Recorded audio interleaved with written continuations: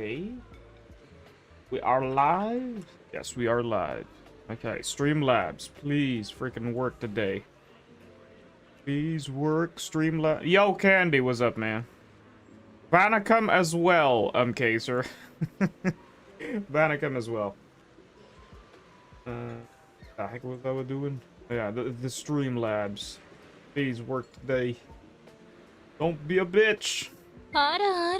There you go.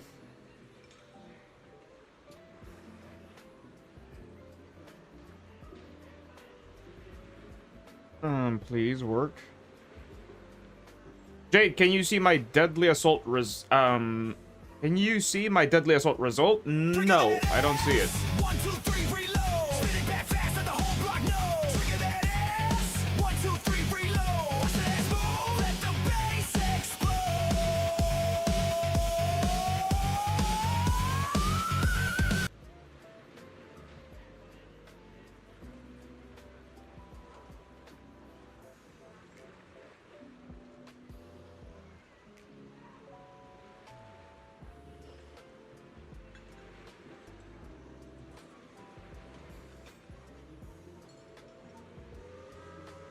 Wait, what do you mean? Hold on, I'm kind of busy.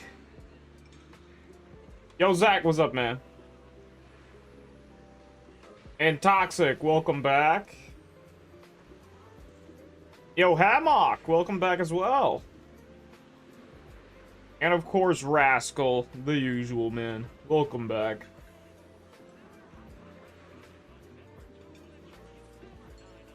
Oh yeah, Deadly Assault resets today, right?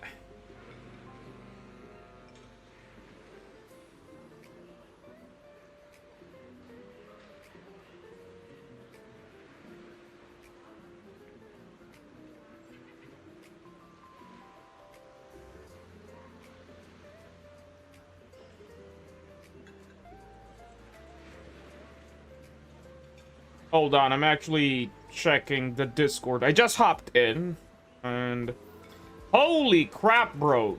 Yeshuan Guang is a Void Hunter, 100%. Like, ain't no way that she is not. Like, come on now. Like, I've seen the skills. The skills are really badass.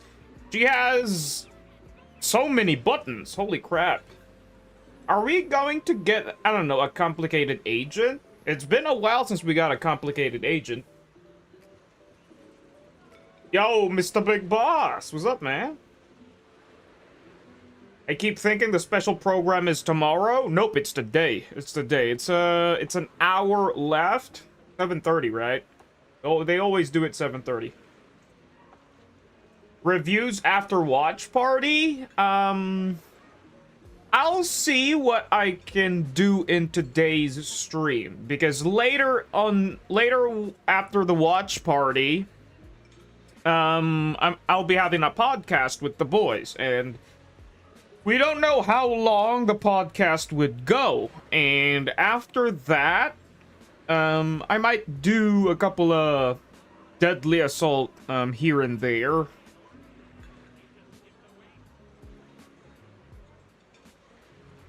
Where is your Deadly Assault? I don't see it.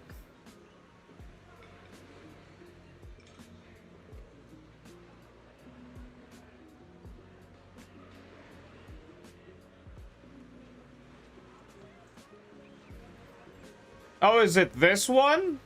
You played Kaleda with Monato. Yeah, it's fine. It's alright if Kaleda is not F, but you gotta F your girl.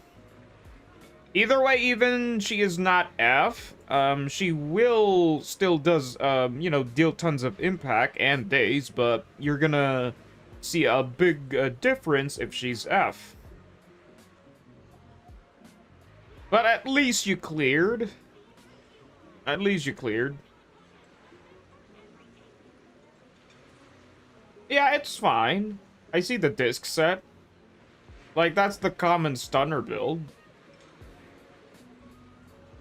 Yo, Cheeto, what's up, man? And Goma as well. Guess who was sweating with Harumasa on Priest and emerged victorious? Oh, let me guess. How long did you play Goba? Look at my results. Yeah, I'm seeing it right now. Pretty decent, pretty strong. Like, come on now, Rascal. You don't have issues in endgame content. 1 hour and a half just for Haru. I haven't seen the buffs. What's the buffs today? Did we get the stun buff? If we have the stun buff, then it's pretty much smooth sailing. Like, every time if I see the stun buff, I know everybody can get 9 marks. It's possible to get 9 marks. Especially if you're a free-to-play sweat that's just getting 6 to 7 marks.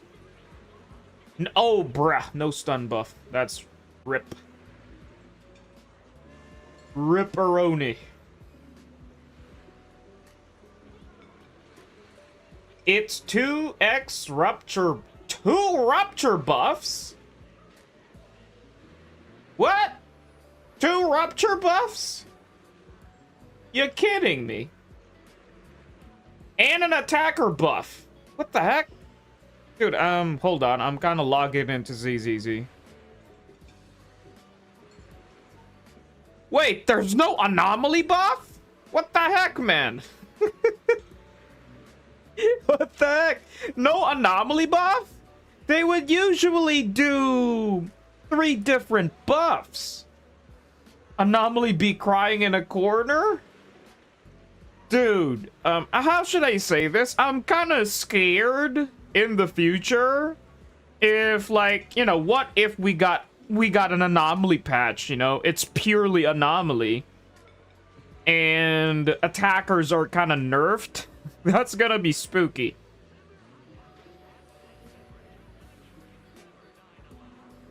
No anomaly buff except for Miyabi? Nah, Miyabi is doing fine. Even without the proper buff. Sadly, like, anomaly buff is literally kind of good with Miyabi, I guess. The attacker buff isn't that great, but it works on everyone, so whatevs. Oh! So it's no longer the seed buff. Is that what you're telling me?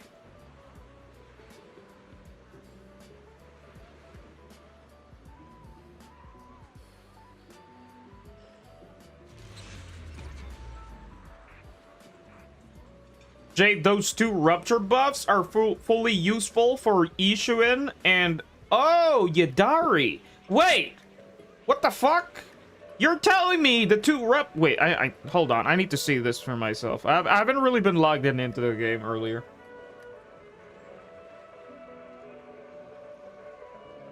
The moment I head home after the double shift last night... Well, clearly... I work all the way until the morning. Yeah, after the double shift, I took a power nap, went home, took a power nap, and went back in my morning shift. And today I'm not gonna do a double shift. Holy fuck, bro. Like, that was really stressful. Like, really tiring. Work on the day shift ended a bit early. It didn't took all the way in the afternoon. So when it was done, I immediately went home and went sleep, bro. I kid you not, man. I was like dead asleep the moment I laid down. I was knocked out, bro. And I feel super refreshed right now, like super refreshed. Typhoon is... Oh, Typhoon is back? Okay. Okay. Deadly Assault is chill. If there's Typhoon, then it's an easy 9 marks for everybody.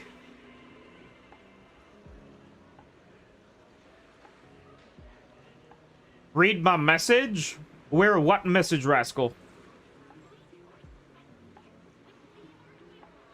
Yo, Rad. Good evening, man. All excited to see the dev stream? It's not a dev stream. It's the usual interview. The Bang Boo interview. So They went kind of lazy on the budget here, but I guess they're preparing for 2.5. They're 100% gonna speak in their native tongue on 2.5 special program. So they're kind of, you know, saving up, so it's understandable. Non-shield buff in Deadly Assault. Bold of you to think they won't shield Deadly Assault buff. Oh yeah, speaking of Deadly Assault, I just had a dream. I had a dream, like, holy crap, bro. Like, I was just thinking about ZZZ and stuff before I went to bed. I don't know if it's a prophecy or something, but it's a dream about Deadly Assault in ZZZ that we had 4 buffs and 4 bosses. Like, we're gonna get, like, I don't know, it's a dream. Like, holy crap. And then when I woke up, it was literally clear as day when I had that dream. It's like we're getting 4 buffs and 4 bosses. So instead of, like, we're gonna get 12 marks. Like, 9 marks and then 12 marks. It's like, holy crap, that could be really good for Deadly Assault in the future. That would be fun if they do it that route. If they want to, like, make Deadly Assault way more competitive, that would be really badass. 1, 2, 3, reload. Spin it back fast and the whole block knows. Trigger that ass. 1, 2, 3, reload. Yo, what's up, Grum? Let the bass explode. It should be 8 stars for bare minimum.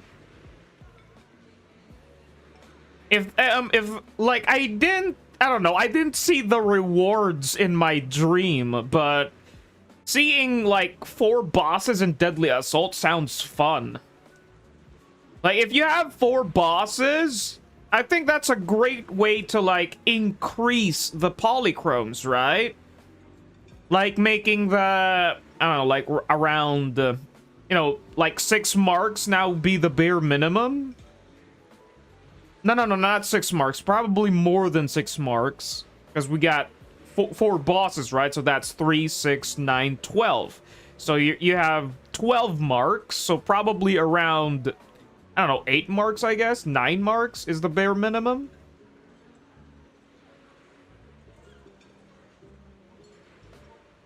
Right now, I can't afford that, but I'd like it when I got more characters. Probably in the future. That would be nice if the devs would go that route. Like 4 bosses in Deadly Assault and 4 buffs. That would be fun. That would be that would be seriously fun. Now it'll still be 8 for poly and 12 for miscellaneous rewards. I don't care. I don't care. 4 bosses sounds fun. Instead of the generic 3. Jade, were you the shaman all along? When's the live stream? 1 hour today. 7:30 in my time. So basically an hour. An hour left.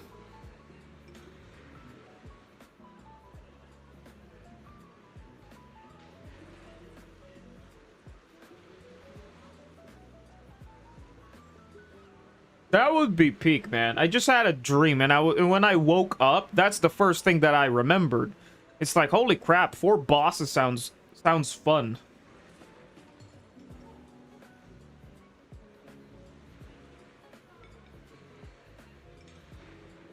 Hey Grum, appreciate it, but again, you don't need to sound to sound like that, man. I was surprised to get 42k with Yanagi without an anomaly buff. Well, you are running. Want to do my Deadly Assault? We stay out time before live stream? Sure, Vortex. I'm down for it. Like, I'm gonna try to unalive the boss. Is the Defiler there? Because the only Defiler is the only boss that I can't really unalive right now in your account. But the Hunter, it's easy 65k with Yadari.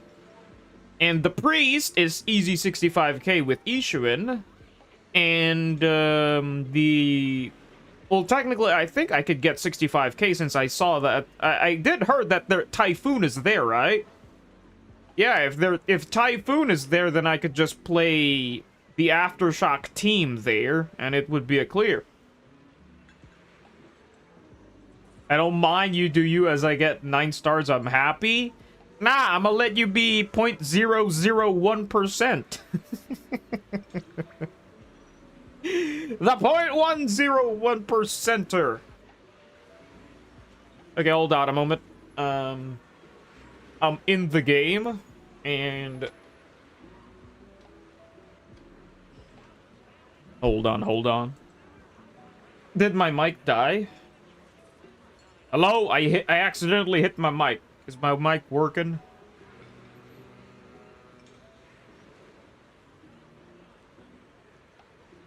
Yo, Socks, what's up, man? What the heck? What's this guy doing? Hold on, I'm not showing my screen, but over here. What's your boy doing?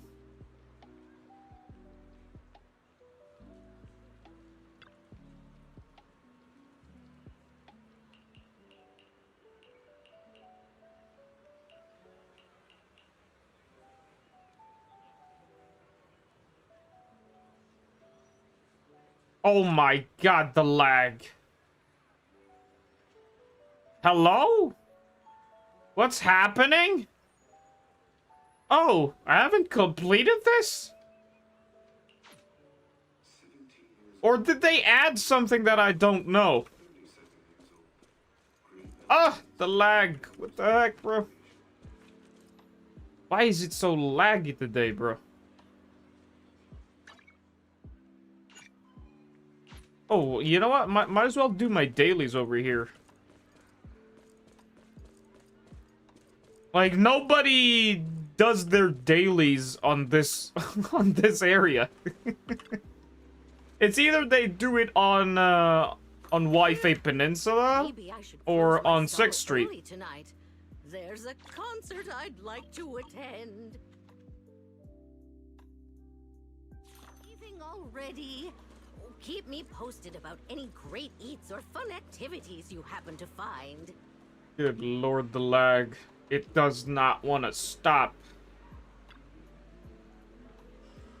Do I have any extra apps running in the background that's causing it to lag? The afternoon is the perfect time to come to our little cafe and leave your worries behind.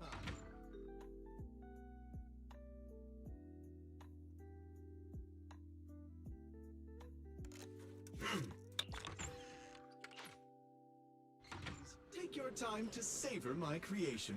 Oh, that's done. Oh yeah, I heard from a little birdie that we're gonna get new shops. I'm kind of hyped for the new shops. Okay, you really don't need to do... I don't know. You could just do the rest and leave 2.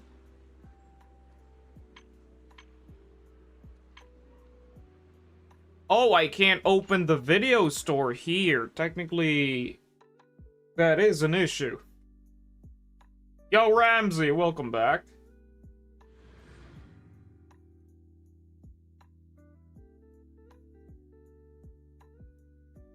Jin Master's like Larry and Gumball. He works everywhere. Who's Larry again? Larry is the one that has a big head, right? I know I used to watch Gumball back in the day. It was Cartoon Network, right? Yo, G2! Welcome back, man.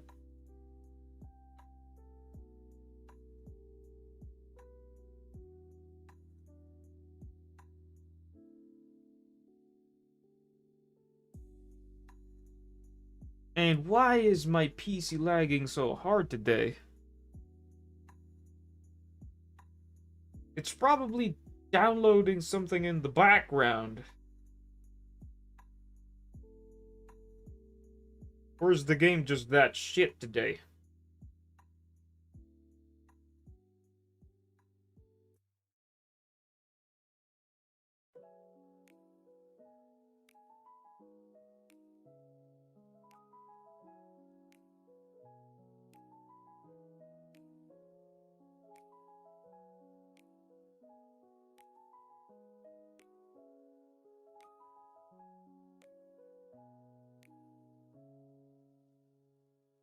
Dude, how should I say this? I kind of miss playing Dota. I've been watching tons of Dota gameplay lately.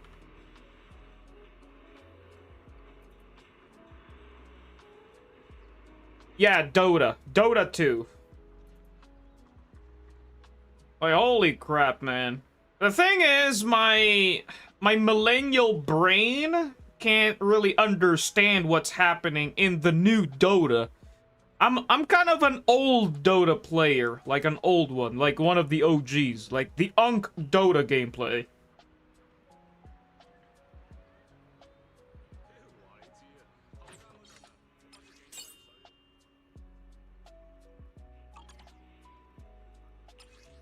I used to play Kunkka and Techies back in the day, and holy crap, bro, people would hate me when I played Techies. Because the games would end up an hour long, like 2 hours. It was fun, bro. Like a 2-hour gameplay of Dota because of Techies. If you didn't know, Techies back in the day was, I don't know, was a bomb simulator. You literally plant bombs infinitely. You can literally spread it all over the map.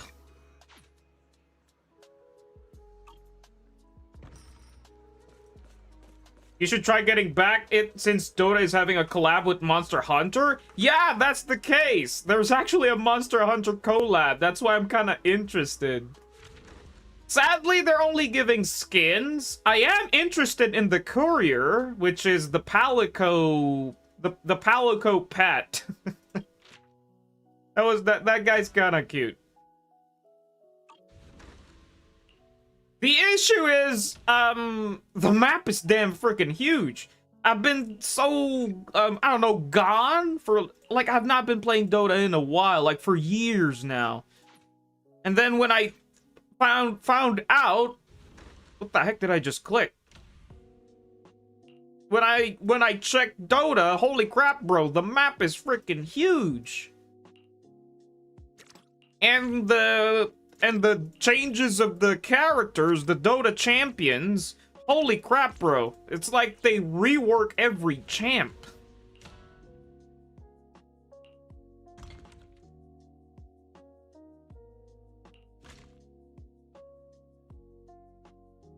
Wait, Ramsey left? Sorry, I was kind of locked in on the Yap Fest. Don't worry, he will be back. He's just gonna do, some errands. It's chill.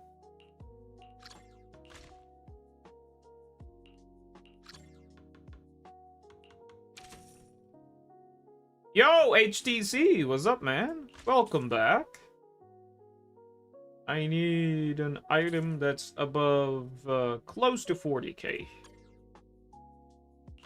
I always sell an item that is close to 40k.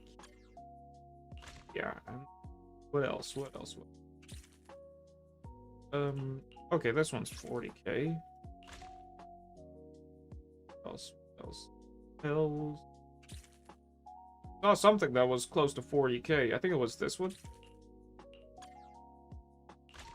Swapping the bamboo.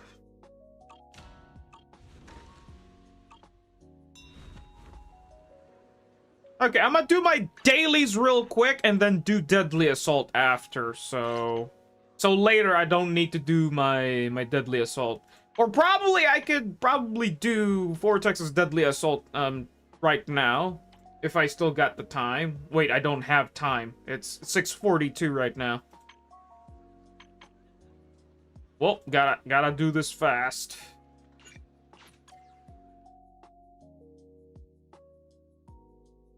Hey Jade, your game doesn't stutter when you're crafting or selling? No, it doesn't stutter. Yo, Mobius! Welcome back, man. How we doing? Just fine, just chill, waiting for the special program.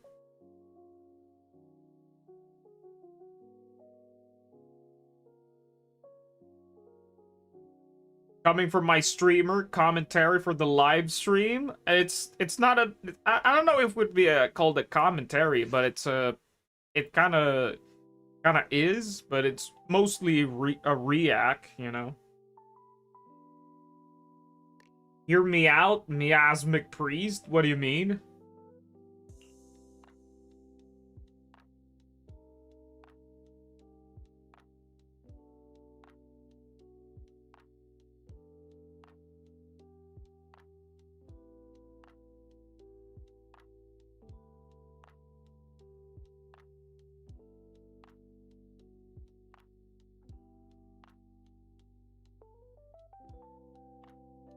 Dude, man.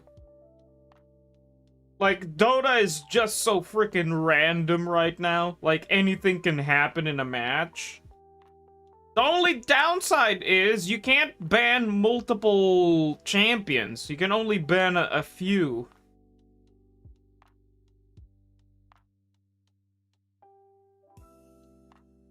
Like in League of Legends. In League of Legends, you can ban 10 champions. In Dota, I think you can only ban 2. Or 4. Like, holy crap, man.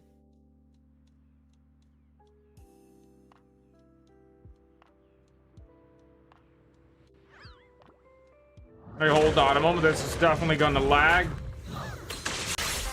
done. Huh? It's over.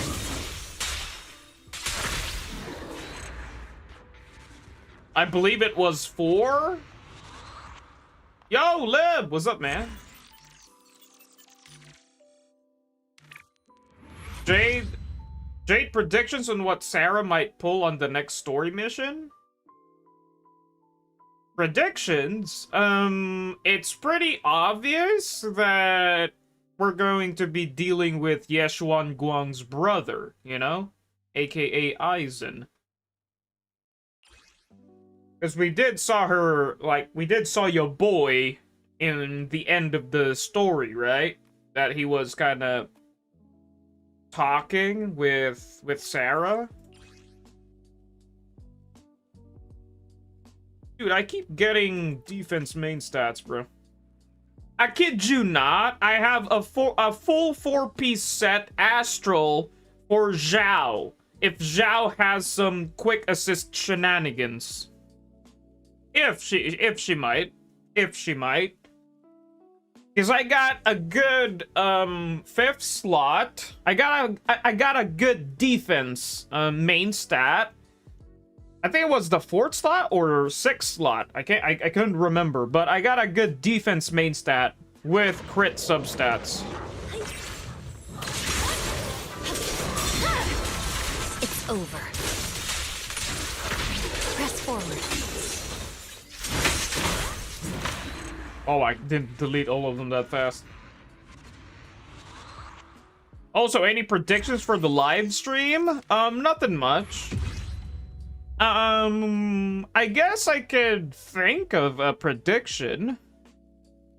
Because the usual stuff is that they're gonna, you know, they're gonna interview the agents, like, you know, for role-playing type, you know. They're gonna role-play on the first couple of minutes into showing what the agents can do, into a story trailer. They always do that. And later at the story trailer, they're gonna do a bit more role-playing, talking about this and that, into showing what the agents can do, aka Dylan and Banue, into showing the Wenjins, into a sneak peek trailer of 2.5, into probably showing the Wenjins again and the rerun agents. Bro, what the fuck? You opened stream so freaking early today? Really, Kiba? This is usually the usual stuff where I go live. Because I did say around 6 to 7 is my stream schedule. Like, that's the standard stream schedule time.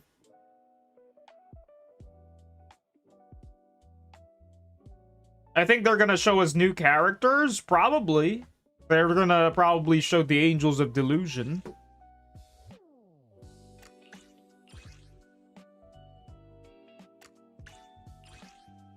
Ah, you gotta be kidding me. Nah, it's an HP main stat.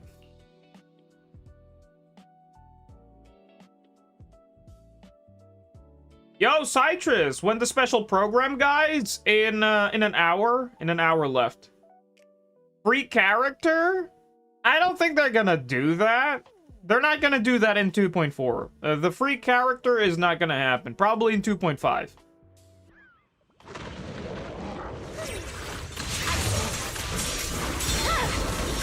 Weakling.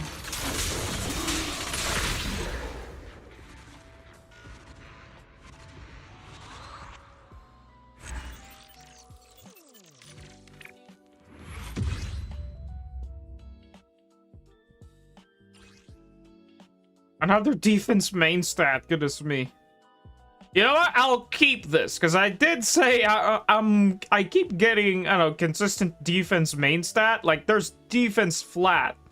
Like you like to see that. Like if Zhao is going to be a defense scaler, you want to see these stats. Kind of dumb to keep that, but I'm keeping it.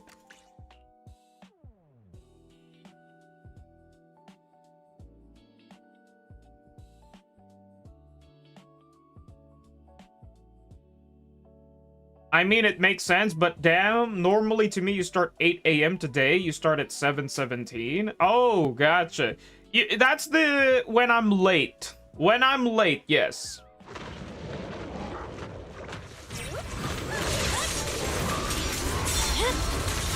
My blade is already sheathed. Okay, got the perfect pose. Jade, when Zhao is AP scaler? That's not gonna happen. That's not gonna happen.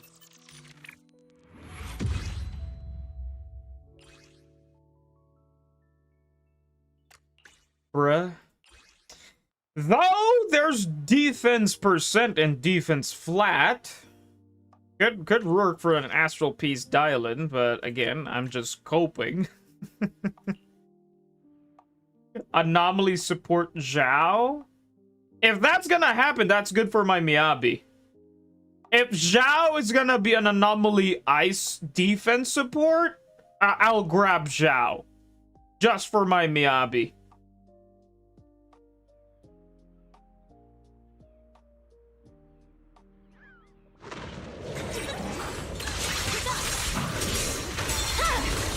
My blade is already sheathed.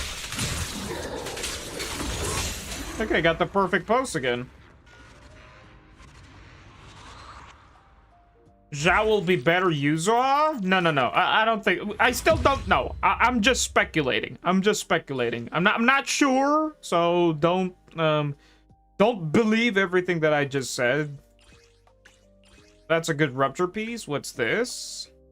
Oh, that's a good. Oh wow, that's really nice. Been a while since I see a good piece.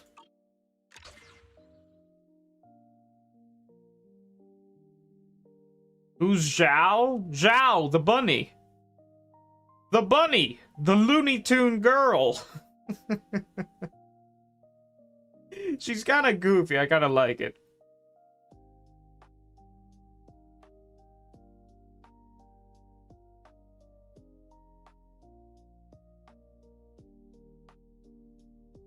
Nanobots? Are you talking about that one movie that Vin Diesel played? Yeah, there's actually this one movie, you know, when Vin Diesel is played like he has nanobots in his bloodstream.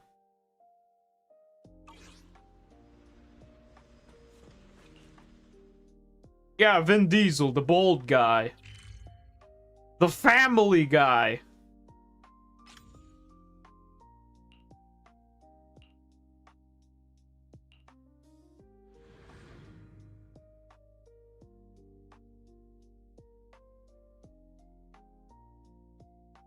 Dude, I kid you not. Fast and the Furious started as just a racing, right? Until it went all over the place into it. Suddenly, it's now a spy mission. A spy mission, and then suddenly their latest movie, they went to the moon? Like, what the? No, they didn't went to the moon, but they went outer space. It's like, bruh, what is this, man? I gave up after 5? What do you mean? It's like, bro, what is happening with Fast and the Furious? I was really hype about it because it was just racing, right? You know, drift and all that stuff. And then they went to doing spy missions. Like, what the heck is this, man? What the heck am I watching? Why did they went all over the place? This was supposed to be like, I don't know, about racing. And then we got Vin Diesel saying about family is life. Like, yeah, sure. Goodness me, man. We've got new stock in today. Come take a look.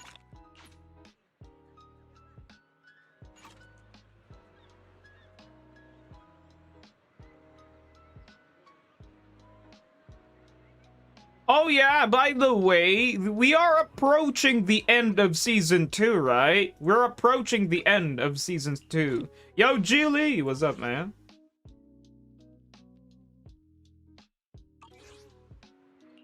There's actually one prediction that I want, and it's a dev talk about the game, you know? Well, technically they already said what they needed to say, you know, a bit, you know, the dev talk interview? Okay, let me see what happened to the buffs right now. Approaching the climax, yeah. And on Season 3, my predictions for Season 3, it's probably going to be an anomaly patch. Where I can skip. I want to skip so bad, man. I want to skip and save up, bro.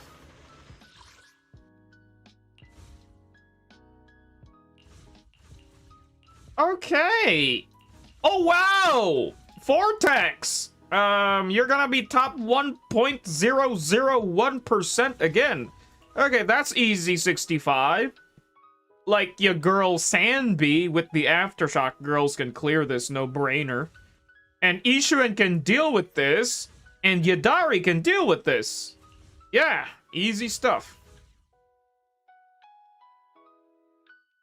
Oh, that's sad. I can't really put Lucy. Oh, wait, technically I could put Jufufu here with Yadari, and then Lucia with Ishuan here, and then it will clear. Okay, looks fun. Well, I want to start off with this guy, because I'm really tired of seeing the miasma bosses, bro. Like, come on now, like, bruh. Okay. Gathering Point. Agent max HP increased by 20%. Ultimate damage increased by 40% after using an X special attack. Energy and adrenaline regeneration rate increases, and ether damage increases. Okay, this is an Ishuan buff, as you said. And I saw Ice Res. This is Yadari's buff. Okay. When an agent with Rupture specialty has HP below... Oh, wow. Okay, this is easy. Like, this is no-brainer. This is an easy... Well, if you have Rupture agents, this is easy 6 marks. What the heck, bro? I do believe Yadari can get 65k even without Jufufu. I think with Mono Eyes, I think it can clear with this one. But what about this one? Basic attack, dodge, counter, X special attack, and dash attack damage increased by 30%. After triggering a perfect dodge or perfect assist, increase all squad members' attack percent and crit damage by 10%. Stacks up to 3 times. The duration of each stack is calculated separately. Okay, so this is the only buff that anomaly teams can use. I guess it's fine because it's an increase in attack damage, and though they're not benefiting the crit damage, but at least the attack percent is kind of nice. Huh.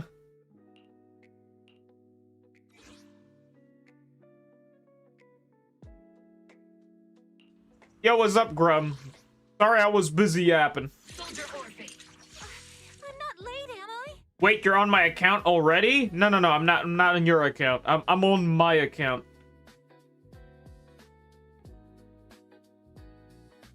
Hold on, I need to check. I need to check ZZZ. Okay, there we go. They already it's already up. There's 200 people waiting already. Okay, 31 minutes left. Hold on, let me show my screen. There we go, 31 minutes left. Okay, we're definitely gonna watch this. Gonna wait for it. There's still time, so I got time to kill.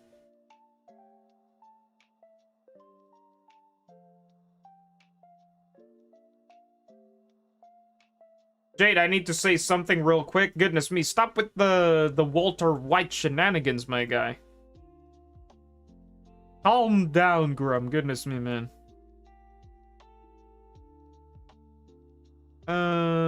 Yeah, this is definitely gonna be the Aftershock girls here. I've got your... At your command. Aftershock. Dude, I can't wait for the Soldier 11 buffs to go live. That's gonna be fun.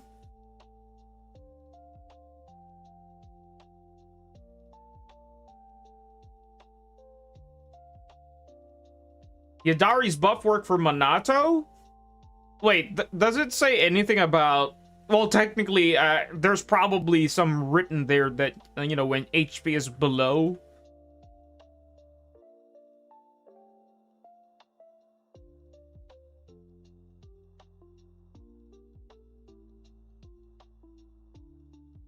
Yeah, let's just go for C. Let's see how high of a score I can get. Let's see if I can get like 40k.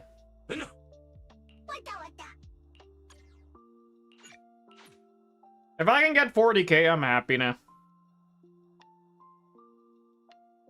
It doesn't, Jade? It doesn't work on anything other than Yadari? I was saying they should have made it work on Minato? Oh, gotcha.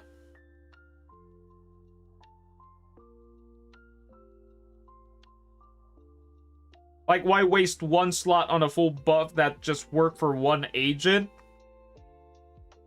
To be fair, you're technically correct. Like, the buffs are kinda horrible. Like, goodness me, man. It's kinda centered on a certain agent, right? On a certain playstyle. But again, how should I say this? Having 4 bosses, I believe, in Deadly Assault might be the answer. 4 bosses, 4 buffs.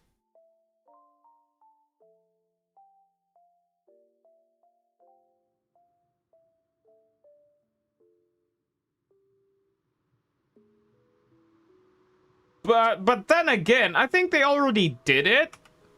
Because of the new Threshold simulator, right? I think that's the same case about what I'm talking right now. I think we already have it. It's in the game now. Can I see buff Jane Dova? Goodness me, man. Calm down, rascal. Again, please do not redeem Jane right now, okay? Because we're doing the special live program. Ain't no way I'll be transforming. And also, I have a podcast later, and I do not want to be transforming as well. So, if anybody wants to redeem Jane, I will immediately refund it. And whoever redeems it, I will be muting you for 30 minutes, okay? Remember that, okay? Whoever redeems Jane, I'll be muting you for 30 minutes. I'm serious, okay? I'm serious. Ban the guy who redeems Jane? Like, I kid you not. If I hear that, give it to me! Give it to me! If I hear that later on the podcast or later on live stream, I am freaking muting you for 30 minutes, man. I want to redeem Jane now. Okay, don't do that, man. Hey, hold on a moment. Let me just do this thing real quick. Ether vision activated. Can't catch me. Oops, I can't really control my strength. Increasing firepower output.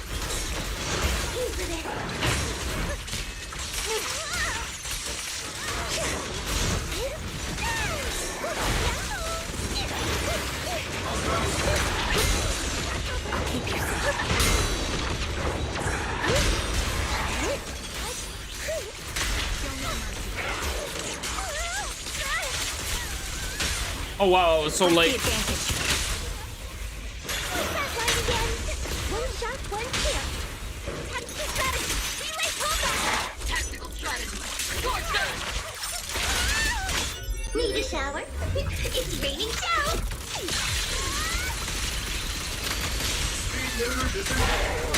This bullet will reach its mark. Time to pin them down. Damn it! I was about to test something if I could make him stop jumping. Target locked. Time to pin them down.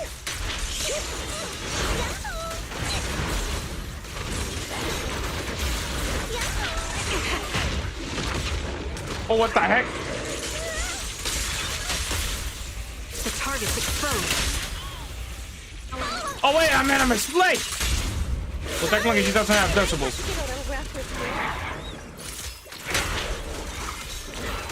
Enemy is suppressed. Oh, that's awkward. Omen barrage. Well, never mind. We don't know. Everybody doesn't even have decibels.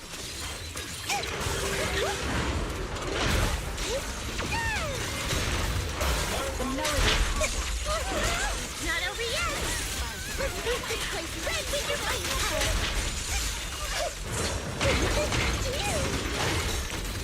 He's senior person again.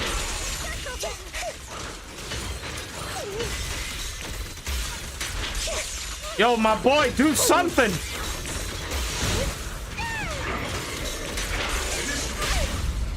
What the heck? Press the advantage. One shot, one kill. Relay combat. Maximum firepower. Definitely not my type. Going a little harder won't hurt. Keep distance. Sustain fire. Sniper's Holy ready. crap, my girl's One shot, out one of kill. resources! Oops, I can't really control my strength.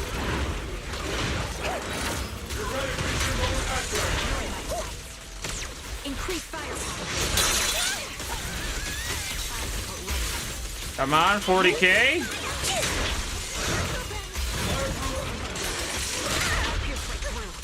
Catching the barrel. Let's treat him to that. The target's exposed. What's a girl gotta do to completely tear you into pieces? Okay, 40k achieved. Relay combat. Not over yet.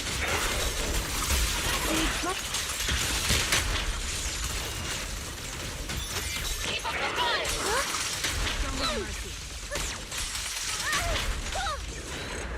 Okay, got the perfect pose, I would say so myself.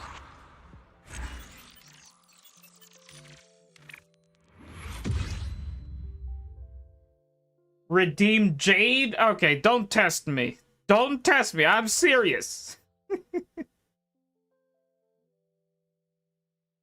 Redeem challenge and then say to review the live announcement as Jane? Well, I will ban you if you do it that way.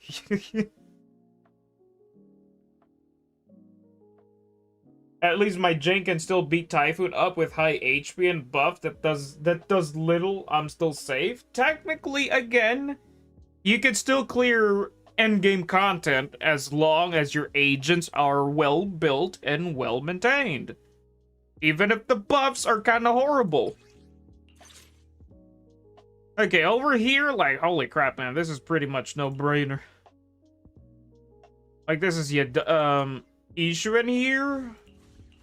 Wait, wait, I actually want to play Ishu in here.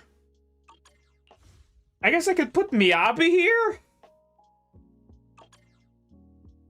Yeah, I have no other, well, technically I could play, your girl here. Yeah, because last time, I played Evelyn on a handicap. How does she feel now with this one? Like, how high of a score can she do? About it. Do it. I'm curious.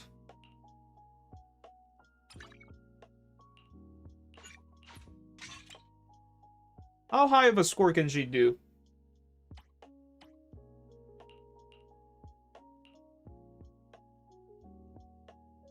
Oh wow, this is a good crit damage piece for Zhao. If Zhao is gonna be a defense DPS, this is a good piece for her. Look at that. Defense percent and defense flat.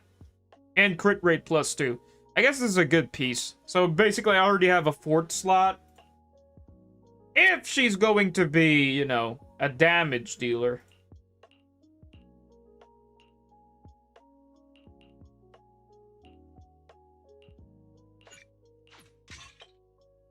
Yo, Ian Parasso. Yeah, long time no see, buddy.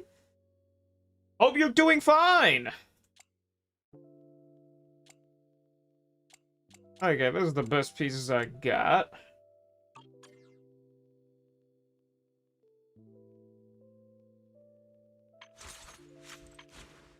Yeah, it's decent enough.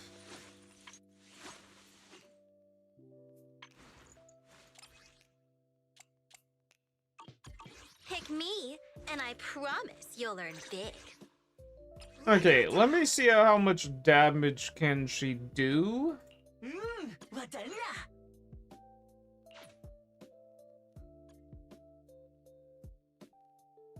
Been busy lately? It's alright, my guy. I know everybody has their, you know, has their IRL stuff, you know. Can we get a new disc set? We'll probably see in 2.5. Yo, Necrosis, what's up, man? Like, genuinely, I hate fighting Priest with Sandbee? Well, it kinda... Again, you can get the bare minimum as long as your agents are well built.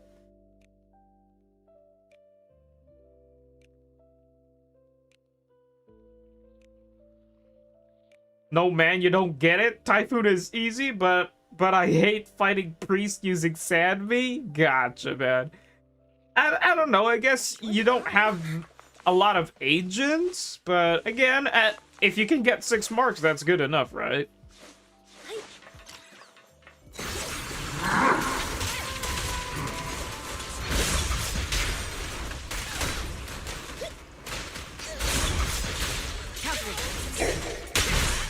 Precision strike, initiate.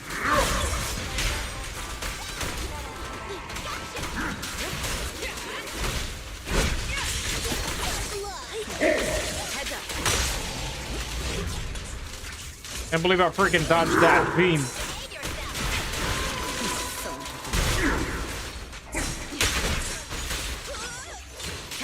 Holy fuck, I'm missing all of the... Press the advantage. Remember to smile. Heads up, nothing slips through my defense.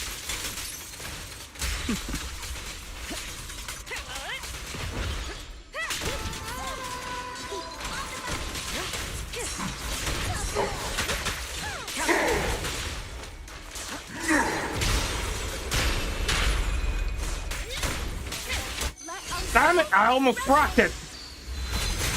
Nothing issues my defense. The pleasure's all yours.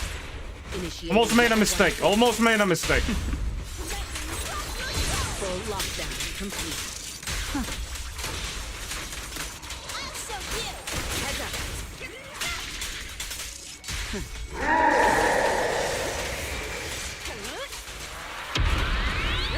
up. Okay, where you at? Which one? Is it this one?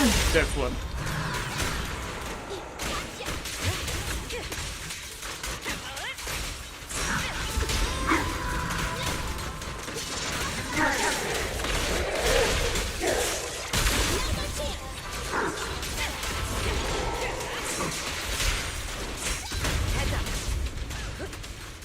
Neutralizing the threat. Final one. Hello, calm down, my guy.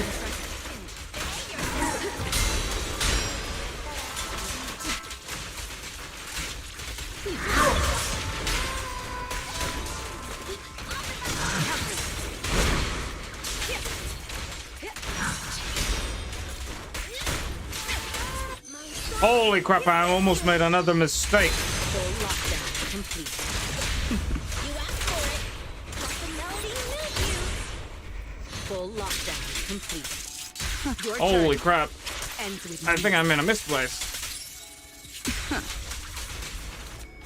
to wrap things up. I'll eat. I made a misplay. Heads up.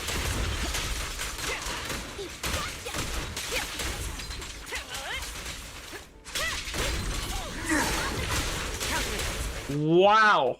Evelyn sucks playing against this boss. Why do I feel like I'm playing with no engine? Like, I'm only getting the bare minimum. I was expecting to get, like, a high score. Dude, it feels so kind of weak, man.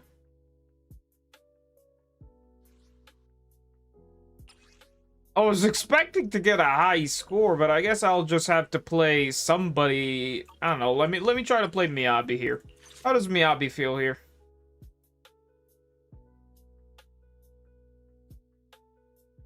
Basic attack, dodge, counter, dash.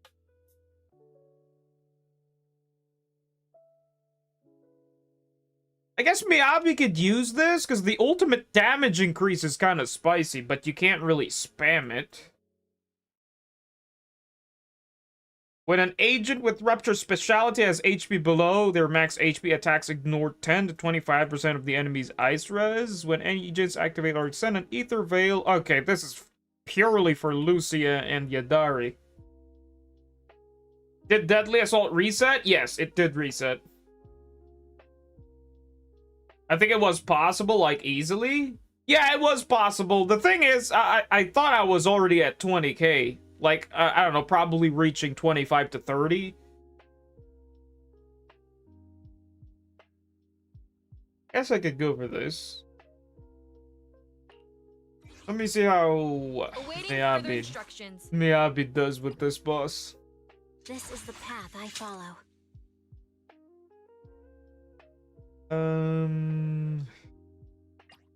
Is the concert starting? Eradicate all evil. Boss should I... Don't just think about it. Do it. Yeah, let me see how Miyabi plays well with this one.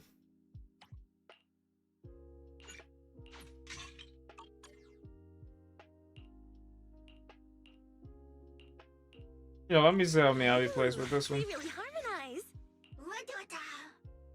Like, I know Evelyn can get like 24 to 25k there. But I just want to see the difference.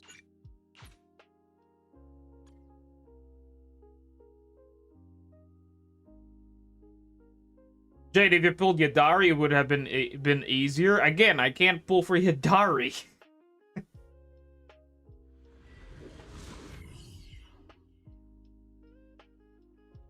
Jay, you don't get it? It's basically everyone is forced to run interrupt. Yes, I know. It's just that the buffs suck. Yes, I understand. It is what it is. My blade But at is least you can stagger this guy.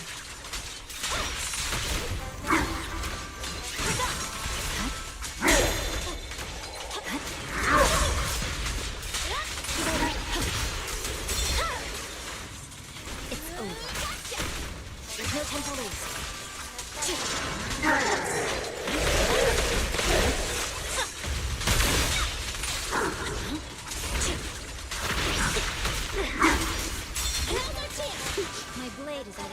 What the heck?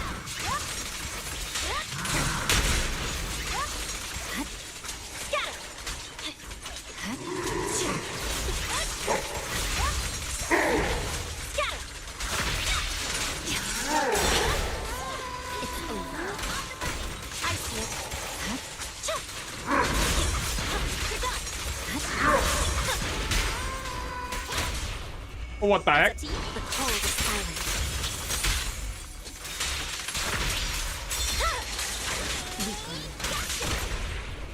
Wake the shadowless blade. Catch you in the next life.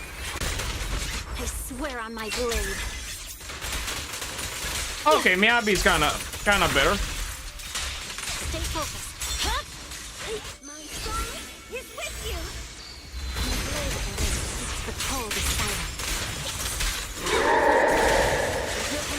Damn it, I thought I could stagger him a bit more longer.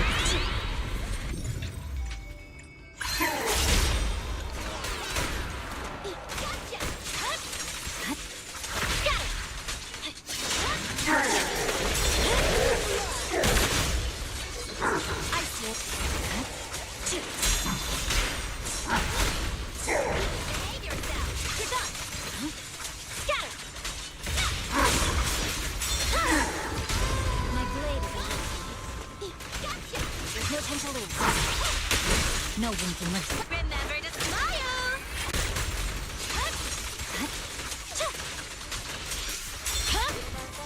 Weakling. I see it. Purging slash!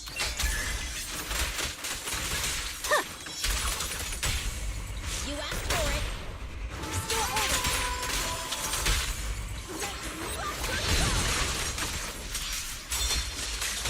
This song is dedicated to the world. No forgiveness. And the pleasure's all yours. There's no time to lose. Right back at ya. It's over.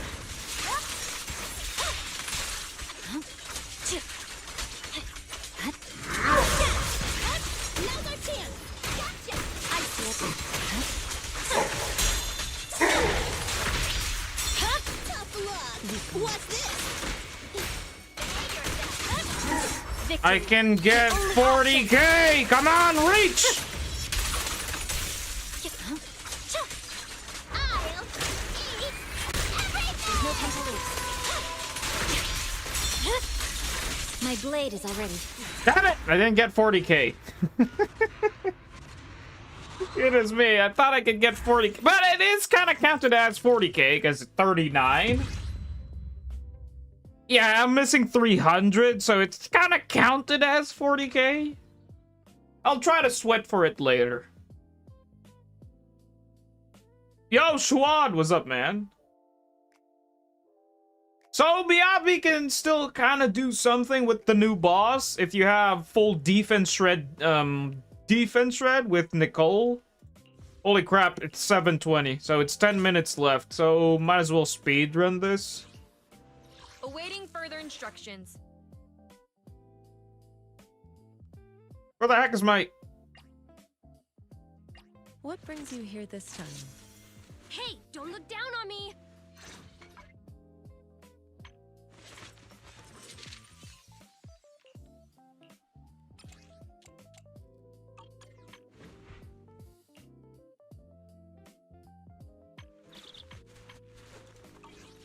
How about a little late? Allow me to watch over you.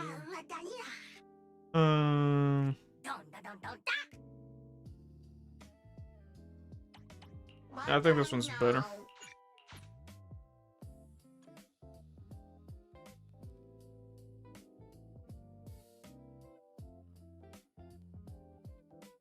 I need Astra for my account, but all the times that she comes is on a banner I can't pull. Kiba, calm down. It's just that you need to make a tough decision when it comes to that. To be fair, if you're new to the game and a complete free-to-play, like, Astra's rerun was horrible. Like, it was next to the Void Hunter, which is Ishuin.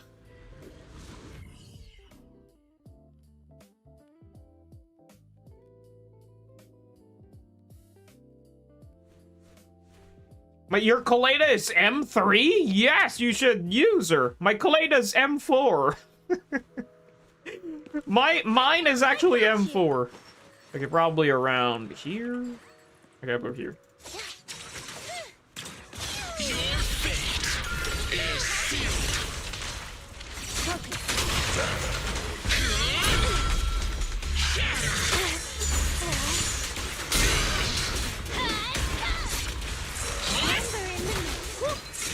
God damn it, I miss all the parries. I gotta lock in. I don't know how to play Kaleda. It's easy. You just time the third basic attack to a parry. Every time when she bonks the ground, you press EX skill. If you want to deal more days, you press the ultimate, and then you do the same playstyle. Like, Kaleda goes like this. 1, 2... Like every time, see that? Every time she hammers down her skills to the ground, you can press EX skill. That's basically it. Or when she does her other long basic attack string like this, you time it like that. Every time when she does the hammer on the ground, you press EX skill. You press the EX skill. It does more days. That's basically it. And if you have ultimate, where you have fire cinder stacks, you just get more days. And then you just do that, like every time. Or you could just do this.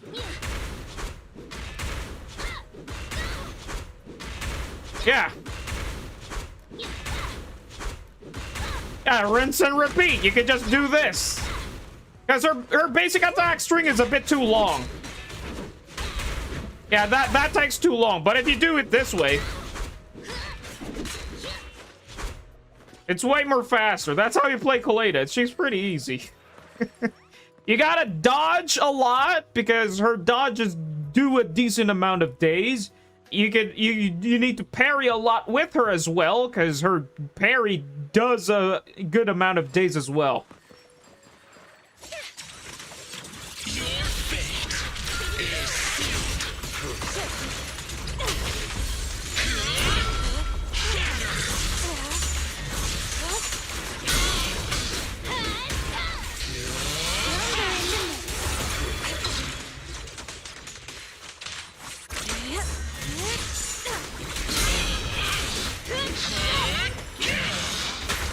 What the heck? Can't believe I didn't click that.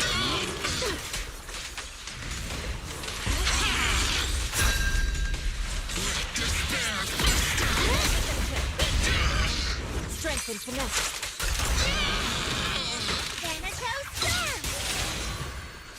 What the heck? Can't believe I made a misplay there. Cycle of yin and yang. Evil shall be Goodness me, man.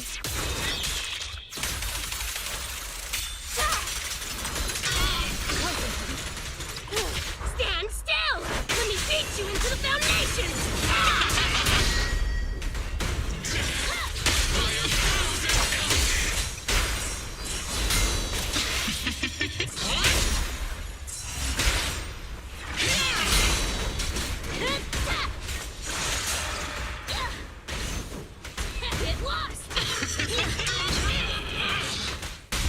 Okay, that's 2 stuns. Learn from countless legends and dreams. Reality and illusion.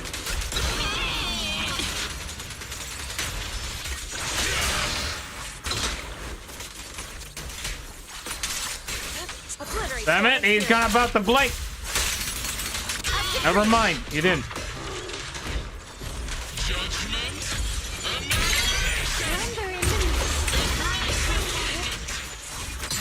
Inadequate.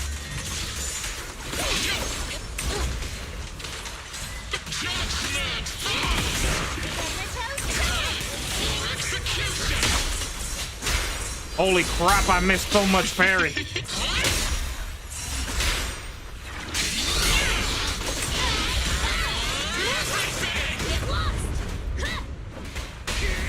Holy crap, that was a stun? Wanna play a game? Reality and illusion. Your fate is sealed.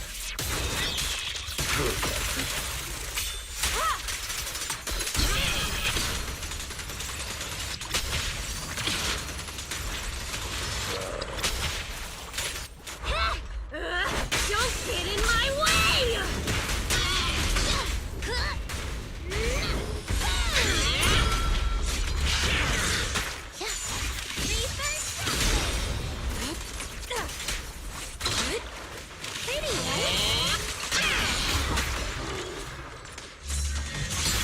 What a nuisance.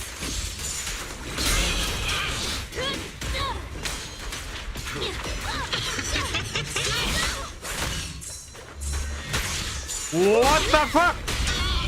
Strength and finesse. goes yin and yang. Release. In the name of the night emissary.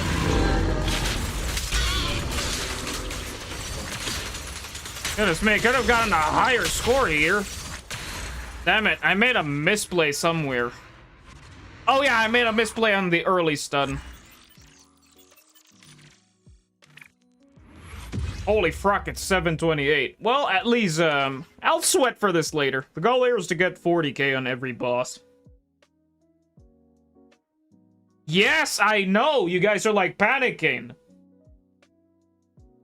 Oh my god, I'm hearing it now, what the heck? Yeah, it's happening right now. See? Calm down, you guys are like panicking a bit too early. You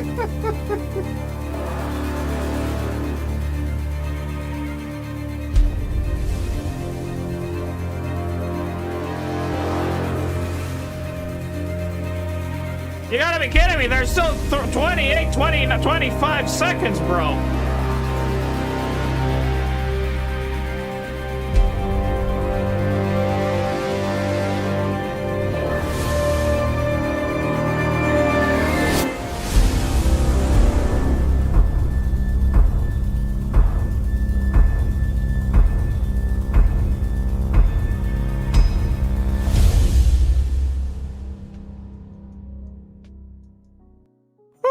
So, Banyue Shifu is different from what the rumors say. Not as cold, but the intensity of the training here is certainly something. Against enemies, every bit of training increases your chances of survival. Since you have perceived the required intensity, you are now one step closer to understanding the essence of training. Remember, persistence is key. As the saying goes, a journey of 1,000 miles begins with a single step, and a strict and great mentor makes the best of students. I would not call myself a great mentor, but since I opened a martial arts school, I must do right by my students. Temporary pain during training is much preferred to being unable to protect yourself in a life-threatening situation. Sweating today may be the difference between life and death when the miasma comes creeping up in a future encounter. Oh? Banyue Shifu, you speak as if you know quite a bit about the miasma. Oh, let's not dwell on the past. Please, have some tea. Thanks. Not But, dwell on no the past. thanks, Banyue Shifu. After all, I'm a bangbu. Tea would make me rust. No matter, then I shall leave this tea to one who is fated, and I believe she's almost here. How considerate of you, Yo, Banyue Shifu. I'll dial give you in. a 5-star review. Hello, proxies. Mr. Z, I am a top employee of TOPS, Cross-Department Customer Service Center. Dylan. Hello, Darling, proxies. my girl. I am Banyue. Huh? Cross-Department Customer Service Center? From what we know, isn't Dylan Miss Zhao's... Life is hard. Gotta have those side hustles to keep me from being eliminated. Welcome to the Zenless Zone Zero special program, everyone! Hold up. That intro is my signature line. Hello, proxies. I'm the best intel broker in all of New Eridu. Your intel buddy, Mr. Z. All right, let's cut to the chase. The program starts now. Sarah, my most faithful servant. It's coming. Thou hast come to the very brink of my advent. If you want to sever the connection between your sister and that sword, then the creator New is the area? only hope for you. Aha! I knew it! So this is the Exaltus creator. Beep, beep, beep. You've reached the Dylan hotline. Beep, beep. Work orders are open. Service review in Yo! Let's go! A complaint? Too late for that. Skadoosh! Holy crap, bro! This is the end for you. Wa-da-da-da-da-da-da! Goodness me, man. I'm hyped for that, man. Holy shit, bro. Xiao Guang, I found a way to break the connection between you and the Qingming sword. No matter the price I have to pay, Xiao Guang, you will be free. I shall repay this debt with my life. Yes, your life is not a bargaining chip. Go and live! 4 of 5 summit! 3 Yo! mountain shift! 2 fists can't deal with 4 hands. Mountainous strength! I stand unyielding! Let's go! Holy shit! Hatred! Holy shit! What are you waiting for, Yeshu Wang? Draw your blade and kill me so you can save him! Go on. Hate. The monster who stood by and let death through. Why resist? You are part of this building. I would have preferred if that sword had chosen me from the start. Do what must be done. You trust me. Just as you I trust me. trust you. Holy shit! I am Holy Yeshun Guang, wielder of the Qingming Sword of Yunquei Summit. The Qingming sword! With heaven and earth Holy as its shit! guide, shall cleanse all Holy evil! shit! What the fuck? What the? Holy shit! That was tons of swords, bro! I must never forget these memories. Never. Yo! What the fuck?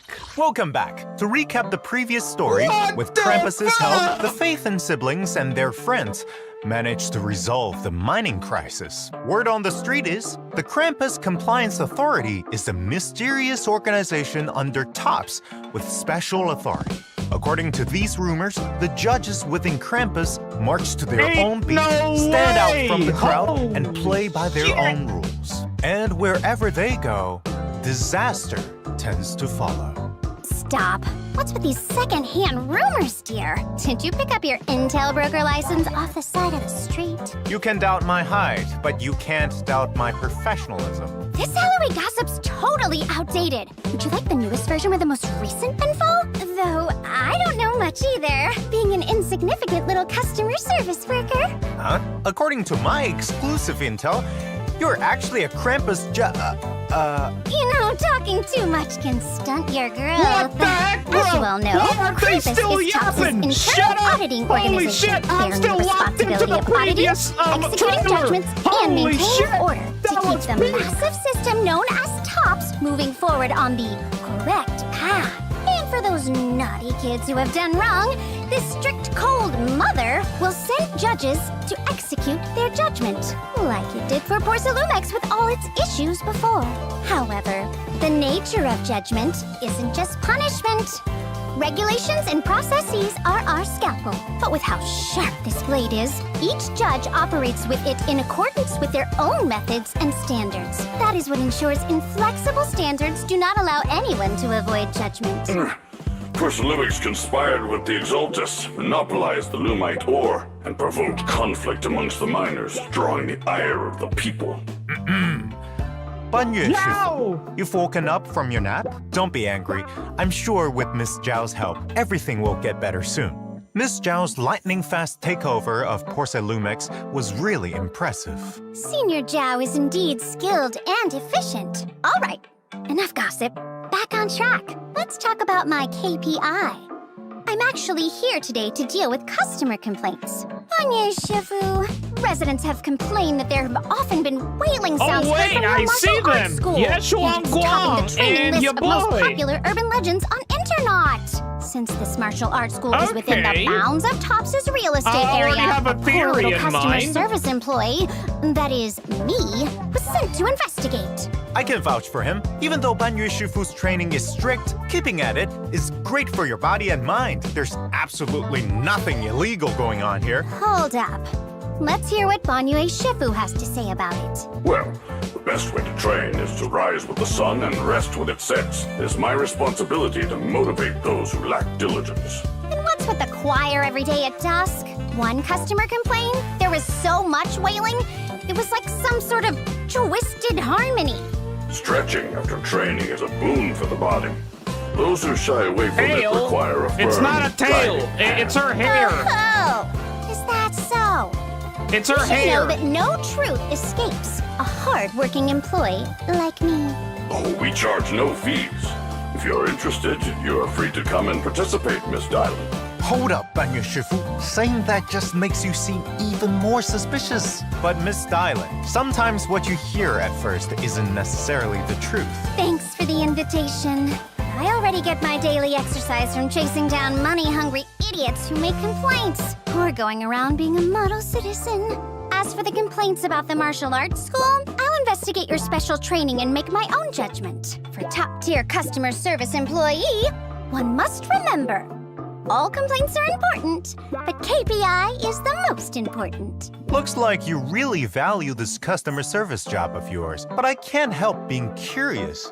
I heard Jake about Dylan Miss don't have Dylan's brown actual hair? organization. Technically, that you each are member has correct. their Yeah, own she does gauge. have white and So, like a Miss bit of a Dylan, panda style. What's your gauge? That's info for VIPs only. Yeah, have to you're pay technically extra for correct. it. But I don't know whose I'll leave hair this is that. truth for our VVIP proxies to discover for themselves. It's not like I'm curious or anything. Come to think of it, during the Miasma town crisis, the Phaethon siblings caught a glimpse of senior Ye Shiyuan and Sarah in Idhari's illusion. Why would Yunquai Summit's most senior disciple be with the Exaltists? Don't tell me. He's a traitor? Ayuan has always been steady and reliable. He must have his reasons. It's best not to make assumptions. Very impartial of you, Banyue Shifu. I wonder if the others would agree. I hear Ye Shuyun's darling sister, Ye Shunguang, has finished her secluded training and left the mountain to go exploring. I wonder when she'll find out about Ye Shuyun. Oh! Xiaoguang has left the mountain? Oh? Seems like Banyu Shifu is quite familiar with the two siblings. Xiaoguang and Ayuan's parents perished in the miasma disaster 10 years ago. Back then, Yunquai Summit opened its doors, adopted many orphans, with Xiaoguang and Ayuan among them. Then, not long after, Xiaoguang became the new master of the Qingming Sword. Really? Ye Shunguang must have been very young back then, and Yunquai Summit entrusted her with something that important? That's some crazy talent. Speaking of, it's no secret that the previous masters of the Qingming Sword all met terrible ends. According to intel from Internet, overusing the Qingming Sword will corrupt the wielder's memories and senses, even their life force. The previous master was Yixuan Shifu's sister, Yijiang Shifu. Such a heavy past. To stop this cycle of misfortune, Yixuan Shifu created a special sword case and placed upon it a seal. So long as she does not open the sword case and use the Qingming Sword's core power, the repercussions will be negated, and Xiaoguang will remain safe. So it seems, not only did the miasma steal their childhood from them, it also resulted in Ye Shunguang inheriting the Qingming Sword. Yes, the Exaltist worship of the Creator is closely linked to the Hollow and Miasma, and Sarah is a core member of the Exaltists. I can't think of any logical reason Master Ye Shiyuan would ever work with the likes of her. The most important thing right now is to find Ayuan and figure out what's going on. Recently, the miasma in Lemnian Hollow has been receding, and the old mining site that was swallowed by miasma 10 years ago has been revealed once more to the people. But with citizens letting their guard down against the miasma, they get themselves into danger, rushing in to explore. Recently, I've saved many disciples and residents who've gotten into trouble there. If something's going on, perhaps there are clues in that area. I feel so safe with Banyu Shifu around. The old mining site. Yo, Might new be boss! some tough customers over there. You mean tough ethereals? Indeed. I've also felt an odd presence there. Okay, If the we're new going to continue, boss? We must do so with That caution. looks Pete. It seems we can only wait and see to find out Master Ye Shiyuan's whereabouts and if Ye Shunguang will embark on a journey in search of her brother. As for whether Dylan has ulterior motives for this journey and what secrets Banyu Shifu might be keeping, let's dive into the new story chapter on the precipice of the abyss and find out together. I love their Let me tell drip, you all man. another secret. At the end of the show, a mystery guest will make an appearance to talk with everyone about the story. Don't miss out. Also, More information about Banyue and Dylan will be released on the official channel Angels of soon, Delusion? so stay No, tuned that's to our my official girl. social media. That's as Dylan. a I thought that was Angels of Delusion. supposed Krampus judge. Miss Dylan's combat prowess is not to be underestimated. Compared to facing enemies head-on, I prefer to call in some friends. Let's check out the frontline intel.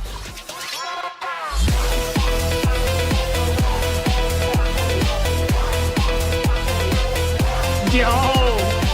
Dude, I can't wait to pull for Dylan, man.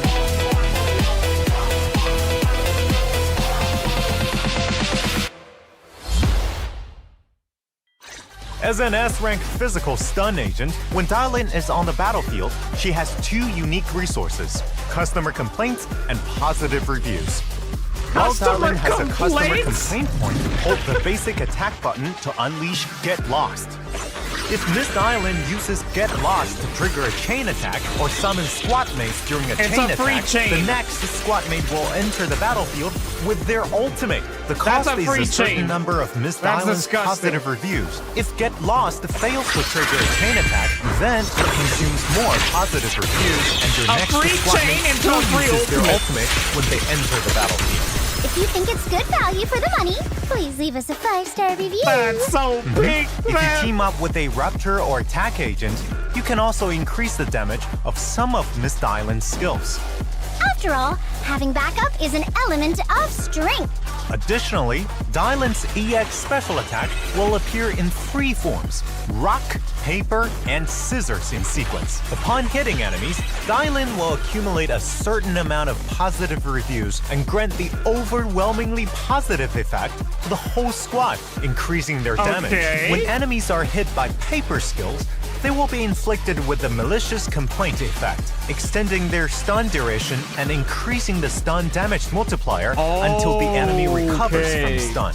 That's a plus the 3 stats of stun attack duration. and Rapture teammates can provide additional damage boosts to Dylan's EX special attacks: rock, paper, and scissors. Check out how it looks in combat. In combat, use EX special attack first to quickly stun enemies while racking up positive reviews and inflicting the malicious complaint status on enemies. Then call your teammates in to use their ultimates, doing burst damage. Overall, Miss Dylan not only has excellent stunning capabilities, but she's also skilled at summoning teammates to unleash their ultimates. With both stun and damage boost abilities, Miss Dylan's skills are as impressive as her second ultimate. Oh, what was that? Beep, beep. You have disconnected from the call. Thank you for using our service. Remember to give a 5-star review. Taking in disciples to teach and purging evil. I bet Banyue Shifu is also super strong, right? I've already experienced the Banyue Shifu's fist firsthand. Let me show you all how he does it. Skadoosh.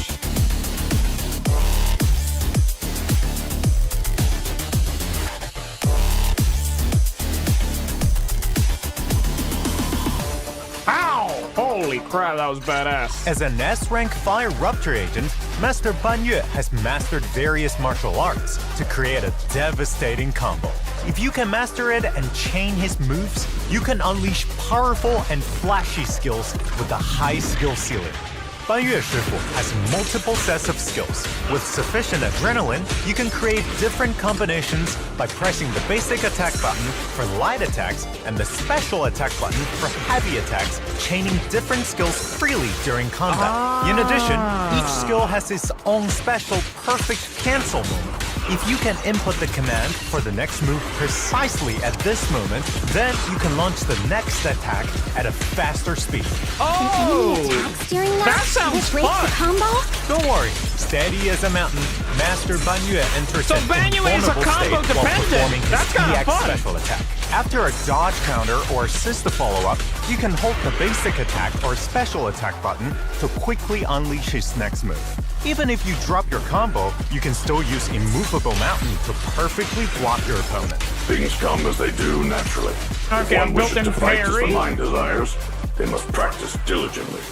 When Wrathful Fire is fully charged, hold basic attack to activate Visage of Wrath, and Ban Yue Shifu will enter the four-armed Vajra form. Wrathful Fires? Yes, by consuming adrenaline, blocking or parrying enemies, I recover wrathful fires. In the Visage of Wrath state, Ban Yue Shifu's entire body will be engulfed in flames, and he'll become a four-armed Vajra. During this, by holding the special attack button, you can unleash 4 different skills with a single tap and finish with Toppling Mountain. However, if you manage to manually execute the skill, I'll gain a stack of Higuraga, which boosts my damage. In this state, it also becomes easier for me to perform quick attacks compared to the normal state.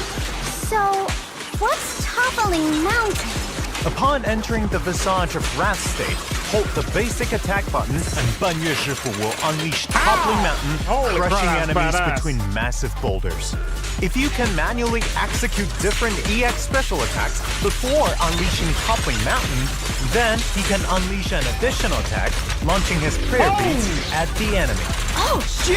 that was means badass. Ban Yue Shifu truly has the potential to become an elite hired hired hand. In combat, Ban Yue Shifu will serve as the main attacker, continuously fighting on the front line. By effectively managing his adrenaline and rage, you can unleash endless chains of attacks, keeping the enemy under constant pressure. Teammates who can provide support from off-field or by switching in quickly will typically become Ban Yue Shifu's go-to options. As expected of Ban Yue Shifu, each punch hits Yo, its that mark was with badass. unparalleled power. How strong. So Why scary. is everybody typing Accidents balls? can easily happen in a fight. because so of it's important to his scale your balls. power Okay, for each gotcha. battle. As a Shifu, I have a duty to my disciples, and therefore must set a good example for them. As a renowned auditing organization, I wonder what a Bangbu from Krampus Compliance Authority is like. I guess you can say that guy's got something to do with auditing, too. Bergbleak has a massive multi-use component installed on its head that can be used as a laser sensor cannon in battle. When the scanner senses a target, it will use floating turrets to attack enemies. Upon triggering a chain attack, it will fire even stronger lasers. It's a real all-in-one inspection and combat package. If there are at least 2 Krampus Okay, I members in kind the of squad, like this. They're like Bergbleak will really deal even telling more it damage. what the It's a Bang pretty Boo does, amazing and stuff helper. like that. And Besides also what they Krampus's do. little Bangbu, built-in Bulak will also be joining the the heck is this battlefield bang- in this Oh, your update. boy has in a combat, mace! it swings a building block hammer, brutally smashing enemies and unleashing block spikes. When there's a support What the character heck, in your bro? squad, not only does its active skill damage increase, but it also unleashes more spikes. It's worth noting that proxies can obtain build and Bulak for free in a future event.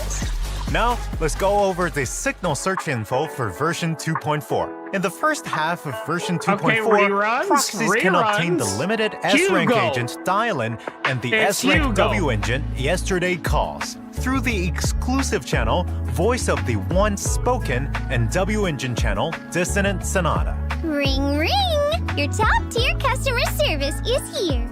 Meanwhile, S-rank agent Hugo and the S-rank I W knew engine it! Myriad Hugo! Eclipse will rerun. Available through the exclusive channel as Yesterday Dies and W engine channel Vibrant Resonance. In the latter half of the update, proxies can obtain Who's S-rank later? agent Ban Yue It's and gonna be S-rank later. W engine Later. Wrathful Vajra The via rerun the is later. exclusive channel through Knight's Inferno and W Later. engine channel Dazzling Fly. Rerun later, Whatever come you on. seek, I Later. will devote myself wholeheartedly.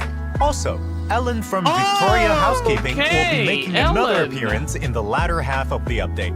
Proxies can obtain her through the exclusive channel Wait, Mellow what? Wave Ride, along with her signature W engine Ellen? via the W engine channel Dazzling Melody. Why Bear Ellen? Creek. The Doesn't lead make observer from the sense. Krampus Compliance Authority will be joining us too.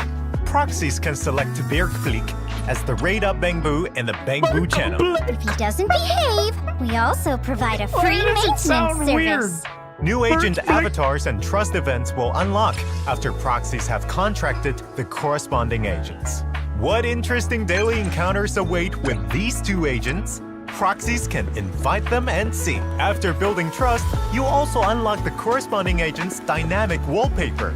If you invite me, I can get you some special VIP exclusive privileges. I shall prepare tea really to now? await your arrival. If you ever have a moment, Your Honor, feel free to visit any time.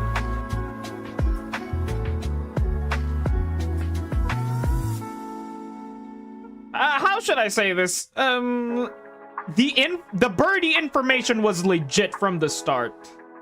Okay, so the birdie information was legit from the start.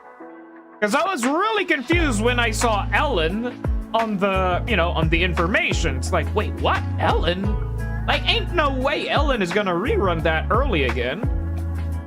In version 2.4, proxies can, as always, log into the game to obtain a total of 10 encrypted master tapes and 10 coupons. Then let's take a break. Let's get the redemption code up here. Okay, redemption code time. Krampus. Okay, it's the Krampus. Okay, hold on a moment. Krampus. Oh wait, hold on a moment. I made a misplay. So it should have been here.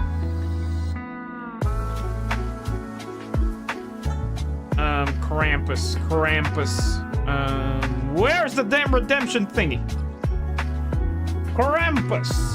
No, that's Krampus. Hey there, proxies. Welcome back. Now, let's check out what juicy stories are making waves in New Eridu this time. Okay, Word on the I'll street take is that that. a strange overtime boo is What the heck? lurking around Phylum Heights, constantly pretty muttering fast. the phrase, "Please, just one defeat." According to Bowline, Sir Overtime seems to be troubled by a malicious force, and only by being defeated in a chess match can his inner demons be dispelled. Okay. Malicious force. Like his boss telling him he can't clock out unless he loses a round? Looks like we'll need Yeah, to more track down chess. the Overtime Warrior to crack this mystery. In the new Chess Legend event, proxies can obtain base coins at the start of each turn. Recruit your squad, set up your formation, and get ready more to counter TFT Bang your Boo. opponent's attacks. If you wish to come out victorious, you must also take note of the bond effects between different Bang Boo. For example, when deploying Bang Boo of the same category, bonds are activated, which enhance their combat prowess. In addition, with 3 Bang Boo of the same name, they can upgrade, gaining improved stats. Upgrading the store is also vital. Once upgraded, there are increased chances of higher grade Bang Boo appearing, and your Bang Boo deployment limit will also increase. With this, you can improve your bond lineup, and therefore your chances of victory. So what's different about this new Chess Legend event compared to the previous one? In this event, there should be new Bang Boo bonds and combat skills, alongside added recruitable Bang Boo. The upper limit for deployable Bang Boo has also been increased to 6. You can also choose an agent buff before the match, with an increased chance of spawning related buffs to better your strategy in the 4th and 8th rounds. That's right. We've also prepared some special stages with powerful buff effects for this event. For example, in the special stage, Power of Bonds, we can get a +2 boost to all bond effects, making bonds that were harder to gather now come together with ease. Experience multiple bonds at once. I get it. We usually call this a sweet win. After completing a certain number of matches, you unlock competitive mode, where proxies can face off against each other and prove who's the best. After completing the event, you can also obtain rewards like built-in Bullock, polychromes, and a hamster cage pass. Okay, I Chess love and that. martial arts both rely on adapting in the moment. I'll try to get for his Accumulating what goodness me, The Goma strongest going lineups will be broke. recorded in the game logs for your reference. Looks like Ban Yue Shifu knows a lot about this game. Oh, you're too kind. I merely know a thing or two about chess. It's And nothing he's gonna special, grab really. Ban Let's Yue? switch gears. Oh no. Do you all remember Grace from Bellabog Heavy Industries? She recently accepted a contract for designing the props and set for a new film titled Neo Golden Mecha. Eels and the manager will take on the Wait, roles of Golden lead actor Mecha and again? camera operator, respectively. Can't believe they managed to rope the proxy into it. Could this be some big shot director's blockbuster of the year? Actually, it's the director's debut film. After all, Okay, I someone love who this genuinely event. loves the Golden I'm a big Mecha fan of can't this event. possibly be a bad person. At least that's what Grace said. Ah, I see. Then here's to a successful filming and box office hit. In this story, Eels plays the protagonist, Ikaro, apprenticing under 4 legendary mech pilots the new area. and learning from them how to pilot the prototype Golden Mecha. Every pilot has their own unique tuning setup for their mech. This is a new event. So once you've mastered it, you can make some tweaks. Modifying core components and upgrading the mech. Combining the best of different parts, refining the core, and reforging the machine. A method that combines the essence of inheritance and overcoming limits. Truly worthy of respect. Additionally, while exploring the What the base, heck? Ikaro, facing danger Eels along, can will be- draw his Oh, what mighty the- hammer to fight his enemies. After being That's so forged goofy, through man. combat and inheriting Yeah, the legacy shit. of the mech Yeah, pilot, yes, Ikaro fuck 'em. will transform into the ultimate warrior, shouldering the responsibility of protecting the heck, human bro? front line. It will challenge the traitors who dare try and build their own civilization. And what was the result of this battle? As for who comes out on top, that will be revealed during the event. Like they say, stay tuned to find out what happens next. Right, see. Very well. Also, completing the event challenges will earn you awesome polychrome and name card rewards. Word is, Miss Zhao from Krampus has arranged a special assessment for the Proxy siblings. Oh, an assessment from Senior Zhao? This is gonna be good. Okay. So what's it about? Tell me, tell me! Proxies need to assist Senior Zhao in conducting on-site inspections of businesses with investment potential. After completing the assessment, Proxies will receive so rewards it's such just as a- polychromes and boupons. After Just a all, Yap passing Fest the event. test means your skills have earned Krampus's seal of approval. Wow, the approval of strict Senior Zhao is certainly a priceless prize. I feel like Master Xiaoguang has been much happier since becoming a senior. Indeed.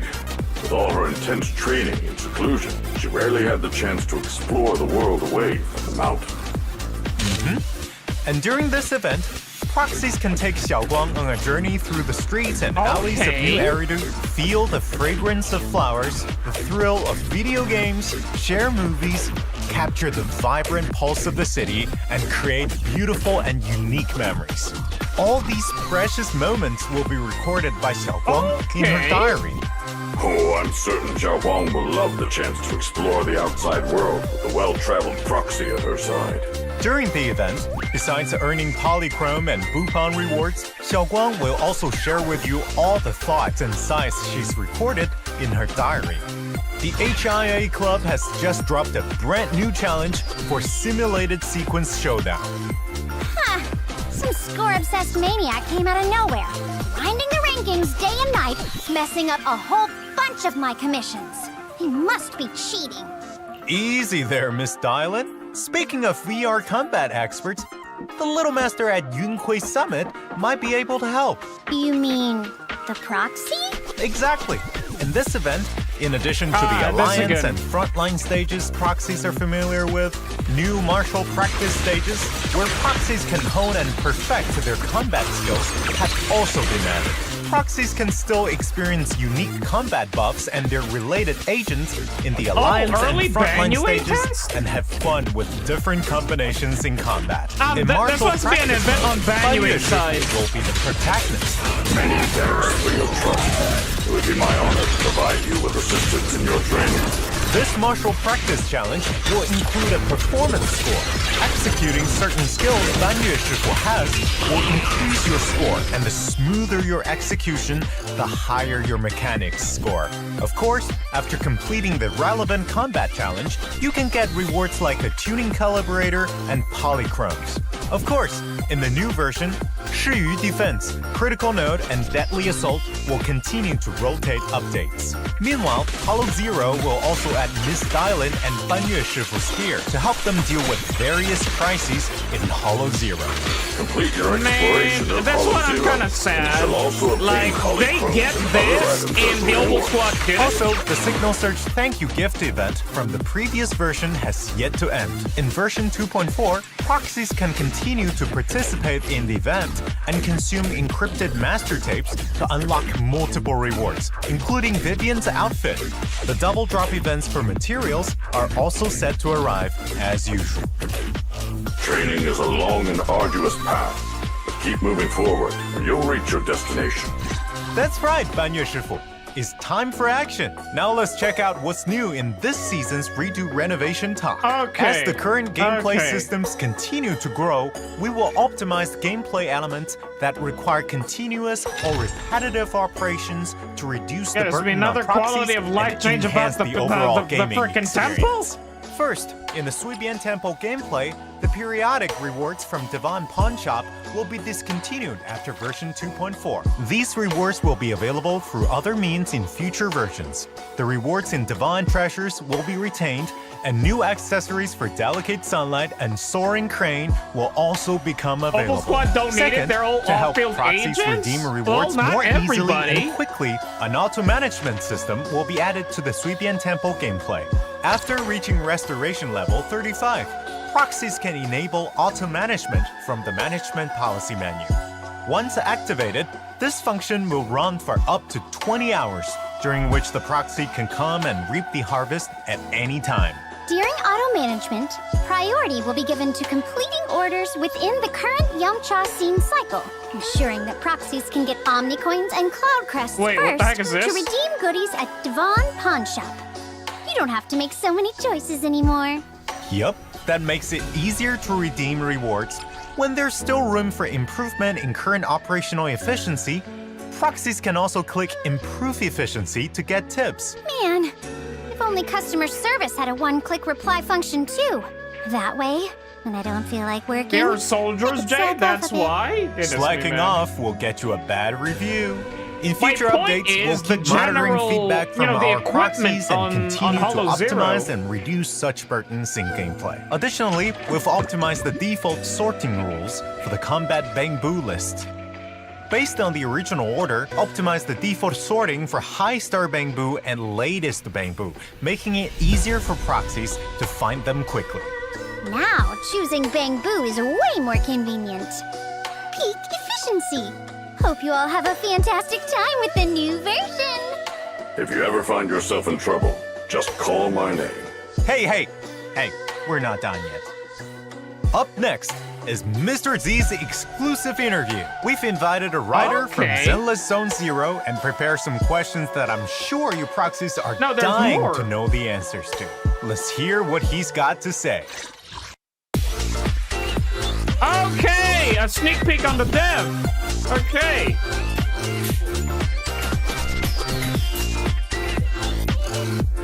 Okay.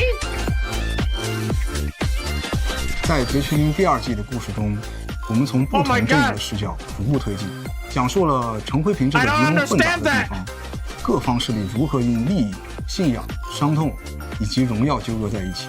随着称颂会残党的覆灭， Gotta 藏匿在莱姆尼安空洞深处的始祖也有了新的线索，而他呢，也将作为未来故事进展的开端。可以说，第二季故事中种种危机的背后都有始祖的影子。那么，在 2.3 版本中，称颂会虽然落下帷幕，但莎拉却获得了始祖的眷顾。大家注意到，他手上那枚称颂会私教特有的印记，也让他更加义无反顾地继续前行在觐见始祖的路上。直到叶诗渊的出现，让莎拉首次得到了他的授意，将那份力量带给始祖。自此开始，下半场的故事正式拉开帷幕。称颂会实质上的组织架构已经随着伊瑟尔德的逝去而瓦解。目前几乎仅剩莎拉还在追寻着始祖的踪迹。至于始祖，从创作角度上来说，这是一个具有深远意义的故事标的。从赋予其始祖之名的称颂会处可知端倪，始祖在他们看来犹如原初之神。这些残余的称颂会在断裂的历史层面中仍然不断地追寻着他，即便不停地诵念着对始祖的赞词和誓言，但仍然未寻得始祖的真容。与其说始祖是一个误神，不如将其称为万千逻辑的交割点。那么随着故事的进展呢，那个遥远而又毗邻的他将再次获得窥视艾丽都的机缘。OK， 其实就如大家所看到的那样，除了以称颂会为主的敌人呢，我们还遭遇了不少中立或者友方的组织。TOPS 财团联合组织，世俗意义上是新爱丽都顶尖掌控者，他们是顶级财阀，掌握了新爱丽都绝大部分的商企行业，拥有可与市政府掰手腕的实力。但因为政治协议红线，他们无权拥有暴力机关和执法权力，一直以来被军方、市政府甚至是 Hand 所压制。所以，追求利益最大化的 TOPS 一直以来也在暗处寻找自己的应对手段。那么后续我们会用一个新的 PV 来让大家看到这条线索的进展。反观组织内部，想要维持 TOPS 这种庞大而财富权力相对集中的机构，自然会催生出黑支这把快刀。坎普斯黑支是 TOPS 企业内部具有特殊权能的审查组织，他们权威、严格、行事乖张，令各大企业敬而远之。组织成员需具有审查和裁决的共性。他们的能力既是他们聚集在黑支的主要原因，也是他们与生俱来的特长。每位成员行使审查的方式以及裁决标准各有不同。怪诞屋是一个神王子论坛，其中充斥着都市内各类奇闻怪谈，会不定期不定员地组织探秘活动。而神王本身的匿名特性也导致怪诞屋的成员鱼龙混杂。陈辉平在第2季中发生各种怪事件，也被群内一些成员敏锐地察觉到。于是呢，我们也看到，除了阴差阳错的巧合，也有兴趣使然的主动参与。对了，神将们也可以有时间多逛逛神网，说不定会有意想不到的发现。OK。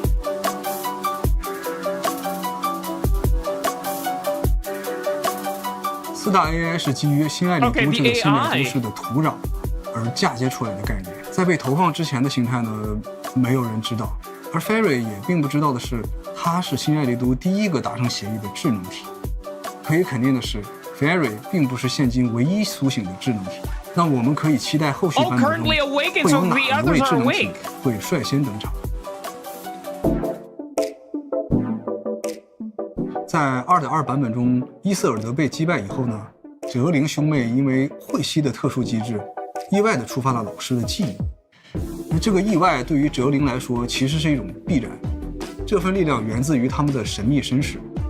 在早先的版本中，我们看到主角曾经在外部以太能量的冲击下，伴随着瞳孔的亮起而产生了强大的以太共鸣力。在那之后，哲和灵也意识到自己存在某种特殊性，后续哲灵兄妹将会面临意想不到的危险，而这份特殊性也会在后续的版本中有更进一步的展开。另外，我们之前在习德个人线的故事中曾提到，它是赫里厄斯机关的遗产，准确地说，它是当年赫里厄斯机关某个计划中还未成型的实验体。至于他提到的哲和灵是同类，除了他们都有特殊的以太适应体之外，也是因为他们在那个计划中承担的作用比较相近。So is Bell and Wise the complete version then? 我们曾经有过对初代虚手的描述，直白一些的说法是，他们当中有许多人已经不知所踪，但仍有一些人还存在。后续的版本中，我们会有机会和他们见面。随着新爱丽都内空洞大范围波动的减少，初代虚手之后的新人受封机会也会变得极少。我们此刻目击所见的也只有新建雅，还有极少量有潜力的人选仍在观察期。同时呢，由于新爱丽都近几年较为平稳的快速发展，居民的观念也多少有所转变。一部分有能力的人对虚手这个头衔并不感冒，还有一部分则加入了与虚手对立的组织。这些都将给新爱丽都的未来埋下更多的变数。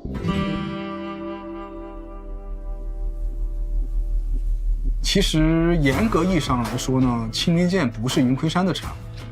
传闻中，它被发现于莱姆尼安空洞附近，是一枚专门吸食人类体内以太的奇异之物。接触过的普通人都因无法承受而遭受了反噬，直到有一名高人凭借极强的以太控制力抑制了此物的肆虐，才平息了这场风波。而后，这名高人游历四方，均未能寻得杀阵之法，无奈只能在一座偏远的山上将其打造成一柄利剑，起名为青林剑。云魁山也自此成立。而另一方面来看呢，那位高人道统也得到了传承。他主张的济世渡人的理念留下了一些修炼之法，诸如移形换位、操控兵器、化解疾病和通灵鸟兽等，也让银灰山成为盘踞一方的势力。提到青冥剑这把有十足个性的武器，不难联想到另外一位更有个性的角色——星剑雅的刀。没错，星剑雅的刀曾经侵蚀过雅的意志，若不是雅最终抵抗住了妖刀的侵蚀，后果则不堪设想。可能大家已经注意到了，这两把武器都对使用者有着强大的负面影响，这就是力量的代价，而代价的源头与空洞有着极其紧密的联系。小光是天赋不输怡玄的银盔山弟子，他也是青冥剑的亲主，但青冥剑并不是一把可以被人随意使用的兵器。与其说小光能使用青冥剑，不如说青冥剑选择了小光。当怡玄得知这个消息后，姐姐一将因青冥剑而殒命的伤痛再次袭来。为了避免悲剧重演，便将早年用来压制青冥剑反噬的剑匣赠予了小光，并且以修炼为由将小光排除在危险任务之外。即便这样会导致小光有挫败感，即便这样会使用小小的谎言，怡玄和随便关的一众同门仍然尽力保护了小光，直到怡玄可以找到万全解法的那一天。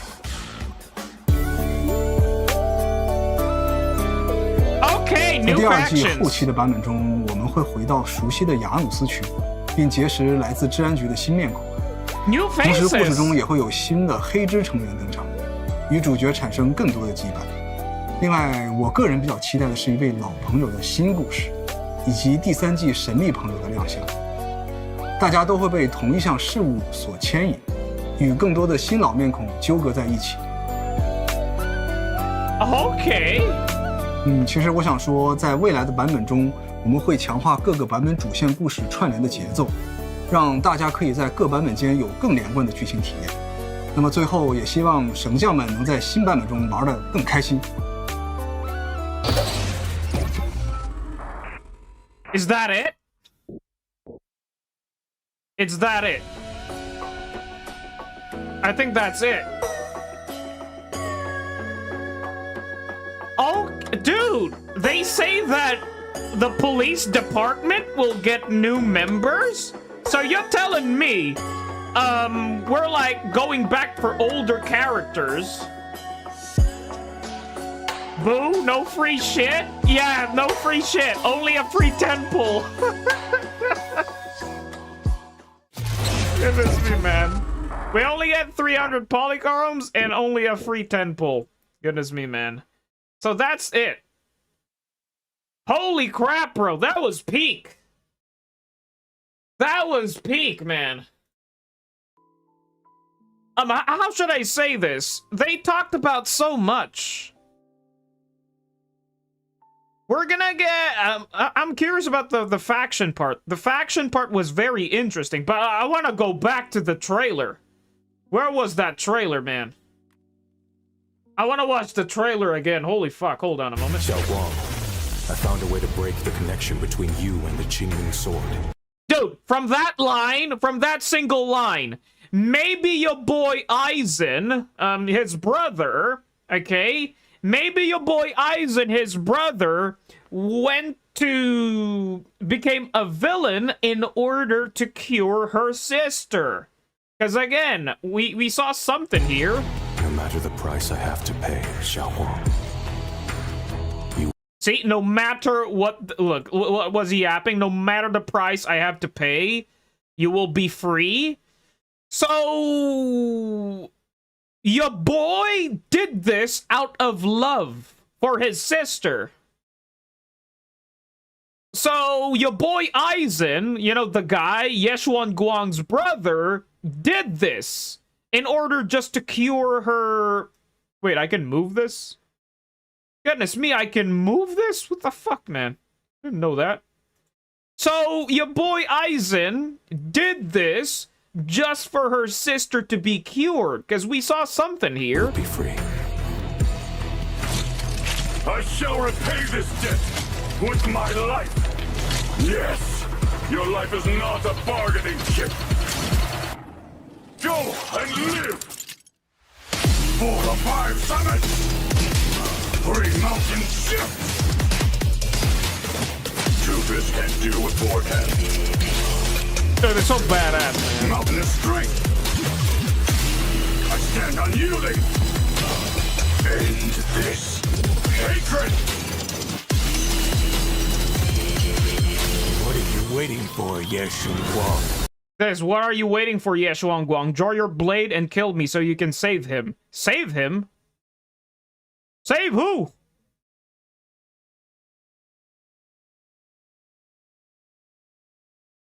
Maybe this is the evil brother? It's like, because he went evil, right? Maybe he's talking about himself, you know? Basically his past self. Draw your blade and kill me so you can save him! This guy, you see your boy chasing? Go on. Hate. The monster who stood by and let death through. Why? See? This is Yeshuan Guang with the Qingming sword. You are part of this building. I would have preferred if that sword had chosen me from the start. Oh! Holy crap, hold on. Back a moment. I would have preferred if that sword... I would have preferred if that sword had chosen me from the start. Do what my... Holy crap, I'm going back to the blade. Holy crap, that was badass.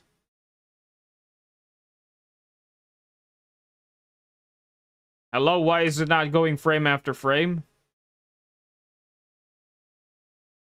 Why is it buffering every time I... Oh, wait, I'm going the other way around. Am I... I know I'm going in reverse. There we go. This I wanted to see. So this is the Qingming sword. The Qingming sword is in this big-ass scabbard. She's literally using these blades, but not the Qingming sword. So she is not being affected thanks to this new gadget thing. Well, holy crap, this is badass, bro.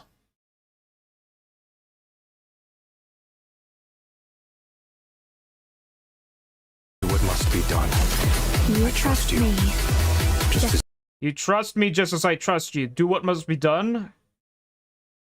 So, how should I say this? Your boy, his brother, became a villain in order to probably cure her sister? That's my hunch, that's my theory, that's my speculation. Because, maybe he did this because, you know, her sister's having some issues, right? Because he knows that there's side effects with the Qingming sword, right? There is side effects. And from what he said here, I wish that the Qingming sword chose him. So maybe he was being selfish there because he doesn't want her sister to be in that burden, you know, in that, you know, be in that, you know, in that burden, in that state. Because it's a big responsibility. And it kind of makes sense, lore-wise, from the story, why we only get to see Yeshuan Guang now. Because she took isolation, basically secret training, up in the mountains. That's what they said. So it kind of makes sense. It still aligns with the story, why we don't see her, right?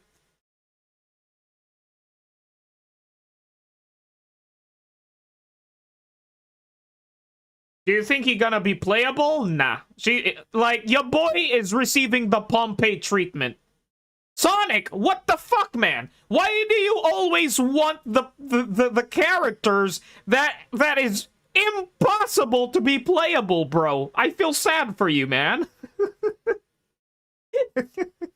Like, Sonic is like, is he going to be playable? Nah, he's gonna be playable. He's gonna be this, he's gonna be that. Like, bruh.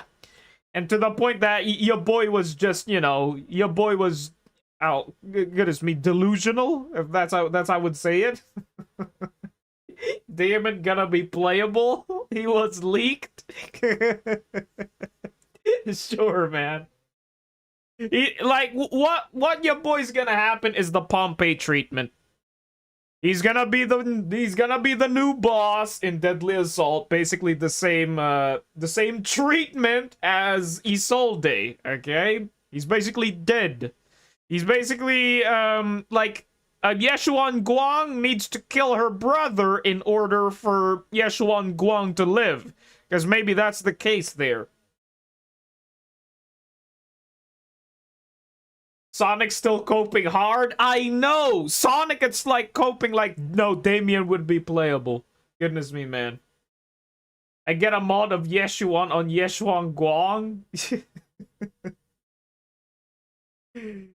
Goodness me, man. I wish Isolde was playable. That was my first hunch when I first saw Isolde, you know? I was coping as well. Nah, she's gonna be playable until I saw that, oh, she got the Pompeii treatment. Ain't no way your girl is not playable. Damien has a potential to be a cool daddy. Yo, Rune, what's up, man? So he's getting a bike? I don't know. How should I say this, man? I'm kind of hyped. I think they're doing patch 2.4 just for introducing you know, patch 2.5. It's like the increase of the hype, you know? They're like really hyping it now to make it a bit more, you know, people to be expecting it, you know? And I like this. The way they did it here on the, you know, on the move sets, on what the agent does, they're kind of explaining it, you know, via English on how, what they can do and what they, on what it does, you know? But moving on. I trust you. I am Yeshun Guang, wielder of the Qingming Sword of Yo! I am Yeshuan Guang. I'ma fuck you up. That's what she said. I am the Qingming. I will fuck you up. That's what she said. Goodness me, man. Like, no. That's not the proper saying. I am the Qingming. I am the wielder of the Qingming sword. Yeshuan Guang. Prepare your wallets. That's what she's gonna say, man. Prepare your wallets. I'm about to take him. Holy crap, bro. I still want Damon to be part of Zhao Ult Vortex. That's gonna be some Looney Tunes type shit, bro. Like, Damien just hopping in, you know? Dropping in, like, diving in. Goodness me, man. Yo, JL! Goodness me, man. I didn't notice you were here. The PubSec member they mentioned is probably Seth's older brother, in my opinion. Yeah, like, in the end, they talked about their, you know, from in the future, about newer factions, right? They talked about that we are gonna get newer factions that we have not seen, or a couple of older faces. You know, they talked about the PubSec and then some, you know, basically a new friend that it's been waiting for so long. Kind of makes sense that Seth's, you know who brother. And my thought process was, this new agent is going to be, what was her name again? Basically Astra's rival. I forgot his name again. Basically the female, I forgot her name. Goodness me, what was her name again?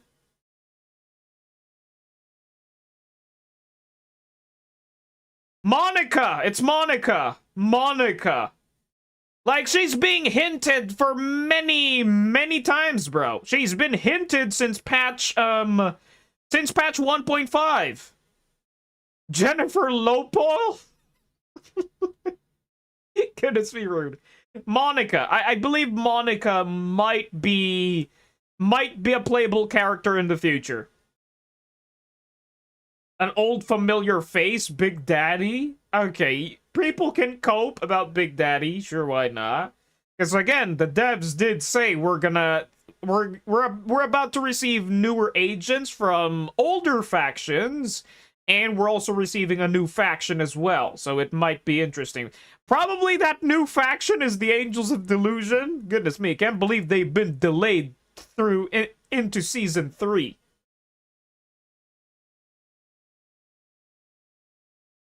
Jay, what if they did the Pompeii treatment with Orchidea? What do you mean? Orchidea? Pompeii treatment with Orchidea. My coping brain was hoping the secret appearance in the special program was gonna be Chinatsu or something. Oh yeah, from the earlier one. I wasn't really expecting anybody, because again, it could be literally anybody else. But I was kind of happy to see that it was a dev, you know, because again, usually the devs do want to share their opinions and stuff, that they care and all that stuff. So yeah, pretty interesting. The flower shop owner, really? Like, I don't know what Grum is saying here. I guess Grum is coping delusional like Sonic. Goodness me, man. But can I watch this again? Unquay Summit. This sword with heaven and earth. Holy shit! Goodness me, man. I was screaming when I saw this, bro. Your boy was like, looking above, bro. Like, holy shit, bro. Again, but on the Delulu section, when I saw that she has tons of blades, my first thought process was your boy, Byakuya from Bleach, you know, summoning thousands of swords, man. Holy crap, bro, this is peak. Where was it again? Byakuya, bro. Was it Byakuya from Bleach? I know I think I was kind of butchering his name. Yeah, Byakuya. I think I was pronouncing it correctly. Yeah, your boy Byakuya. You know, summoning thousands of swords? Yeah, your boy Byakuya, man. He was summoning thousands of swords. Really badass. And you know what his brother is happening here, bro? Like, I don't know, the look up meme. Your boy is like, oh hell no. No, bro, like what the heck is that? Goodness me, bro. He's like, oh heck no, bro. You're about to get deleted, man. Yo, boy, about to get deleted, man. You can't do nothing, bro. You can't do nothing. It's like your time is over, bro. Goodness me, man. How should I say this? Theory time. Okay. His brother becoming evil is technically kind of a counterpart. Because he did said something, come on, stab me now, unalive me now so you can save him. That's what your boy said. Maybe this counterpart, miasma part, that taken over just basically to save him. And Yeshuan Guang being mad here because her brother has been taken over by you-know-who, probably another persona or something. That's basically my theory, you know? It's basically a common story trope that I know back then. It's basically two personalities that taken over, and in order to save, you need to unalive him to save the other persona, like something like that. Like I'm just delusional here. He won't die, trust. Yeah, something like that. Like your boy's not gonna die. Your boy's gonna be playable. Goodness me, man. Like coping really hard. Goodness me. Yeah, I can win. Yeah, like, yeah. He looks like he can win. Yeah, he looks like... My agenda stands, all characters M16 got a dead parent. Oh yeah, Vortex. I did saw your chat about your, like, can't believe the characters that I want to M6 have dead parents. again, in order for a very strong character to become a strong character, it needs to have a horrible backstory. Needs both parents to be dead. Like, same case as Spider-Man, you know? In order for him to become Spider-Man, to be great, his uncle needed to die, right? And then, let's just talk about Batman. Let's just talk about your boy Batman. In order for him to become the Batman, his parents needed to die. That's me, man. Drip market, yes, Shiyu on tomorrow. Probably. We might get an early drip. Like, it's possible that they might do that, you know? An early drip. But your boy is like... Oh, heck no. What the heck am I seeing? But, bro, this is peak. This was very peak, man. Qingming Sword of Yunque's Summit. This sword, with heaven and earth as its guide, shall cleanse all evil! This is her hair. Like, people were like talking about, wait, whose hair is this? It's either Banyue's tail, but ain't no way your Banyue's tail would go wrap around like that. Because if you look at it, it's like over here. No, it's her hair. See, there's white. This is black hair with white. It's her hair. Because her other side is white with a bit of a black. This one is black with a touch of white. It's her hair. Now the drip is either Sunday or Monday. Yeah, like, we're definitely gonna get an early drip. I like that the devs are dripping, you know, dripping hard. Dripping them early so we would know who's first phase and second phase. Like, it's just, how should I say this? What meme was that?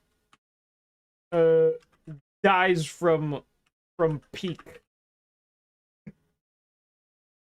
Dies from peak, bro. Dies from peak fiction, bro.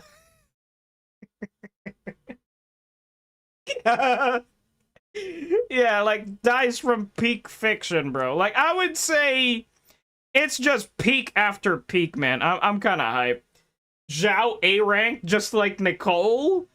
If Zhao is going to be an A rank, then I don't know who's gonna be the paired up S agent with Yeshuan. I don't think that's gonna happen. Or maybe it might, who knows? Because again, it will, like, we're just speculating and coping here. Drip market will be the third day of 2.4. Trust? Probably. I sure hope so. Because they actually dripped 2.3? Like, when 2.2 was still live. No, when 2.2 is still not released. Like, 2.2 wasn't released yet, and 2.3 Agents was drip. Zhao A rank is a plus for me, less money spent. Exactly. Like, I'm kind of happy if Zhao is going to be an A rank. Because again, everybody can get her. The issue is, who is going to be the other S agent? It would be, I don't know, kind of unexpected if it's gonna be Yeshuan's brother. That could be a best candidate, you know? Her brother is the best candidate. Unexpectedly. Oh, you know what?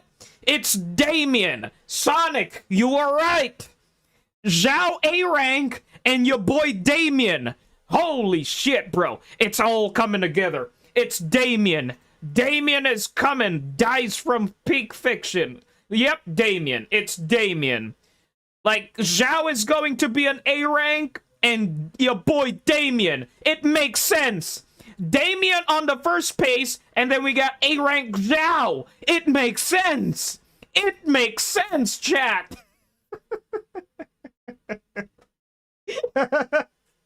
It makes sense. And then they will have dual ultimate, like how should I say, like Ben and Kaleda. You know, they have dual ultimates, bro. That's what's gonna happen, bro. Top 10 gaslighting? No way we getting 2 male S-rank agents in one patch from Banyue? Heck no, that's gonna happen. Dude, like, who else? Who else is the best candidate to be an S agent? Probably her brother. Cause look over here. It makes sense. Like, we got Yeshuan over at the back, reaching out for her brother. So it kind of makes sense. It might be he's gonna be playable. Who knows? Who knows? I know I'm delusional here. Oh, holy crap, bro. Dude, I thought this was Angels of Delusion earlier here, man. Where was it? I saw her. But it was Dylan. It was Dylan. There it is. Over here.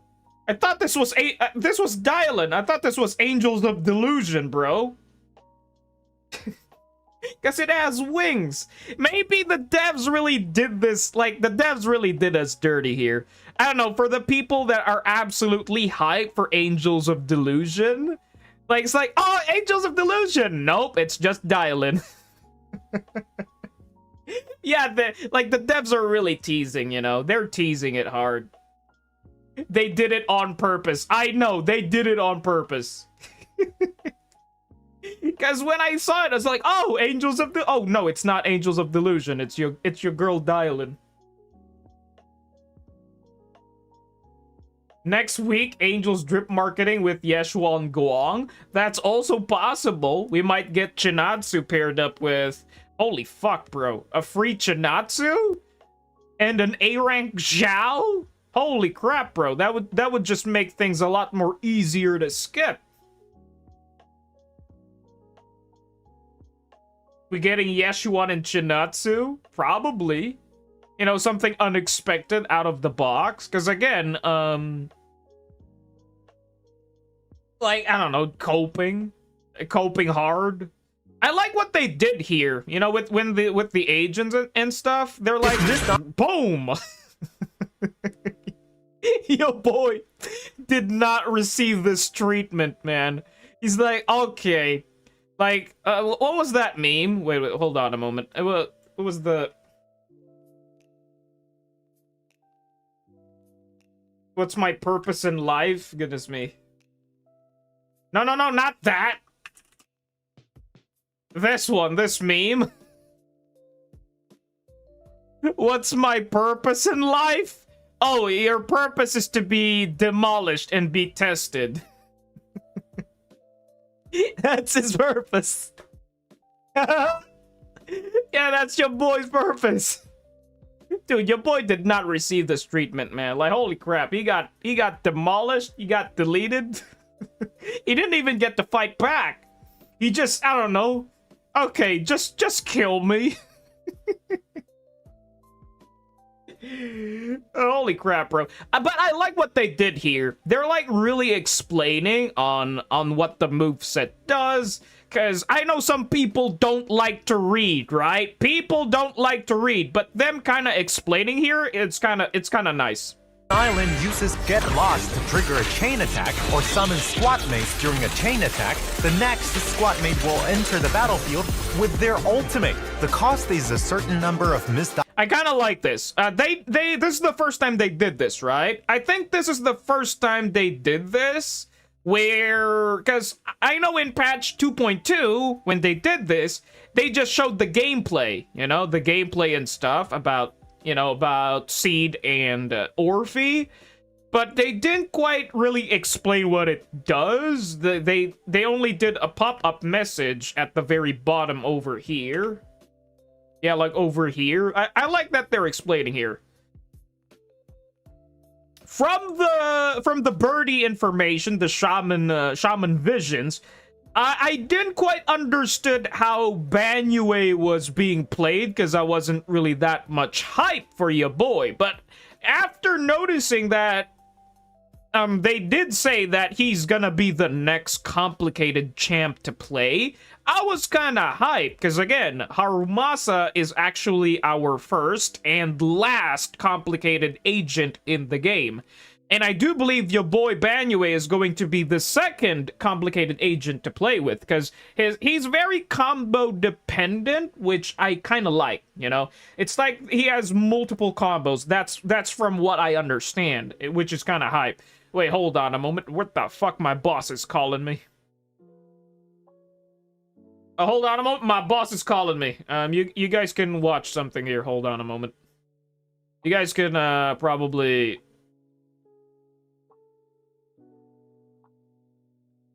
Yeah. Just watch their gameplay first. To our official social media as a supposed Krampus judge. Miss Dylan's combat prowess is not to be underestimated. Compared to facing enemies head-on, I prefer to call in some friends. Let's check out the frontline intel.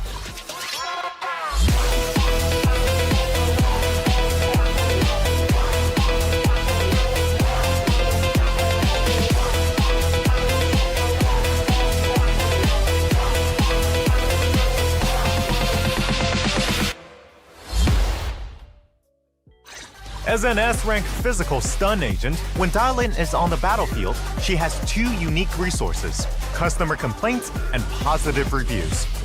While Dylan has a customer complaint point, hold the basic attack button to unleash Get Lost. If Miss Dylan uses Get Lost to trigger a chain attack or summon squad mates during a chain attack, the next squad mate will enter the battlefield with their ultimate. The cost is a certain number of Miss Dylan's positive reviews. If Get Lost fails to trigger a chain attack, then it consumes more positive reviews, and your next squad mate still uses their ultimate when they enter the battlefield. If you think it's good value for the money, please leave us a 5-star review. If you team up with a Raptor or Attack agent, you can also increase the damage of some of Miss Dylan's skills. After all, having backup is an element of strength. Additionally, Dylan's EX special attack will appear in 3 forms: rock, paper, and scissors in sequence. Upon hitting enemies, Dylan will accumulate a certain amount of positive reviews and grant the overwhelmingly positive effect to the whole squad, increasing their damage. When enemies are hit by paper skills, they will be inflicted with... Okay, I'm back. It's just my boss was asking if I'm gonna do a double shift. I told him no. I'm not gonna do a double shift later. I told him I need rest because I'm kind of fatigued right now. Yo, Johan! Welcome back, man! Band mains are going to have to play like a Street Fighter and Souls player. Yeah! That's what I understand. Like, Banyue is legit a Street Fighter where you need to, like, press tons of combos. Which is kind of badass. Yo, Jim! Welcome back, man! Been a while. Yes, her X special is rock, paper, scissors. Pretty fun. I kind of like it.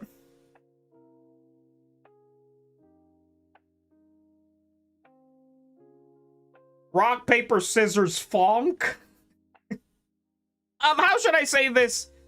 The music is kind of too loud over here. Like, I could not understand what they were speaking, because if you would notice... It seems we can only wait and see to find out Master Ye Shiyuan's where... Because I can't even understand what they're saying, because they're like the background music is not background music, man. Because the music should be...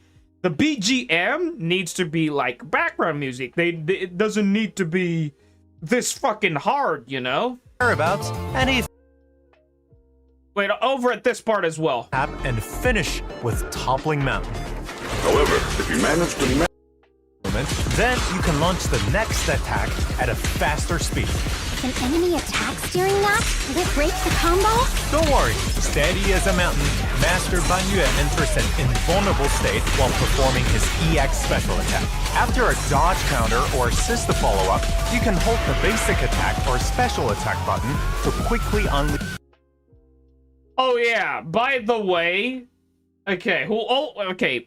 You know what, maybe I should start contacting the boys. Is Neku live?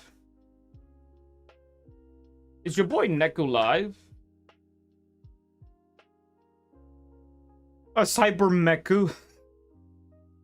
Who the heck is Cyber Meku? What the heck? I can't find your boy.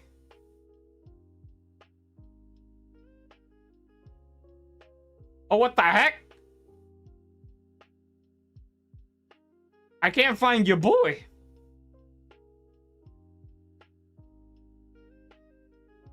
Oh wait, there's no R. There's no R. Okay, there you go. Is your boy live? Yeah, your boy's live. 都有登场。像电影院活动里看到很多角色 It's 不一样 like 的一面，大 watching. 家确实都是很喜欢的，尤其是这个电影院的那个版本，大家评价都是非常高的。在这个就是产品当中长期玩下去的玩家来说，这些就是曾经的代理人伙伴，对吧？也还有包括。What is taking so long for the chat? I would like to also have like other characters. Like if we do a hangout event, we could literally just. But it's taking so long for this, man. Watch a movie. That'd be freaking cool, actually. Why is the chat box taking so long? Do you guys experience this as well? Where the chat box takes forever to pop up? 是考虑到这一点的，对吧？就是未来肯定会有啊。那这个角色之外，我也想打探一下，我们讲这些故事都是围绕主角，然后这个代理人，但是。 Oh, there we go. I finally see the chat box. Goodness me, man. Also, yeah, Jade, this happens every time to me. Holy crap, bro. I'm sorry that you get to experience this. This is really annoying, man. It's like you already hopped in on stream, but you can't even see the chat box. It takes so time. 就比我说电影院，电影院其实是我们还给他准备了一个专门的一个新的形象的新的情节。Can I find that she's literally an NPC type?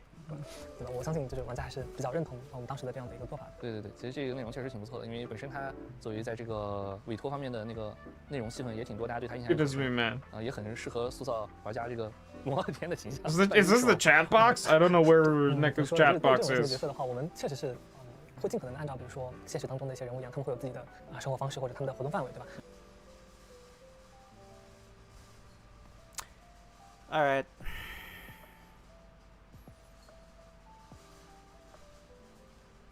Dude, I can hear Neku's electric fan.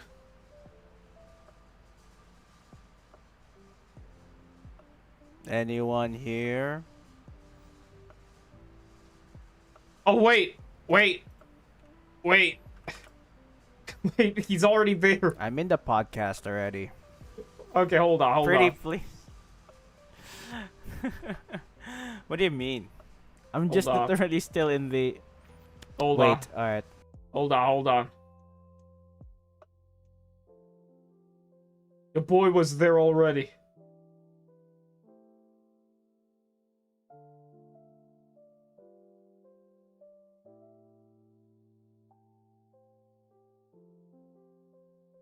What time is that?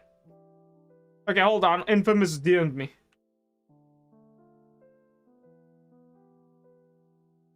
Weird now, lol. Wait, hold on a moment.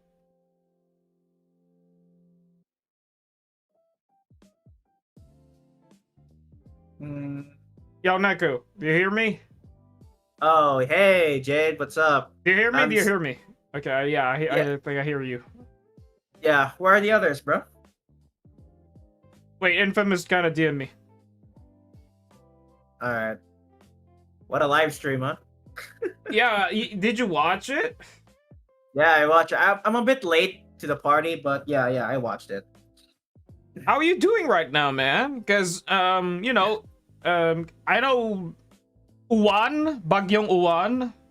How's your situation, man? Man, towards here, like, I'm not sure how many, I think that was like a week ago.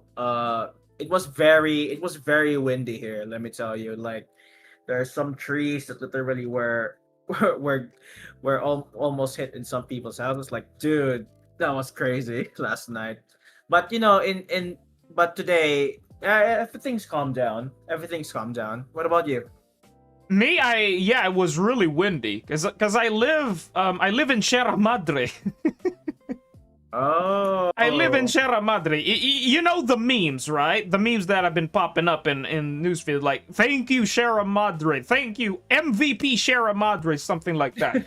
I kid you not. Like, I live in Sierra Madre, where I'm literally in the front row seat of this storm when it's coming in.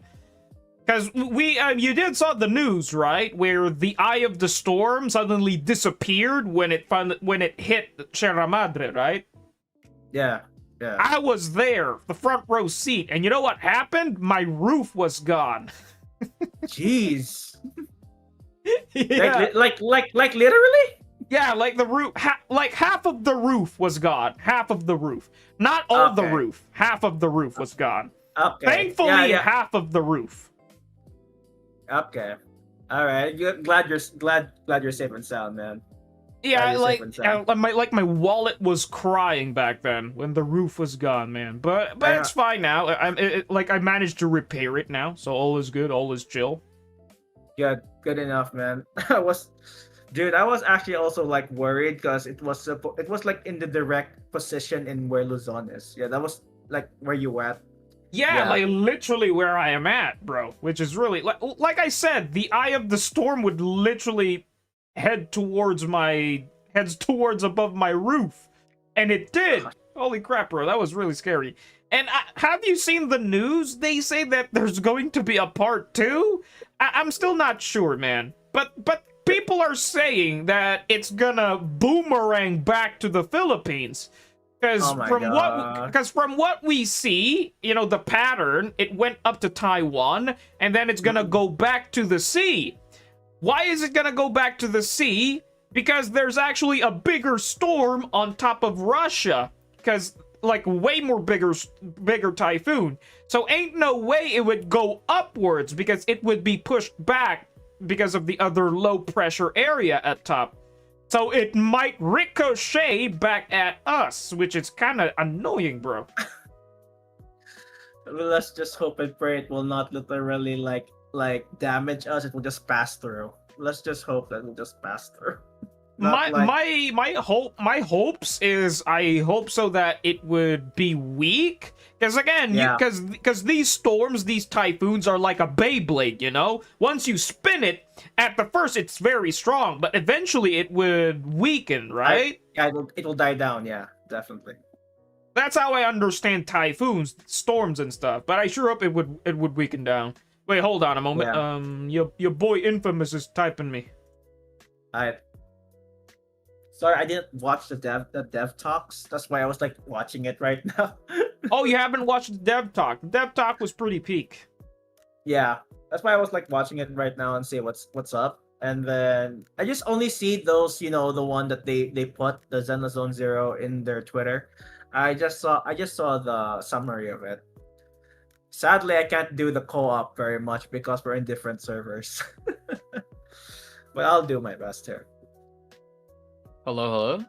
Yo, Infamous! There we go. Your boy is here. Yo. Everybody hear me fine? Yeah. Did you watch the live stream? Did you watch it? Yeah. The story looks really interesting. The story looks peak, man. Story looks really peak. I mean, they would say, "Oh, Dialin Banwei looks awesome. Look at the trailer." And then you saw Ye Shengguang doing her ultimate. Yeah. Oh wow, yeah. skip. The white hair. I don't know. Holy crap, bro! Like your boy was, I don't know. There's a theory. When I saw that, you know, from your boy's sentence, I forgot his name, but basically the brother, right? The brother. He was talking about that. I wish that I was the chosen one by the King Ming Sword, and then, you know, do it now, unalive me so you can save him. My thought process here is that your boy become a villain in order to save Yeshuan, because technically, I do believe that, you know, being chosen by the Qing Ming Sword, you're basically cursed, you know? Yeah, just like what happened to the sister of Yishuan. Yishuan, yeah, Master Shifu, yeah. So your boy is like doing everything he can, even becoming a villain in order to save her sister, you know? Yeshuan brother, Yeshuan Guang sister. Okay, thank you, JL, for the clarification. Goodness me, what is up with their name? Like everything is starting with Y. We got Yadari, Yeshuan, Yeshuan Guang, Yishiwan. Goodness me, man, it's a tongue twister, bro. I feel like Ye is the last name, and Shiyuan and Shengguang. I'm not sure. I'm not sure if Shengguang is the last name or Shiyuan, because they're both brother and sister, right? So I feel like that's the first name, Shuangguang and.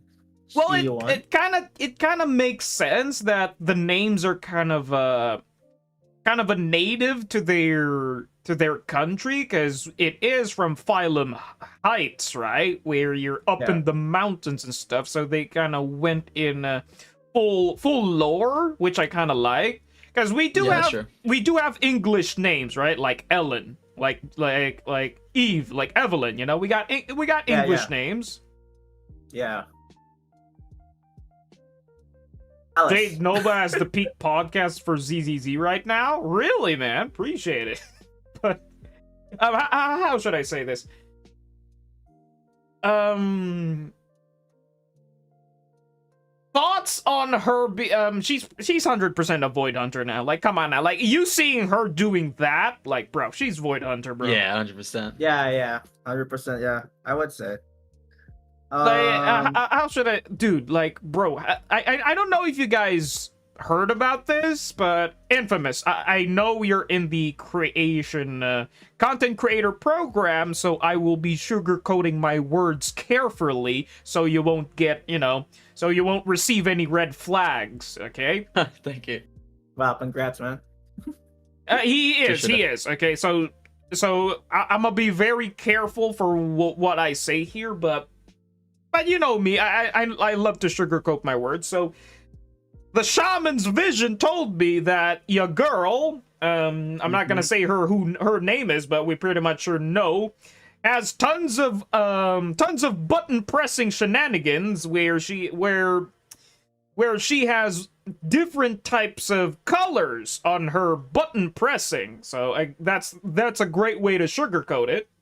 Which I do believe is a kind of a Void Hunter treatment. So we got true. Like we're it's upon us. It's upon us. By the way, I don't know if you saw, but go ahead. I was gonna say my bad. Okay, so in the live stream, I don't know if you noticed, but one of the people, I think it was the person writing the story, he said that the Void Hunters, we only know one of them, and it's only Miyabi. Apparently, where she, along with Yishuan, are actually not Void Hunters. They're people that actually don't want to join, if that makes sense. They're candidates. The dev talk at the very end.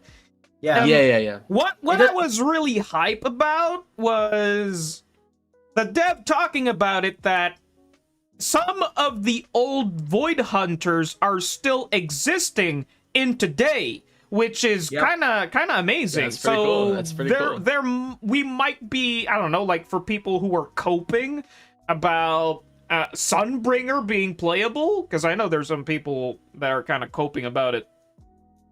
For me, I many people are like speculating, saying that maybe those old Void Hunters are like gonna be supports, while the new ones are gonna be the ones shining. But that's just speculation, man. Possibly, because again, they're kind of old now, you know. Usually, the older the people, they would prefer to be training the newer generations, right? Yep, that's what I was thinking. Yeah, maybe one of them will be a shielder. Probably. Damn. What was the... Dude, there's, like, holy crap, man. How should I say this? There's no free stuff that they give. I mean, not now. I mean, maybe in the later patches. Who knows? Oh, yeah. Yeah, maybe. You're technically correct. Because maybe that's because they're not giving anything that much. Is they're preparing it, because they didn't give anything. They did give a free Minato in patch 2.3, right? Yeah, sure. And then we got the the standard free 10 pulls, free 10 Boopons, and then the redemption code. Mm-hmm. And then the usual events, right? We've been like, even in 2.2, which from Obel Squad, right? we're on a 3-patch streak where they were not giving anything that insane, right? So maybe in patch 2.5 is the patch of them being generous, because it's gonna be how should I say this, a rotation. Because in patch 1.4 they gave a free Harumasa. Because I don't know if you guys didn't notice, but I've been kind of coping that we might get a free Zhao. You know, a free Zhao. Now that we've seen the, you know, the special live program, we're not gonna get a free Dylan or a free Banyue, so it might be a free Zhao. You know, paired up with you know, the Void Hunter, because patch 1.4 was Miyabi's release, and then we got Harumasa for free, right? So it might be possible. Honestly, oh my bad. No, you want to go? No, go ahead. Okay, my bad. I was gonna say, I think because they already had a tweet and they were giving out information about 2.5. I honestly don't think we're gonna get anything too crazy during 2.5, because it looks like their free stuff is actually the buffs for the standard banner characters, you know? I consider that to be free, because anybody that owns them is basically getting a brand new character in their account. You know, like, I don't know. I also think that Harumasa, I'm not okay, this is just pure speculation, but remember those times where Zenless Zone Zero was nominated for like one of those game awards? Like, I'm not sure if that's the reason why they gave us the free Harumasa, because, you know, Zenless Zone Zero was new, and then like they were nominated in the game awards, which is very good, you know. Good. So you're telling me, Neku, they gave the special, not the special. They gave Harumasa for free because ZZZ was nominated, was awarded. Yeah, somewhere like that. That might be the case. I mean, they did that for Starro, right, with Dr. Ratio. So maybe. Exactly. Yeah, that was actually like my speculation, because I mean, it's kind of funny how they would just give us a free 5-star without any what you call reason. I mean, I guess even without reason, if they'll say that they're generous, that'll be very cool. But like, because if for example, if like we have reached this mark of like how many players playing Zenless Zone Zero, then it'll be also very cool that they'll say, yeah, we'll give a free character. If they're that generous, then yes, of course. It's actually like, goodness me, man. How should I say this? So it's gonna be a no. So basically, it's a no free agent, is what you're telling me. Oh no. I'm not saying it. I'm not saying it that way, buddy. It kind of feels that way. It kind of feels that way. I'm just coping, because again, it's Christmas. It's a December patch. They might, be generous, give a free Zhao. I'm not gonna complain. Everybody's gonna be happy with it.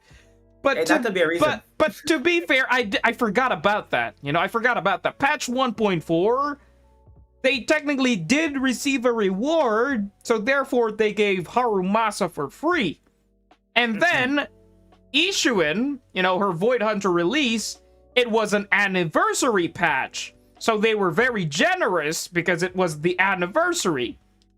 And then we're receiving patch 2.5. Holy crap, bro. I'm gonna be super disappointed if there's no free agent. I'm not gonna lie, I cannot be disappointed with 2.5. Seeing that people are getting buffed like Grace and Soldier Leather. I've been asking for multiplayer for so long. I'm so happy, bro. to be fair, like we got some information about the older agents being buff, right? The devs did say this. The devs on the dev talk, they are planning to buff older agents, which I'm kind of hyped. And also co-op, they talked about it. And how should I say this? It's all coming in patch, like it would be seen in patch 2.4 to 2.5. So they didn't really talk anything about it. We did get a dev talk at the very end, but it really didn't point it out towards the topic, basically about the co-op and stuff. But nonetheless, it's still some information about patch 2.5, right? We're like talking about the faction, the future, basically we're about to be receiving an older patch. But holy crap, man. Any I'm not thoughts sure if we about could that? literally. I'm not sure if we could play co-op, Jade, because apparently I'm in different server. I'm in American server. I'm sorry. I'm sorry. You're in buddy. American server? Oh, that's unfortunate. I told you already. Remember? I told you that. You're from Asia. Actually, that's ironic. Why are you playing in America? I was playing in console and my console is from the US. Oh, region locked. Yeah, that sucks. Unfortunate. Ah, well, Yeah, that's messed up. Is Rezi It's here? funny because I'm from America, but I also have an Asia account, so maybe you switch places. I guess I don't know. I actually, just to answer Rascal's question, I actually DM'd Rezi. But he's actually playing ZZZ right now. Maybe he's still busy doing his dailies. Dude, before even I came here, I even go with my group first and we were playing Pokemon Go, and then we were like, oh wait, I have to literally go to the live stream, and then and then my group says, oh, you got a podcast? Yeah, it's one cool streamer. Literally. Oh, what the heck, man? You didn't even have to say it like that, man. But how should I say this? I'm just looking out for my boys, man. Yeah, and then they were saying, oh, lucky man, can we go to their podcast? I said no. Do you guys? I said that depends. Do you know any gooning yaps? Do you know anything about Zenless Zone Zero? They say no. So sad. Yeah, they don't know anything about ZZZ, right? That's what's really awkward about it. To be fair, we don't have any. Infamous, you might feel out of place here, but this is actually a bit of a,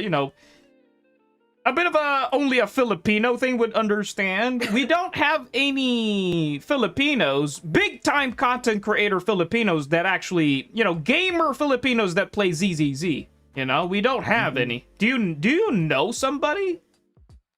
I mean, the only thing I know who plays Hoyoverse games, Genshin Impact, was Sevi plays, and she's a Filipino. Oh yeah, her. Yeah.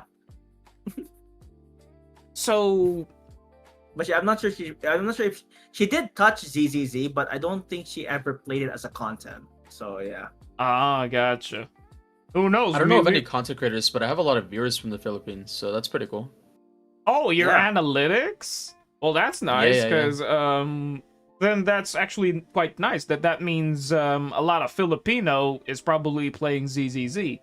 But what's really annoying, my analytics says that I only have a few Filipino people watching my videos. Like, what the heck is up with why is my Filipino people not watching my stuff, But most of my viewers are from the US. Oh, that's interesting. Yeah, they're from the US. From what the analytics says. Cool. Okay.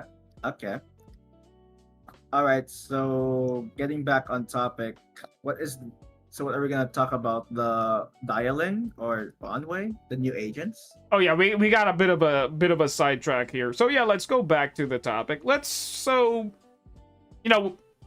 for parts, because we technically went all over the place. Go. Okay, first thing, we talked about the trailer, right? How peak will it is, all right?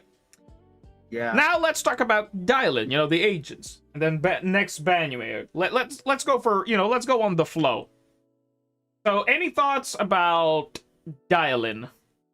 Dylan, where is like a black and white with a hula hoop girl. I never thought that hula hoop can actually summon big hands, can do rock, paper, scissors, and also the cool thing about her is that she could make the squad mates do ultimates. I mean, that's interesting. That I believe is the most broken thing in the game. Like a free ultimate and a free chain. Like from what I understand, Dylan, okay, TLDR, what Dylan offers, She gives a +3 second stun duration, a free chain, a free ultimate, and a crit damage buff boost. That's my understanding. which is kind of disgusting. Whoa. At M0. Yeah, it's all. And also, like, and also a dependent sheer on how force many buff, positive and also reviews she has, right? also a sheer force buff. That's also what I've forgotten. All good for rupture and attacker agents then. Yes, yes. Cool. Which is like, how should I say this? She's like a must pull for me, because again, I have rupture and attackers as well. Like she's so good, man. Like, imagine always having a free ultimate every stun window. That's 2 ultimates in 1 stun window. That's disgusting. I do believe I do believe after this, like after Dylan's release, expect to get some HP inflations, because holy crap, bro, like what she does is just really disgusting, man. At M0, that's what she offers. Okay, thoughts? Anybody? I was just saying that like, I'm curious as to how much uptime she'll have, considering it's all dependent on how many positive reviews she has, you know? So I wonder if you can get that consistently up for every stun window. Or even because of how many buffs she provides, along with Jufufu, right? She buffs ults. I wonder if you can, like, put them together maybe. 2 stuns and then a DPS. Ooh, that'd be interesting to see too. That'd be crazy. That'd be insane, dude. Yeah, that'd be really cool to see. That's basically what's gonna happen. Where you have Jufufu has decibels, you know, you can increase the decibels to 4K, right? She offers a free 1K decibels. That's Jufufu. And also gives some decent aftershock days as well. And then we got Dylan given a free ultimate. I could definitely see that, but how should I say? It's kind of sad that the Husbando team won't be the Husbando team anymore. Because again, Hugo's best team is going to be, you know, the two little girls, which is Jufufu and Dylan. Yep. But how should I say this? It's not just them. What I like about Dylan is she will be buffing old characters, old attack agents. Like, Dylan is good for Evelyn. Because again, Evelyn's ultimate, once you use her ultimate, she no longer consumes 3 stacks, but she only consumes 2 stacks. Therefore, Dylan already immediately activates that. And of course, if you didn't know, Evelyn really is ultimate dependent and loves to spam chain attacks, which is in her kit. Oh yeah, that'll be also very good with Dylan with Evelyn. Yeah, that's true. Yeah, she will do a lot of damage. And then next agent as well, like, let's just talk about Zhuyuan. Like, Zhuyuan is also good for Dylan. Like, getting 2 ults in 1 stun window, that's disgusting. That's gonna yeah, that's gonna buff up older agents. This is what I like about ZZZ. They will introduce newer agents, but not power creeping anybody at all. It's like it would just increase more possible rosters, or beefing up a new, you know, basically an overkill team. Because again, there was actually, I did had a debate with this where, which one is better, Jufufu or Dylan? Because I know some of my, you know, the chat is talking about that. Jade, should I grab Jufufu? Because Jufufu is rerunning right now, right? Or should I grab Dylan instead? If you don't have Jufufu, I'd say grab Dylan instead. But if you already have Jufufu, then you could always, you know, you could definitely grab Dylan, you know? I will say one thing that's very sad is the fact that during this banner, like, nobody cares about Billy or Corin. That's crazy work that they put some of the worst DPSs with. Okay, like, respect to Resi, right? But respect to Resi, but they're not the best DPSs out there, right? Like, I wish we had Panda, because they're made for Rupture and attack agents. Having a good Rupture support that's free would be nice with them, you know? But instead we have Billy and Corin. It's just a little unfortunate, just a little bit. Yeah, Billy and Corin are like the best. We're the best during their time, during like the early stages of Zenless Zone Zero. However, like, yeah, that's true that, like, I guess like maybe a buff that can increase their damage, right? Like that, something like that. Yeah, maybe. I think that's what they're doing. They're putting her with those two DPSs. That way, if somebody were to just brand new start the game, they could build Billy and run her with it. Because she does buff them, right? But it's just, I mean, realistically, if anybody's a veteran, they're not going to be running to Billy and, most of the time. I think Resi's an exception, but, Wait. Why were we talking about Billy and Corrin? Was it because of Dylan? For the A rank? Yeah, Dylan, because it's the part of the banner. So if somebody were to summon on them, right, instead of Jufufu, that's one thing that's kind of sad because instead of getting Panda, they have to pull for them, And for new players, I think Panda is so insane. For a Rupture support that's completely free to play. Instead, if they're pulling for Dylan, that is one thing that they have to go for. The Panda is kind of up right now on Yadari. Yeah, that's true. Yeah, Strawberry Parfait. So I don't think they're gonna do a back-to-back rerun of an A-rank character. So I guess... Wait, did it really show that it's Billy and Corrin? Yeah, apparent... leaks. Or legs. Corrin and Billy, and then Sakaku Set. That's all I'm gonna say, supposedly. Oh, for the, okay. A-ranks, okay, gotcha. So that's the information. I didn't know that. Okay. Well, guys, what do you think? Do you think Dylan will be super broken if she will have aftershocks? Oh, yeah. I was. How should I say this? I was expecting for her to get aftershocks because every now and then we're seeing new ages that are being slapped on with aftershock. Like we got Lucia with aftershock. It's like, wait, what did they just added aftershock just for fuck's sake, let's just give her aftershock or something. And they did say about the 2.0 that they wanted to make the characters more visible, more appearing there, right? Oh yeah, for the team combat. Yeah, that's true.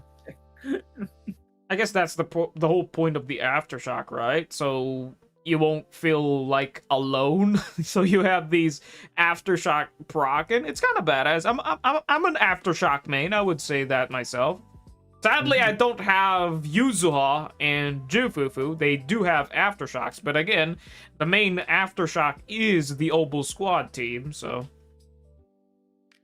I may not have friends, but I still have, my imaginary friends helping me in battle. Yes. True. How should I... okay, moving on. We're kind of done with Dylan. Like, nothing much to add with her. Any more thoughts to add about Dylan?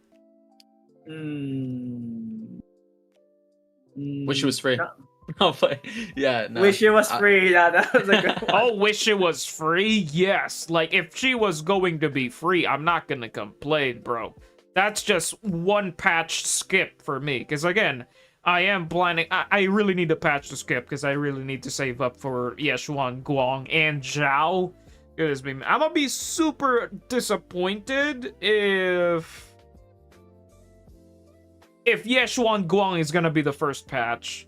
But it's probably. I think that's going to be the case, right? Because Miyabi first patch, Ishuin first patch, like. Yeshuan Guang is definitely going to be the first character to drip in a couple of days. Yep. I'm so broke after this patch. It's so bad. You hear that, Jade's chat? You put there in the survey, put there, let Zhao be free. Yeah, if Zhao is going to be free, you know what's going to happen? It's gonna be the same. It's gonna be the same patch as 1.4. Where Harumasa is paired up with Miyabi. Because it's kind of pointless to make a second face patch for Harumasa when he was already given for free, right? Mm-hmm. And it's going to be a short patch as well. Because Miyabi's release was a short patch. It was just like 2 to 3 weeks.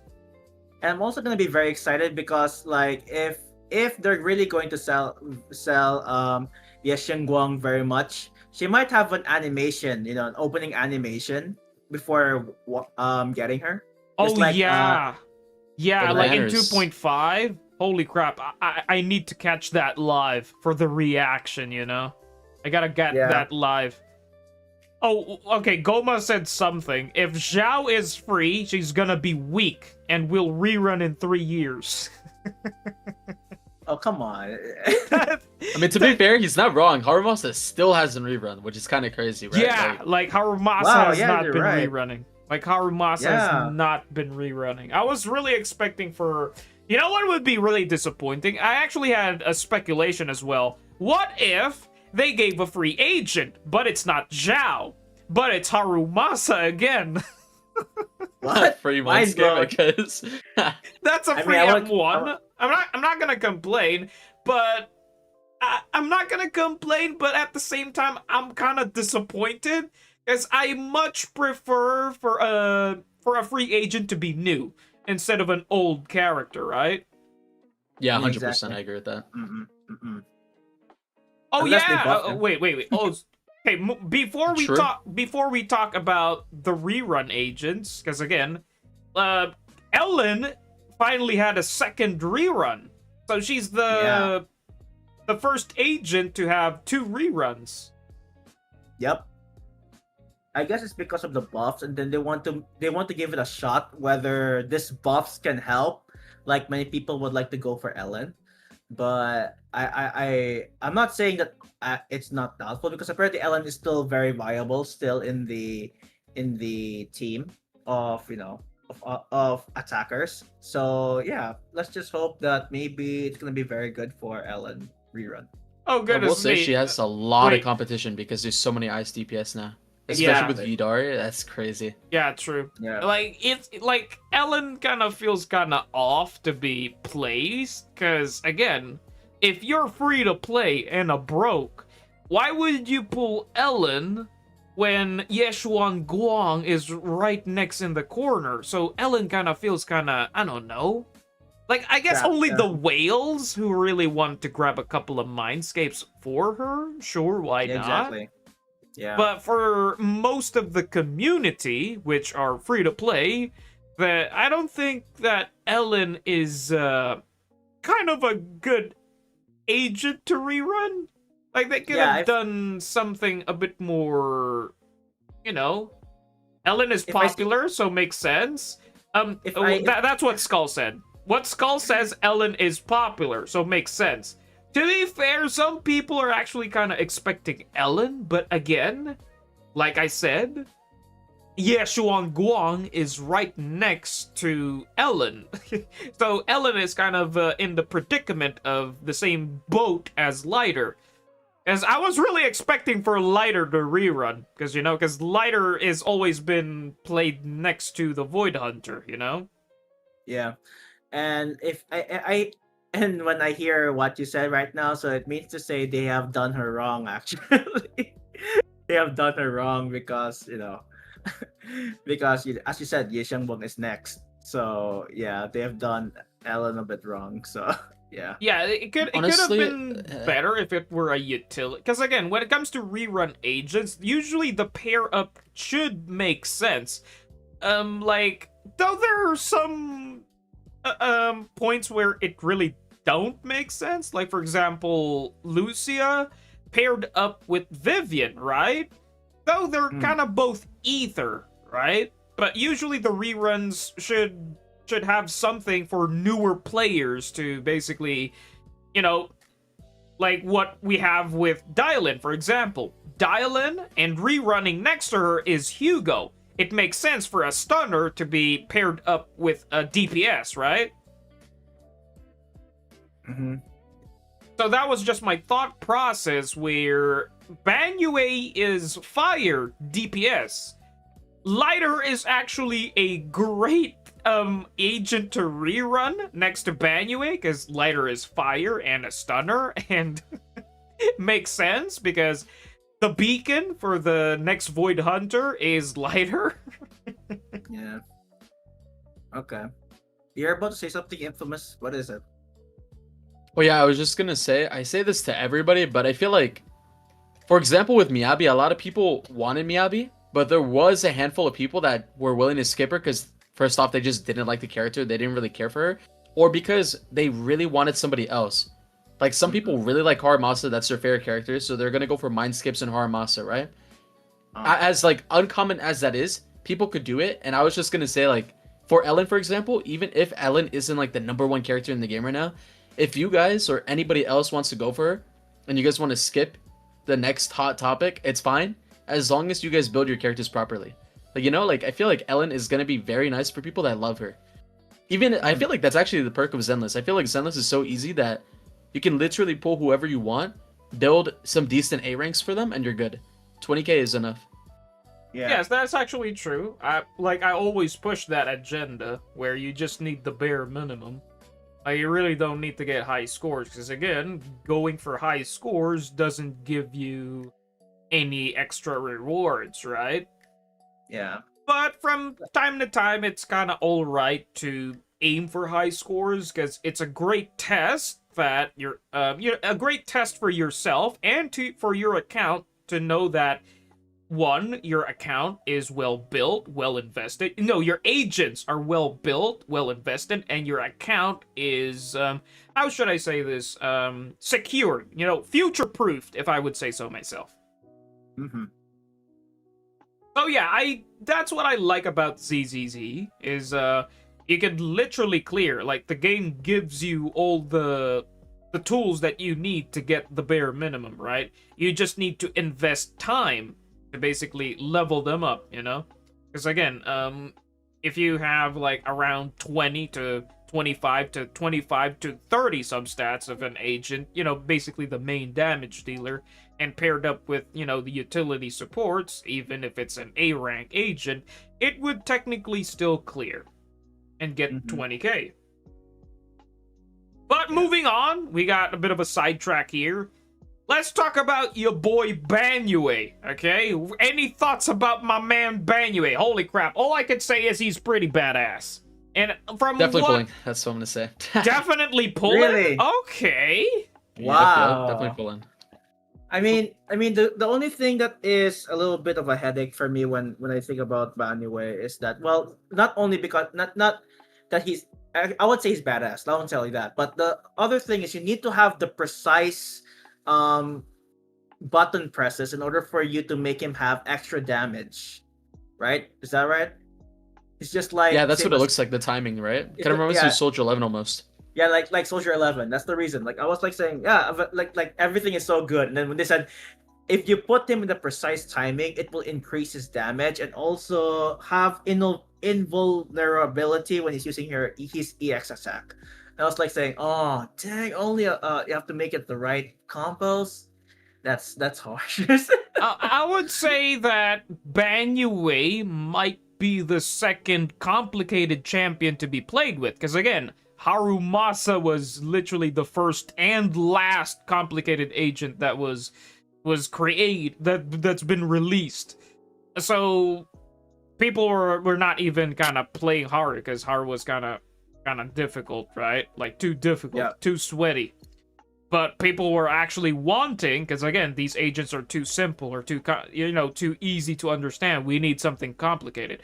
Though some people like me do enjoy playing Harumasa, which is a complicated agent, and I do kind of feel sad, kind of hype and sad at the same time, because again, I can't keep pulling agent after agent. I do not want to go broke on the polychrome department, because basically the free-to-play savings and stuff like that needs to be saved up for patch 2.5 hype and all that.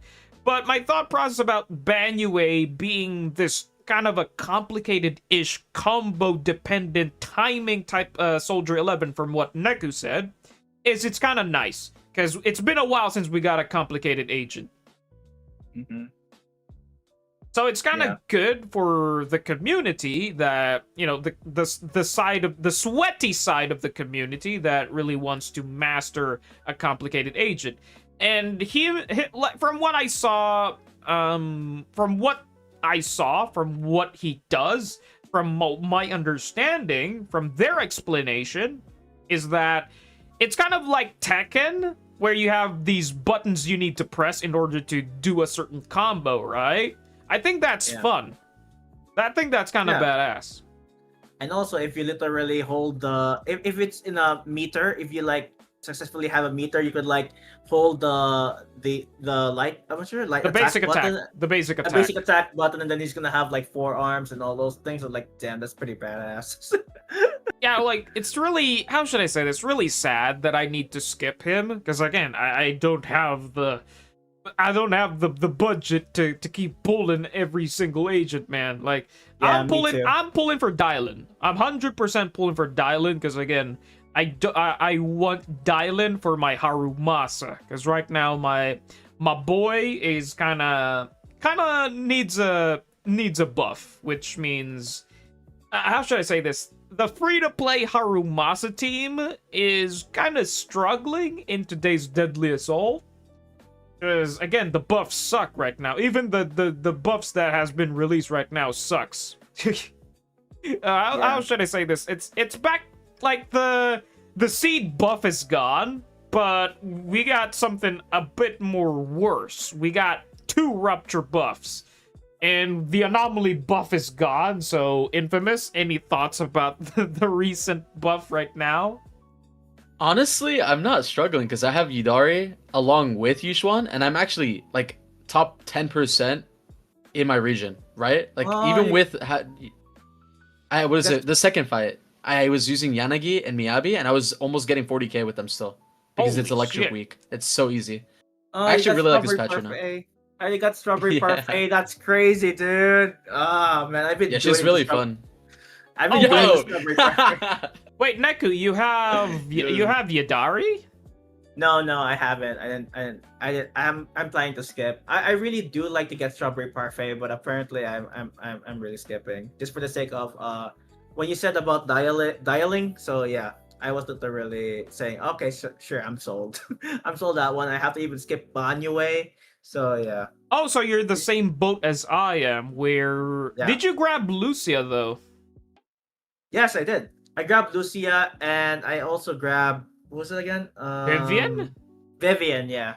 But Holy I didn't crap, grab bro. their. I didn't grab their W engines. Just them as characters. It works. Like, I didn't grab Lucia's Wenjin as well, because again, I was kind of, I don't know, did a theory that some people are saying that you really need her Wenjin, right? But I've kind of proven that you really don't. She's fine without her Wenjin. Which, how should I say that? It's just one of those conversations where the agent is fine without her Wenjin. Same case with the Adari. The issue is the numbers. It's the graph numbers about the guides. You know, if you don't know, I Am Ravenous' guide. Even Muzzy is telling that. Well, not Muzzy. Muzzy actually explained something that you can play her as free to play, but you know, in numbers general, you know, in I Am Ravenous' guide say that you really need to grab the Wenjin, which is because again, it unlocks her. You know, the Ether Veil thingy extends it a bit more longer. I think that's what the. I think that's the value that the Wenjin gives. It's kind of insane. It's very insane. It's basically how should I say this? It's like a trigger case where, like 20% of her core skill is tied to the Wenjin. You know. Yeah. Which kind of sad. Which I kind of hate as well when it comes to ZZZ's Wenjin's description choices. Mm-hmm. This is why I'm kind of disappointed as well with Yadari, you know? Not that she's bad, but she's so good. I'm disappointed because I'm skipping her. What I found out from testing Yadari from Vortex's account is Yadari does not need her Wenjin. It's just so good, man. It's just so good. Like, you could play Yadari with Monato's Wenjin. Like, that's enough, bro. Like, she would still do tons of damage, even without her Wenjin. Yeah. That's how really good she is. I also want to say this to the free-to-play low spenders also here, saying that characters are more rewarding rather than W engines. So if you want to choose between characters or W engines, it's the characters because they're more rewarding than the W engines. When the rerun arrives, and that's a time maybe you could consider the W engines.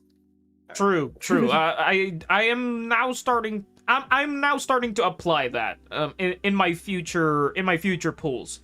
The only time that I went super crazy, grabbing the agent and the Wenjin is in the Obo Squad patch, because ain't no way that, my favorite patch, my favorite squad is gonna be Wenjinless. So I just went crazy.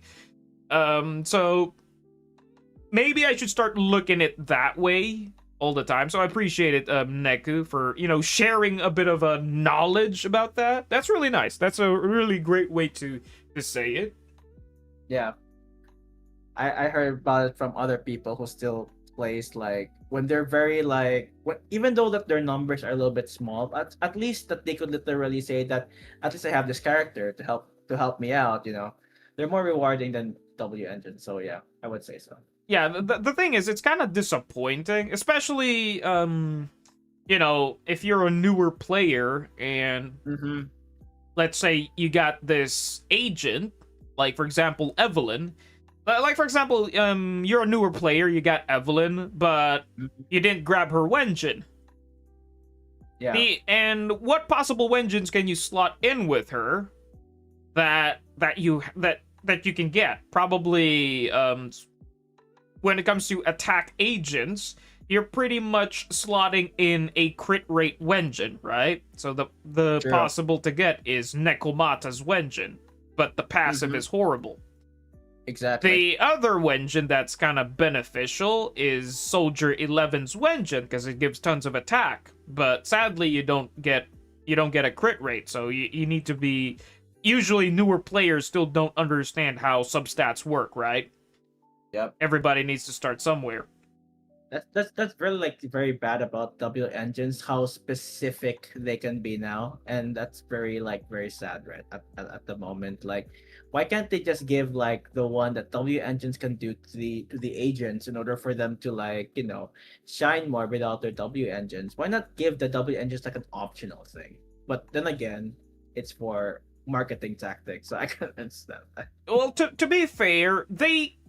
Like, sometimes the devs would do something scummy, right? Where the Wenjin is kind of a must grab. Because again, if Miyabi's Wenjin, for example, it's a must grab.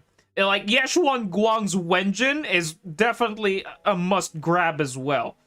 Yeah. Because again, most of her... Like, same case with Trigger. Because again, 20 to 40% of... The agent's skill is tied to the Wenjin, which is kind of sad. But I kind of... How should I say this? I'm starting to see the other Wenjins right now is you really don't need to grab their Wenjin. Because, again, if you're grabbing Banyue, you can go for Manato's Wenjin. Because it kind of makes sense, right? Fire Rupture. So it's kind of beneficial for Banyue. And Yadari, as well, I noticed that you really don't need her Wenjin. She's fine without her Wenjin. And then not just Banyue, but Dylan as well. Dylan does not need her Wenjin. She's not a trigger case, because again, the way you build Dylan is how you build Trigger. Trigger needs 90% crit rate. Right? Meanwhile, your girl needs 100% crit rate. You got that is only achievable if you have the Wenjin. But from my understanding, she can be played without her Wenjin. You could just aim for a higher crit rate. Just get close as high as you can to 100%. But that is really impossible. Maybe you could just get like around 60 to 70% crit rate. That's achievable. Without a crit rate Wenjin. That's achievable. I forgot to say that since you got Yadari, like, did you get also her W and her Wenjin as well? Who, Yadari? Yeah, I was gonna say something about the W engine in general, but for Yadari, yes, I went for both. I go for every single character's W engine as well as them. Or try to, ideally. Oh. Also, when it comes to Lucia, I just want to quickly say something. when it comes to the W engines, I did my own guide on it, and I was looking at Revenus's numbers as reference to see what actually compares. With his comparisons, he was doing it with Yishuan because Idari wasn't even in the game yet. And the second best option is limited to a BP, a battle pass. And it only benefits Yishuan because, well, she's Ether, right? And the BP option gives you a counter attribute, which is Ether. So when it comes to Idari, she doesn't even benefit from that. And then the only other like W engines that are decent on her are Kaboom the Cannon and Weeping Cradle. And if you're going R1 on Weeping, which is a S rank, or R5, the best you're gonna lose is 15%. Like, you're still losing 15% overall value in your DPS if you do not go for a signature. I feel like that in and of itself is kind of sad. I feel like they should give more, like, event W engines that can contribute to helping those players that need, you know, W engines. Yeah, true. Because even with the completely free-to-play options, like, I don't think Weeping Cradle and Kaboom the Cannon are going to cut it. They don't provide anything other than passive, you know? So, in my opinion, I actually am one of the people that think that she does need it. Because if you're losing 15%, you know, I feel like at that point, you need the W engine. I mean, technically you don't because you can still clear. But if you want the most value, which I feel like if you're going for her, that's what you expect, right? Then her W engine almost feels mandatory. That's kind of sad. Yeah. Goodness me, man. Okay, hold on a moment. Like, people in the chat are going crazy right now. Yes, I saw Sino, guys. Calm down. Your boy Infamous is in yap mode phase, so I really didn't want to stop his drive. So... Oh, my bad. I was like, oh shit, I see Sino. But I can't really stop your boy from yapping. I know I see Sino, guys, so calm down. I know it. And then I saw Knight just redeem the ping. Like calling me to like read the chat or something. And Akon, appreciate the big 20, my guy. Goodness me, man. I just, yo, Sino, what's up, man? I'm sorry if I wasn't replying to you or giving you a shout out earlier because your boy was locked into the Yap Fest. I didn't want to distract. I didn't want to stop him. Hey, Sino, what's up?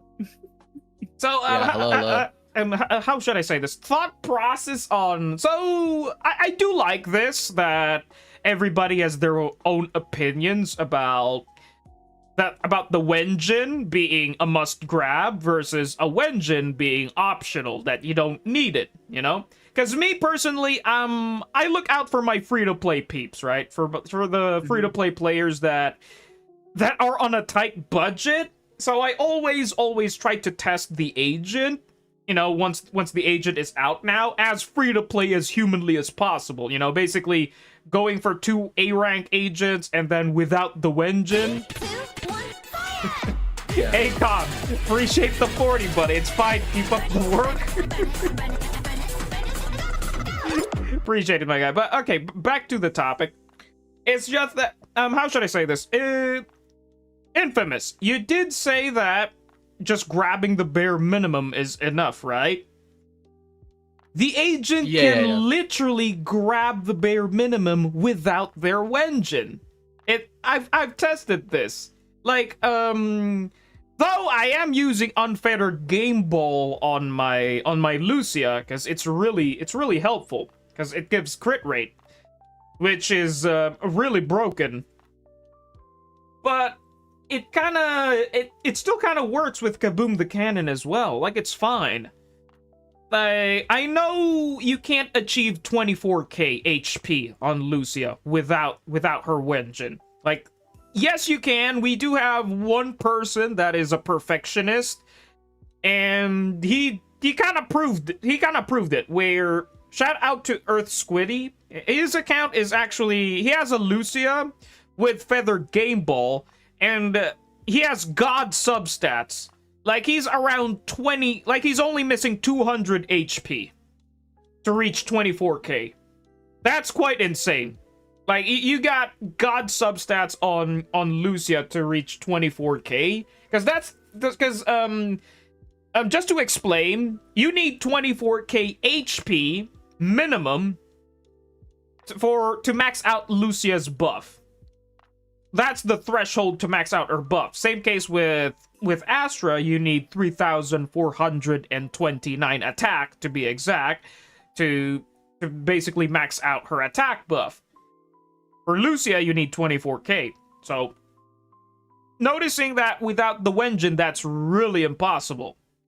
So you just gotta aim higher. So you're just gonna miss out like probably 15%, 20% plus without the Wenjin. But I think it's fine because in my understanding from what Neku said earlier is that grabbing the agent is more valuable than grabbing the Wenjin, which I kind of agree. Because with Lucia, I know this is just just to explain it, that with Lucia M0 alone, her value at M0 without the Wenjin is already insane. Like, she's buffing so much sheer force.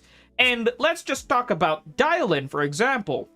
Dylan, in the other hand, at M0 already offers so much. Therefore, you really don't need to grab her Wenjin.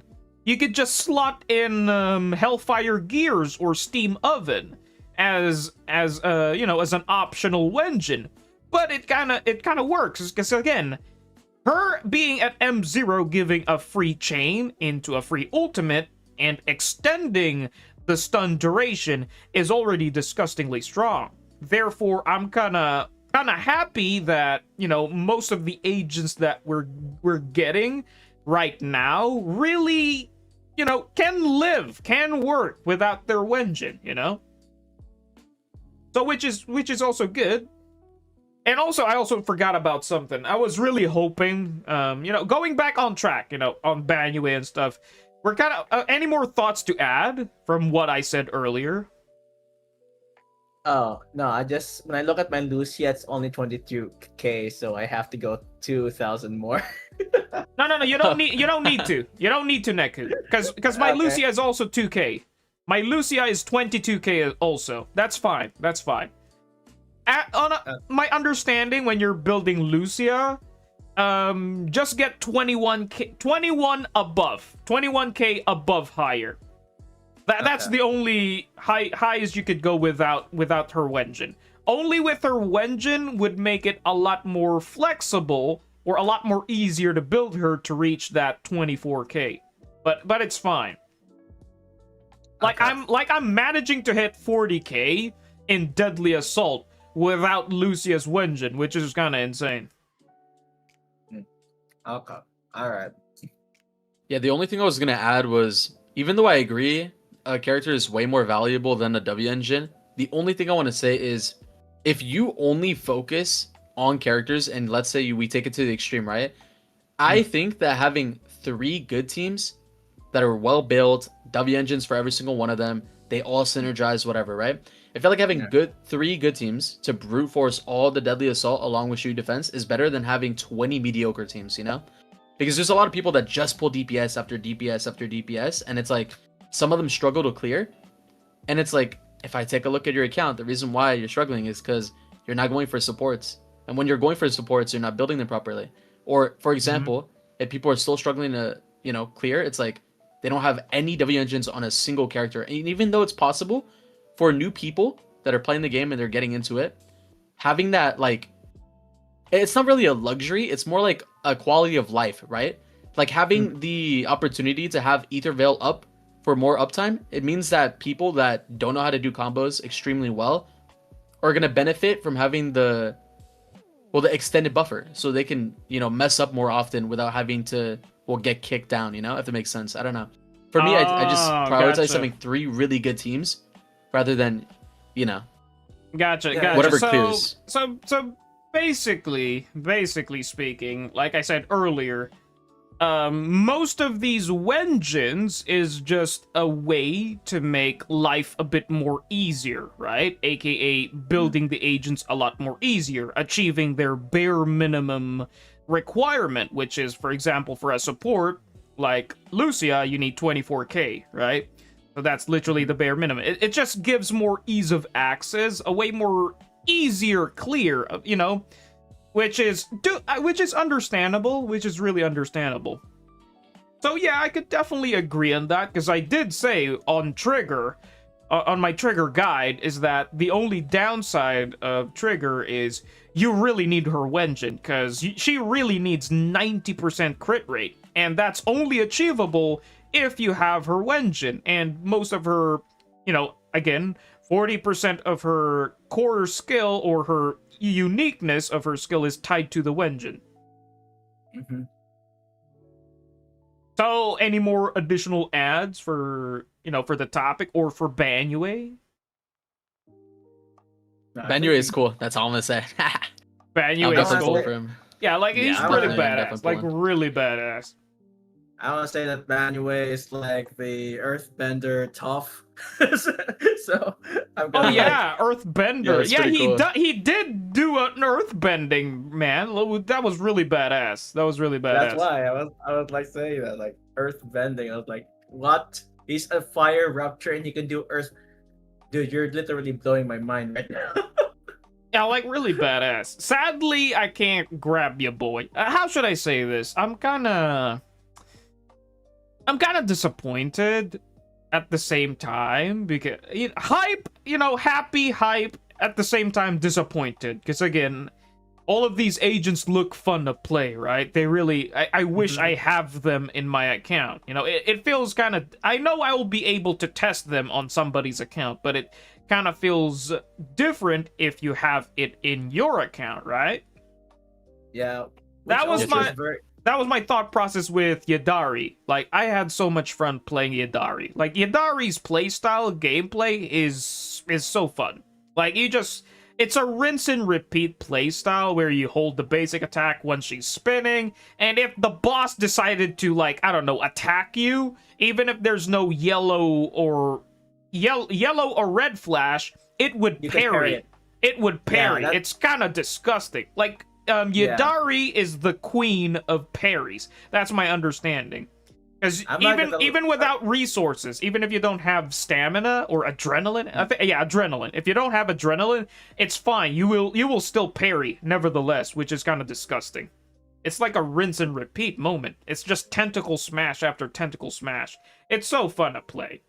Like, I'm not gonna lie, I wasn't tempted, but I was wanting to pull right now, but I can't.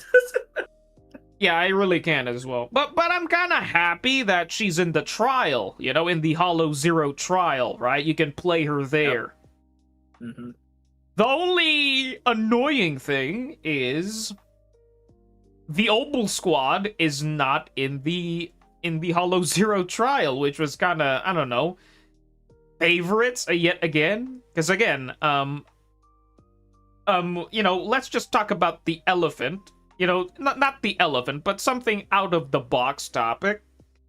I did talk about this on a previous stream where if the devs decided to do a Bang Boo English interview, which they did, and if they gave Banyue and Dylan basically hollow gears, then that means they have fucking favorites. And you know what happened? You know what fucking happened? That fucking happened, bro. Yeah, I was about to actually begin with that. Like, what the heck, man? Like, are you kidding me? So, Seed and Orphe didn't get any hollow gears. Meanwhile, them, Dylan and Banyue got it? Like, bruh. I think I know why. Like, Dylan's a judge for a brand new faction, and then we have Banyue, and he's part of one of the most popular factions in the game, right? Like, I think everybody that works at the temple is super popular for the player base. That's still kind of crazy. Definitely favorites, but yeah, I mean... You know what's crazy? You know what's crazy? What? Seed and Orphe are literally... They live in Scott Outpost. They are literally the soldiers in Hollow Zero, in the Scott Outpost, and they're the ones who don't have the gear. Excuse me? That is kind of crazy, yeah. So we just kind of, I don't know, like, yeah, like they have favorites, man. I'm kind of sad, but it is what it is, man. At least I could say that for people that were kind of hype or how should I say this, newer players that saw Orphe and Seed and are kind of hype, and you know they really want to play them, but they can't. Because again, you really can't play them in the trial version in Hollow Zero. Yeah, you can't. I tried to look at it. Yeah, the only thing I see is just Jane, what is Fufu, Yadari. Yeah, I don't see Seed anywhere here. Basically, people with gears. You know, basically with, you know, again, Yadari is also in the trial. Lucia is also in the trial. Basically, every agent that will have hollow gears will be playable in the Hollow Zero, in the trial. So technically, newer players can test them out. Oh, are the hollow gears like potential divergence? No. The hollow gears are from, you know, the weapon thingies to basically unlock new abilities. Right. Okay. That's what I mean. So, yeah, at least some people would be able to test Dial-In. If they don't pull for Dial-In, they get to test it in the trial in the Hollow Zero. I guess that's fun, I guess. And also, I'm kind of happy that Banyue would be playable in trial, which is kind of nice. Yeah. Oh yeah. Oh wait, never mind. We're still not in the events yet, so keep going. Oh yeah, no, we're kind of done with Banyue right now, so we kind of went off topic again. So, what's the next part of Banyue where we're talking about? Oh yeah, the gameplay. I actually want to talk about this.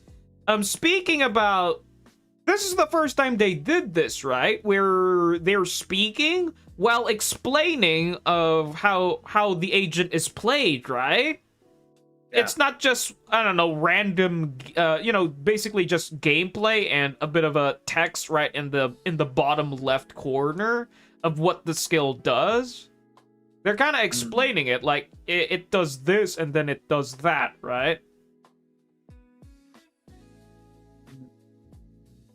Was this a first, or was I blind? I feel like I'm not sure, but I feel like before when Yanagi was showed up, I feel like she's also been showed like that. Like they showed her 2 stages, and like they also direct her what she also has to do with other agents. So yeah. Okay, so I don't know. I was just literally blind. I don't know, because I'm still in the. I don't know, in the phase of they have favorites. The devs have favorites. Like I'm still in the phase of that. Well, to be fair, the devs do listen, but in my opinion, the devs have favorites. Yeah, I would say so. I mean, to be honest, the optimizations, they didn't even put everything that I wrote there. So, I would say. Yeah, I was hoping about loadouts. You know, the previous podcast that we talked about. Like, wish they would add loadouts. Oh yeah, by the way, I would want to add more. You know, to the, instead of just, you know, to add them loadouts, the list actually growed. I want a buff indicator. That I forgot to mention. A buff indicator would be really nice. Oh yeah, for drive discs. I think you said that, right? Yeah, did I say that already? Actually, maybe not, but you've said that multiple times on stream. I know that. Like, oh yeah, I've said it multiple times on stream, but not on podcast. Not on podcast. Basically, a buff indicator where you would know that King of the Summit is up. Or the two-piece Hormone Punk is up, you know? So it would be nice to see it, that when will it expire and stuff like that. Because it's kind of nice when, you know, when I'm trying to combo with Ishuin, right? And then I see Yadari's buff is up. You would definitely see it below her HP bar. And also I could keep track of Pan's buff and all that stuff, right? It's really nice to see. So if you really want to start min-maxing all of those buffs, it's nice. So you would really be more comfortable to just press the ultimate. Because sometimes I'm spectacled to use the ultimate if I don't see all the buffs active, right? So yeah, a buff indicator. That would be nice.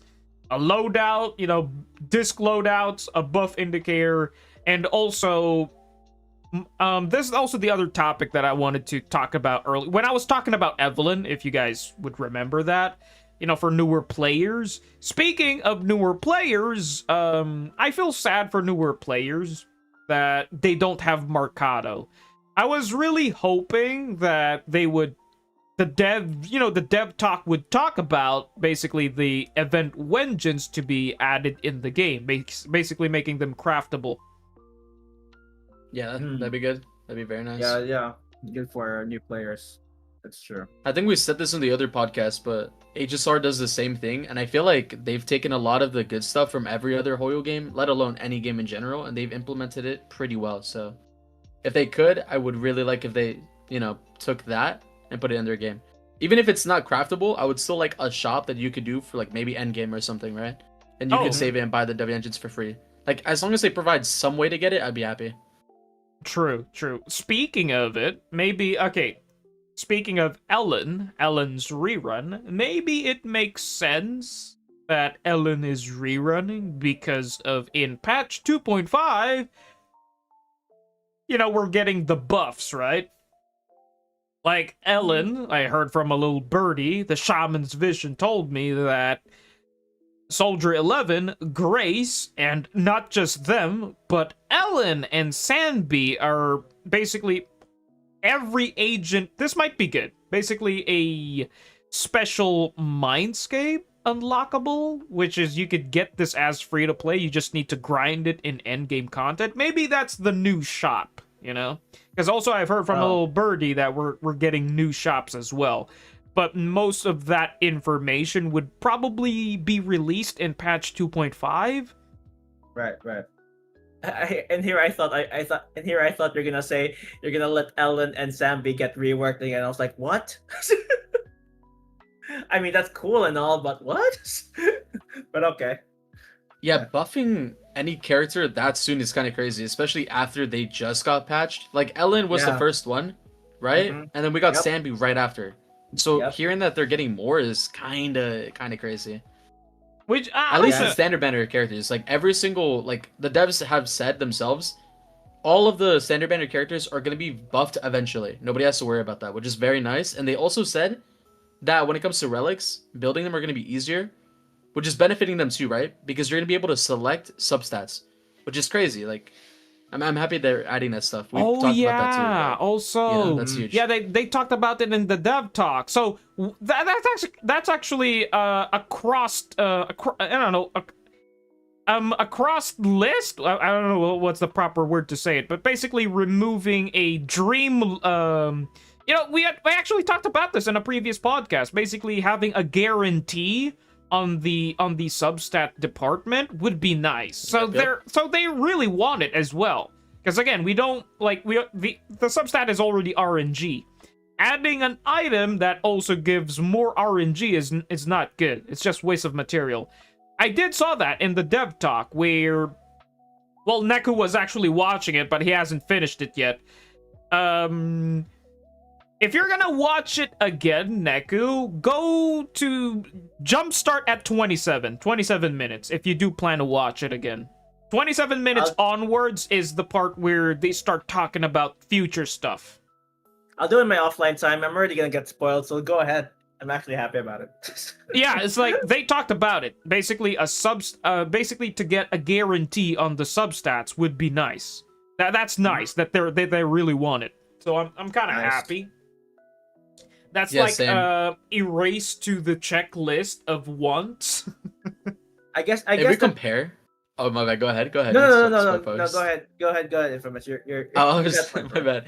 I was just gonna say, I think in comparison, 2.4 is definitely a filler patch, and I think that's good. I don't think that's a problem at all. I think it's nice because besides Dylan, it seems like you guys are skipping Banyue, so you guys can prepare for 2.5, and I'm gonna be doing the same because I'm skipping Dylan going for Banyue because 2.5 has so much to offer, Even if I look at it objectively and I say, let's say I'm not going for anybody 2.5, I have so much content, and I think you guys have too, right? Because it's like story, characters are getting buffed, new characters are being released, multiplayer is coming out, the new quality of life updates with the drive discs, everything is so good. 2.5. I think 2.4 is low-key a filler patch in comparison. To be fair, I'm not complaining as well. Because if it's gonna be, because usually in the live stream, right? It's like what I notice is that the story for Dylan and Banyue is just, I don't know, an introduction for Yeshuan Guang, right? It's basically just an introduction. The way this thing actually also happened in patch 2.3 on the story, right? Like, yes, Lucia and Yudari was basically the main topic of the story, but in my understanding, Zhao and Banyue got way more exposure, I would say so, in the story than Lucia. Like, I felt like Lucia was a side character there, you know? And I see Zhao and Banyue really glazed hard there. Like, the Krampus faction, and also Dylan as well, is kind of glazed hard. But to be fair, like, Lucia's story was there, and also Yadari's event story as well. I kind of like that. Where they did both agents have their own story, right? Which is kind of interesting. And to be honest with you, I think they did the same thing with Seed, right? In 2.2 patch, Seed kind of felt like a side character in the story. Yeah, because the main story was surrounded behind Orphe and Isolde, right? Yeah, Orphe and Isolde. Yeah. Orphe and Isolde was the main focus of the story was Orphe and Isolde. So Seed kind of felt like a side character. She only started to shine because of her story, right? Her main story, which is a deeper connection about the lore with Wise and Bell being in the same area where they were born, right? Or experimented or whatever. This is lore stuff. And also psychological as well, because apparently it has something to do with Seed Senior, and then like Seed doesn't want to like accept the fact that he's already gone.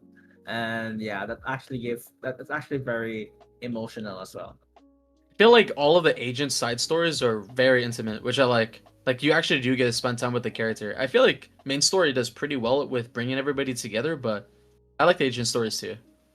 Yeah, it's really peak. And also guys, quick question: do you think the brother of Ye Shengguang is gonna die? Yes, he's gonna die. Yeah, I mean, he's gonna die. He's gonna receive the Pompeii treatment. Yeah, I thought his design was like cool, so I thought they were gonna keep him alive. But after we saw Isolde and we saw Pompeii, yeah, it's like, let's just wrap it up. At this point, having a cool design doesn't mean anything, you know? So I don't know. I don't know, because again, what I'm seeing right now is basically the Isolde treatment, where I thought Isolde was going to be playable, and then we saw her become the villain, and then, oh no, she died. I guess she got the Pompeii treatment. Yeah, that's what it seems like. She became the big booba lady, so yeah. I mean, in the trailer, we saw that the sister ended up getting a brand new form with the sword, right? So maybe she saves her brother? I don't know. Maybe. Oh, yeah. Going back to the theory that I talked about it earlier. Because, again, Yeshiwan, the brother,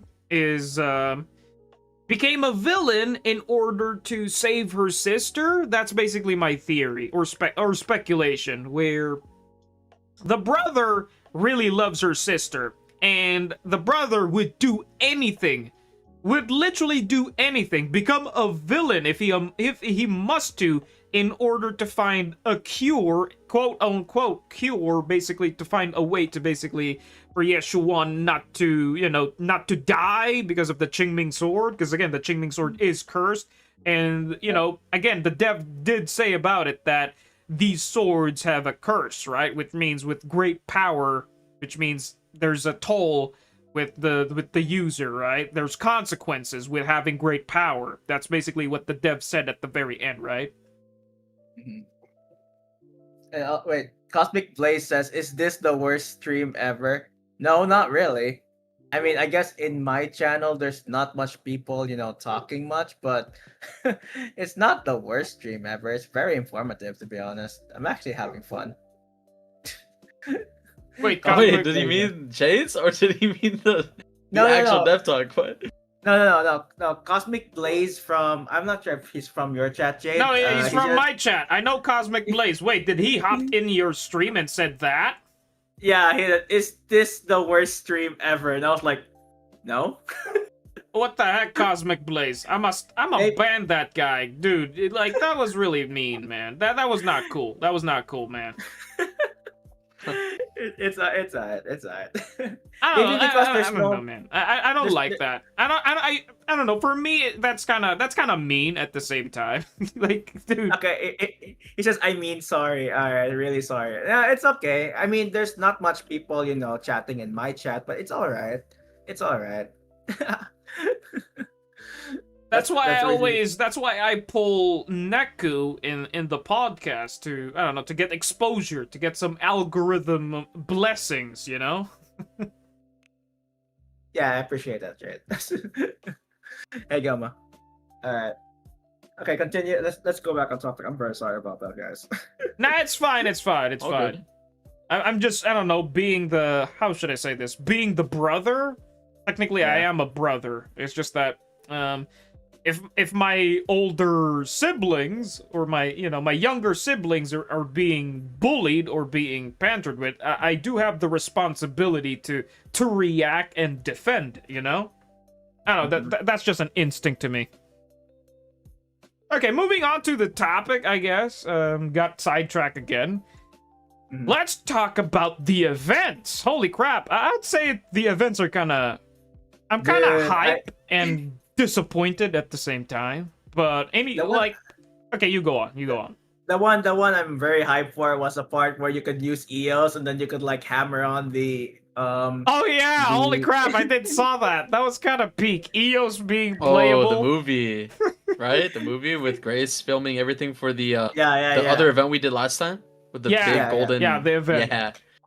Yeah, that seems pretty interesting. How should I say this? They did recycle some events, but they did some upgrades, so I guess it's fine. The same case with the photo event, right? They added themes. They added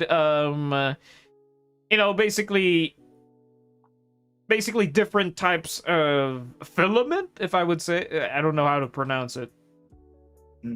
Filters, basically filters where you could add, some cinematics and stuff like that, which is really badass. So yeah, they're recycling but upgrading at the same time, which I'm kind of happy. Yeah. Jade, please don't ban me. Cosmic Blaze just yapped.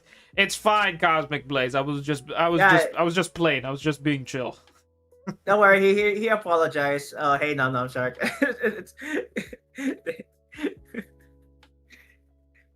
Yep, and also like you could also, I mean, what else are the other events there? I think the other one was the chess. Is that right? The chess game. Yeah, the thing Bang about Boo TFT. It's back, and they kind of upgraded as well. And also, there's actually maybe it's just. Oh, my bad. I keep getting bad timings. I was just gonna say maybe it's just me, but I look at like events like Polychrome. I'm not gonna lie. Like I enjoy them, but not to the same extent where it's like I actually look forward to them coming back. Like it's kind of cool to see the little tidbits for the story, but other than that, it's like I kind of just look at Polychrome. Yeah, like the same as well. I was just like looking at, okay, how much Polychrome we're getting here. I'm kind of disappointed that there's these, I don't know, short events, right? Short events that only give 300, which was kind of, I don't know, like the events right now in 2.3, basically all of the filler events, just basically something to do. Like, all they offer is 300 polychromes, right? Which is kind of disappointing.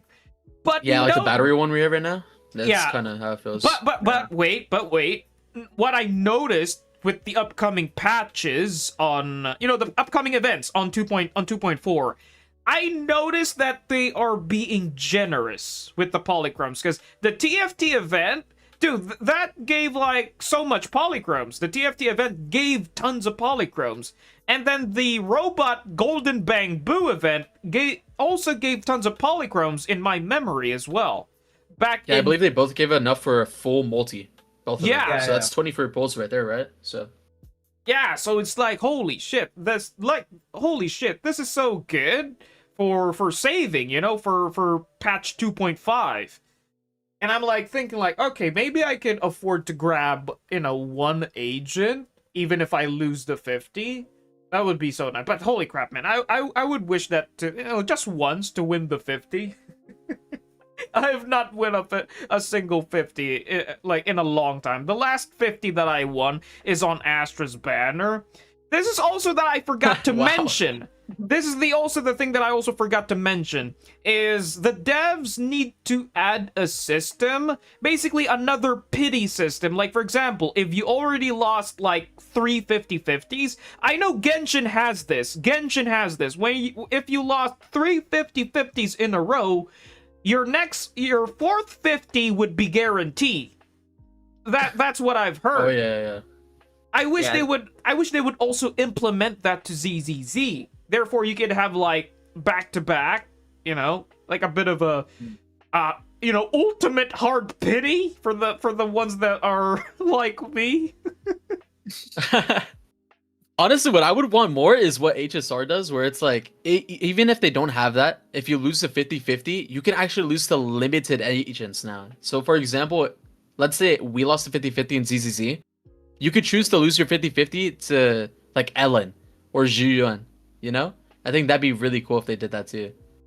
Oh, like, for the standard agents and also Yeah, for because the now other- you can lose to Blade, you can lose to Scylla and Fushuan, right? And then we have new characters we can buy for free that are also limited characters. I feel like if ZZZ has that, where we can get Jane Doe for free, that'd be crazy. Like, lost 50/50s. That'd be super cool. Wait, basically, if you lose the 50, you get a selector? Is that what you're telling me? You could choose who you lose your 50/50 to. So, for example, let's say I wanted to lose... shit! That's so Yeah, good! it's crazy. Like, but it's only limited to certain characters. So it's not like I can just, you know, lose the 50/50 to Miyabi or something crazy. It's like the first characters that came out, which is so crazy because I could lose the 50/50 to like Lighter or, you know, somebody else in the beginning pool, but just not the newer ones, you know, which makes sense. Holy crap! I feel like that's still kind of crazy though. I want that so bad. Dude, that would be also good, man. Imagine if the selector, I select Soldier 11 every time I lose the 50. Holy shit, man! I would be super hyped. That would be good. Well, it's man. still a selector between the 7, right? So you still lose your 50/50 to 7 characters, but that means that you could never lose to, like, let's say I never want to pull Grace again. You know, God forbid, but let's say I don't want to ever pull her again. I can get rid of her in the 50/50 pool and add in Zhu Yuan. Or if I don't want to lose to Lycon ever again, I can add in Ellen, you know? And then you can lose your 50/50 to the other 5 standards along with those 2. So now it's like you change your pity. It's super cool. I like that. It still has chance, so yeah, you still have a chance to get the one that you want or not. So Holy shit! To be fair, the devs are all talking about future stuff, right? They're talking about future stuff, about quality of life changes, but they have not been talking about the gacha system, right? Yeah. They're not talking about it if they want to change it or something. Or basically adding a standard agent, you know, increasing the standard pool as well. They have not been talking about it. I was about to take it a one step further about the gacha system, but never mind. I think I don't want to do. I will not do it anymore. I'm No, sorry. share it. Now I'm curious. It's gonna be the 75/25. I can feel it, right? No. Maybe not about the 75/25. It's about like, because apparently I also play another gacha game where they have this like featured character. There's like 2 ways of getting them: the 50/50 chance or the target chance. This target chance gives you like it will give you like 110 pulls, yeah, but it's guaranteed already.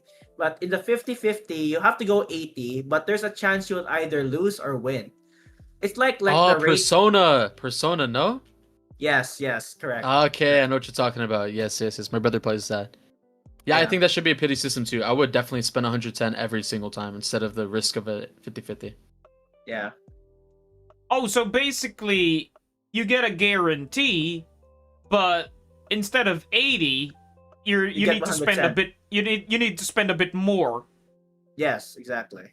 So if you're feeling a bit, feeling a bit lucky, or you want to go into danger zone, Gamba mentality. Nah, I'ma win it on 80, like something like that. Or you would play it safe, or you would play it safe. I just want my one. I'll invest 110 if it's guaranteed. Dude, that would be so good as well. I'm not gonna complain about that.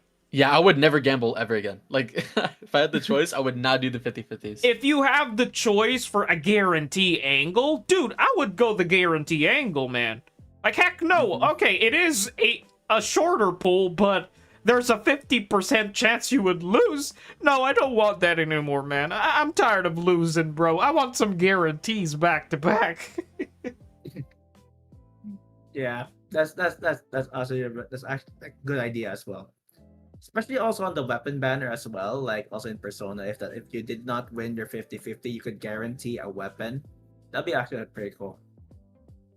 Holy crap, man. The devs need to start updating their gacha system, man. Like, we need an even update. though I would like that, but I just really like 2.5 so far. So, like, even if they said, screw you guys, we're just gonna keep everything exactly the same for the rest of the game, at least they are listening to, like, my major complaints, So, like, for me, I'm actually satisfied all the way now. Yeah, I actually have nothing else to me ask as for. well. Me as well, man. Like, most of the dev talk and the information that is spreading basically the shaman visions, the alien invasion information. Most of it, I'm pretty hype as well. I'm really looking forward to it.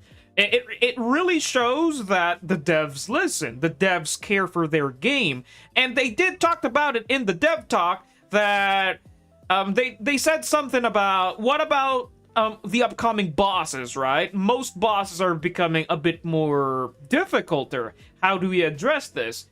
And then they did explain it that they're planning to work on something, right? And then they're talking about certain agents that are having, iframes. They did a great explanation where's this one boss phase, you could just fully ignore it thanks to the iframes. Like, for example, Miyabi, right? You could just hold the basic attack and you won't even... the boss is doing his thing? Okay, let me just do Miyabi's hold basic attack and do infinite iframes. So, my thought process about that is they may add more bosses the same playstyle as the Defiler, where there's stall phases. I do kind of like that. Therefore, it's kind of... How should I say this? You're interacting with the bosses with these stall phases, and... how should I say that? One, it's good. Okay, I know people say it's bad. It's really horrible, because it really, wastes time, It wastes time. I'm not gonna complain about that, because again, it's really nice. It's a good, really good, a good way to basically nerf the sweat players. Basically these sweat players that aim to get high scores. But with these stall phases, you're not damaging the boss. They're stalling for time, which means you need to interact with them.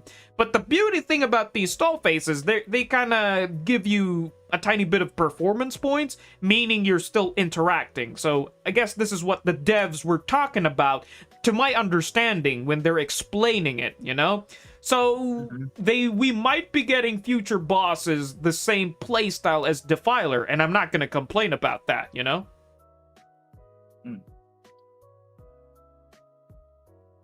I like the Fiend, I just don't like the Defiler.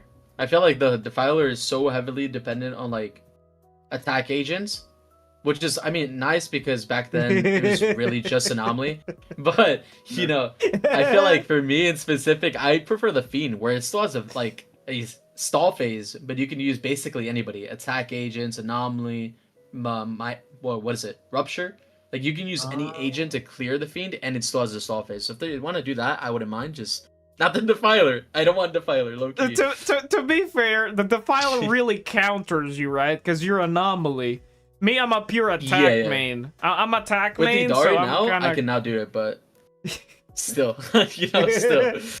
Me, I hate the Fiend. I hate that bitch, bro. Like, I don't have an anomaly agent to deal with the Fiend. So maybe you're enjoying the Fiend because it's kind of anomaly weak. And yes, that's technically true. Attack teams can still brute force the Fiend, right? And Rapture is no brainer. Again, Rapture teams are the answer for miasma. Even Goma says that Fiend is sucking the life out of me. I can't ask that thing. Oh yeah, like true. That's Like crazy. Goma has actually always been complaining about it. Also, how should I say this? We might be getting a new boss mechanic soon. We Of might course, be... we know that. We know. How should I say this? We're approaching season 3, right? Season 2 is the rise of miasma, right? Yeah. Season 3, there might be a new rise of a mechanic. You know, for example, a new boss mechanic instead of a miasma, something else, something that we don't know. If you don't have a shield, you die no matter what. That would be nice. That would be nice. That means it would be the shine of defense agents, like Ben that gives shield, like Seth that gives shield, That would be nice. That would make defense agents would start to shine, meaning like, Caesar that gives a broken shield, Yeah. I hope it's not gonna be like another form, like you go to this form, oh, we could beat this form, and then after that it's gonna go to the miasma form. It's like, oh no. Oh heck no. Like Yeah. basically a boss having multiple forms and then a miasma shield on top of that. Holy fuck, bro. Like imagine you're a newer player and you're up against this boss. Holy crap, bro. I would uninstall the game. I'm like, you're getting way too predatory, buddy. That is actually true. Like, how should I? I'm not gonna complain if we can get like a super shill boss that you can't really deal nothing but just, I don't know, cry.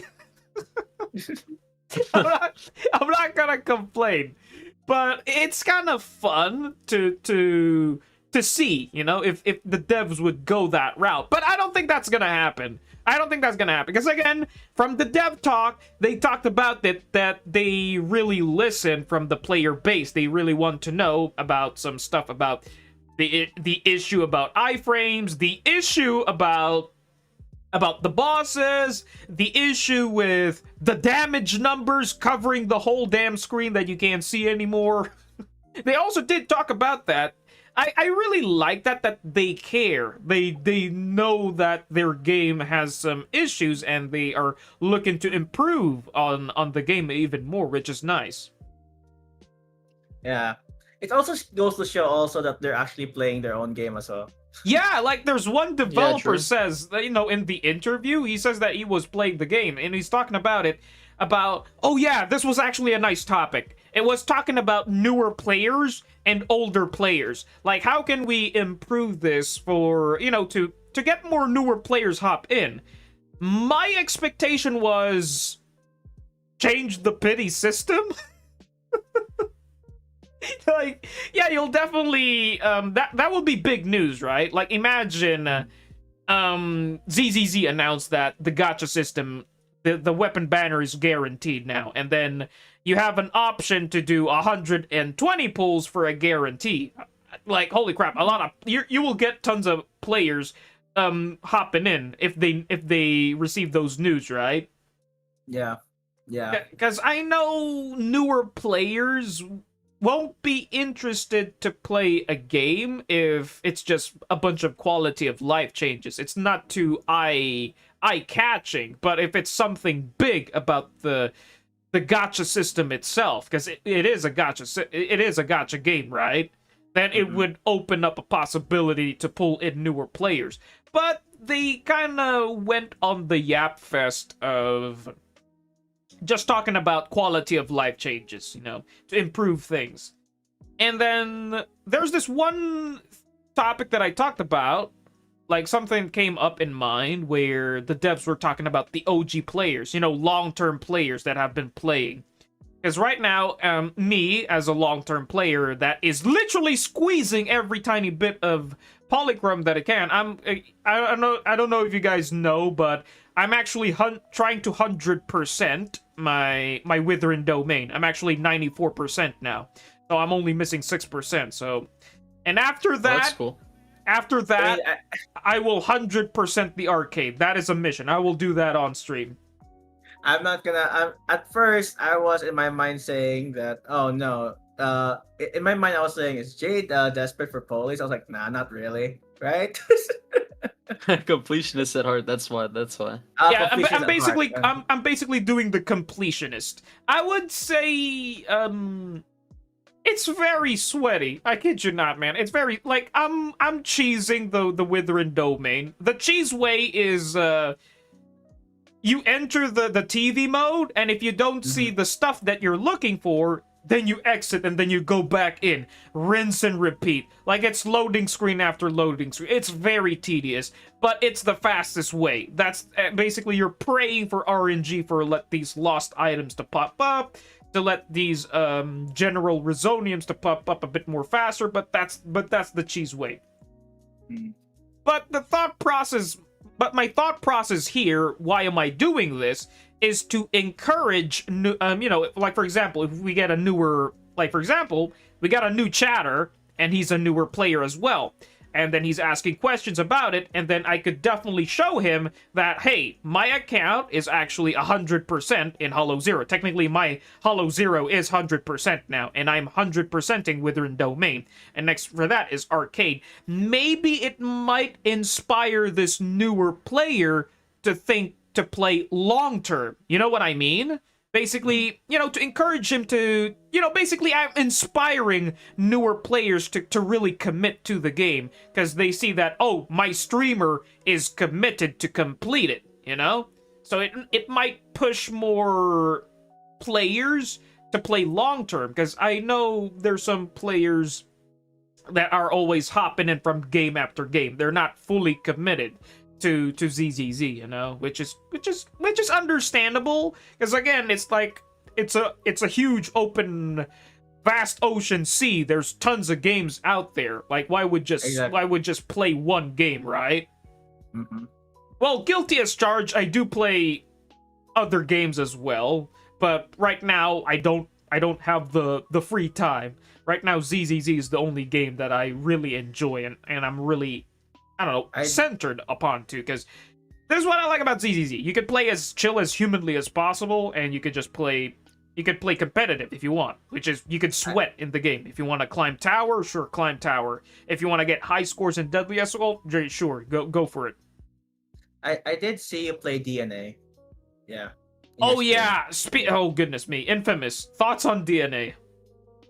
I have not played it, to be honest. I've been so busy doing like Petted Planet betas, and then I've been making content on CZN. Like I'm so busy, and now I have work, so it's like I can't play too many gachas that are out because I already have so much on my plate. You know, it's so much. How was Petted Planet, by the way? I enjoyed it very thoroughly. I think it's actually gonna be really good because it's basically a free Animal Crossing, and it has mechanics from other games similar to it. So I feel like since it's Hoyo, they're just gonna like outdo, you know, the game outright. I think Animal Crossing is pretty much dead now. Oh wait, in my opinion, I think it's that good. Wait, Knight said something. I'm editing for it though. What is your opinion of AFK thing on Subian Temple management? And then, oh yeah, the new, goodness me, man, how many quality of life changes is Subian Temple gonna get, bro?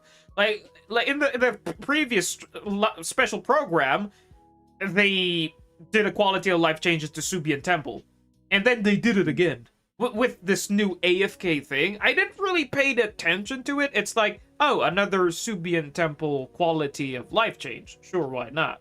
You know, I guess it just tells. I guess the devs are really telling you to really max Subian Temple, because Subian Temple is kind of another way for you to farm Denny's, right? For you to farm a bit of a, you know, a bit of a gold disc, a bit of, you know, basically to get more items to redeem, right? Yeah, but they don't have to they don't have to close the defense sword for it. Yeah, after I finished up the temple, I legit never touched it again. I got my polychrome, I'm done. Like, I just Yeah. don't like it. So having these quality of life updates might make me actually, start farming it. I don't know.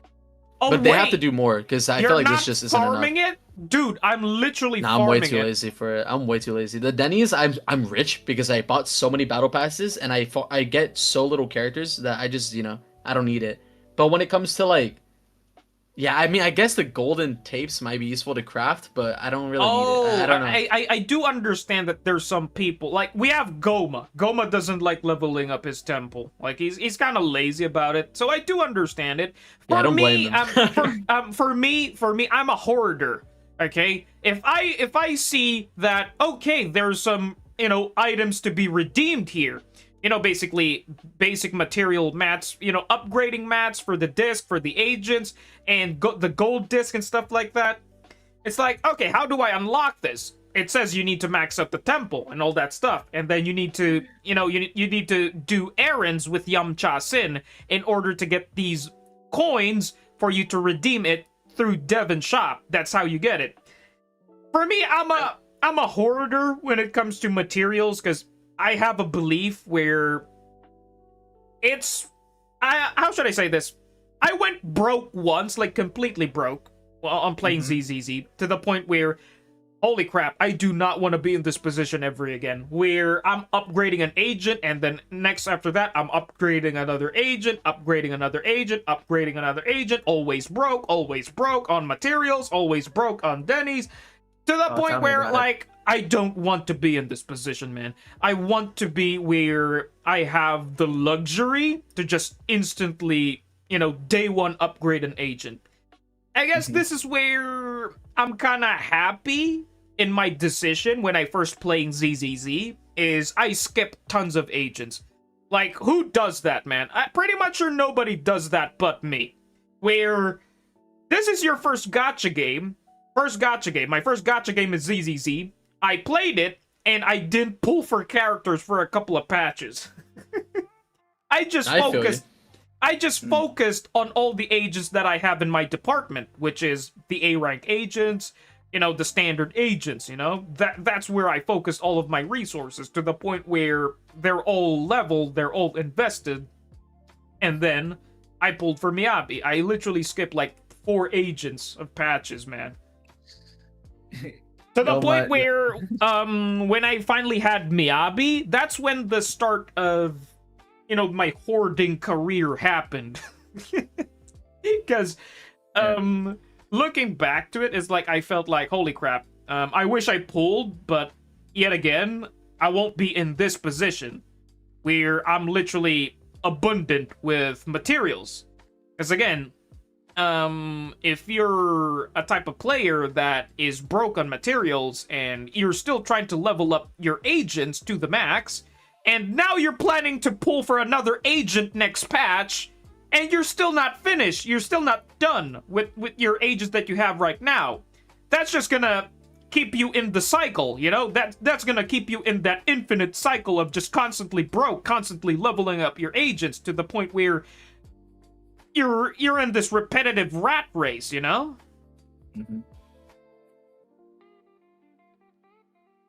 So yeah, it's just a bit of a yap fest about that.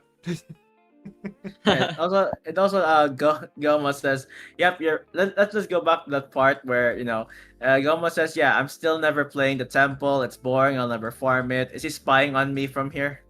Goma, you could go back to Jade's chat, buddy. It's fine. That's all right. So I do mute Goma here from time to time.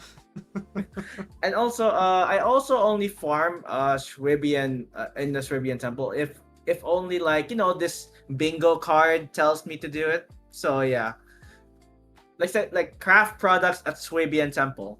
It says here in the bingo card. So I was like, okay, I have to do that. So the weeklies. Yeah, I still weeklies. skip it. I still skip it because it's like you get so many bingo cards for everything else that it's still enough to complete your weekly. I just really don't like the temple. It gives you 60 polychromes, bro. Yeah, but you still get the rest of it from the week. Like for example, you could still get the 1,300 I think you need for just using stamina and stuff. I So would for me, I just do say, that instead. how should I say this? I would say if the devs are planning to go long term, right? Going back to the topic, this is a topic about Subian Temple as well. I'm gonna I don't know, rotate this all together. We're gonna mix all of this. Talking about the dev, talk about newer players and then long-term players. Talking about the long-term player perspective is the devs need to start looking for more possibilities of weekly resets or polychrome farming possibilities. Because me as a player, like for example, I'm being a perfectionist, right? Going back to the topic, I'm literally completing the game 100%. End game mode 100%, where all of the side quests, and to the point where I'm achievement hunting. Holy crap, that's gonna be really sweaty. Like achievement hunting is gonna be the final boss for me. To the point where I'm just waiting for events, new content, and Deadly Assault and Shiyu defense resets. That is basically my main income source of free-to-play polychrome, right?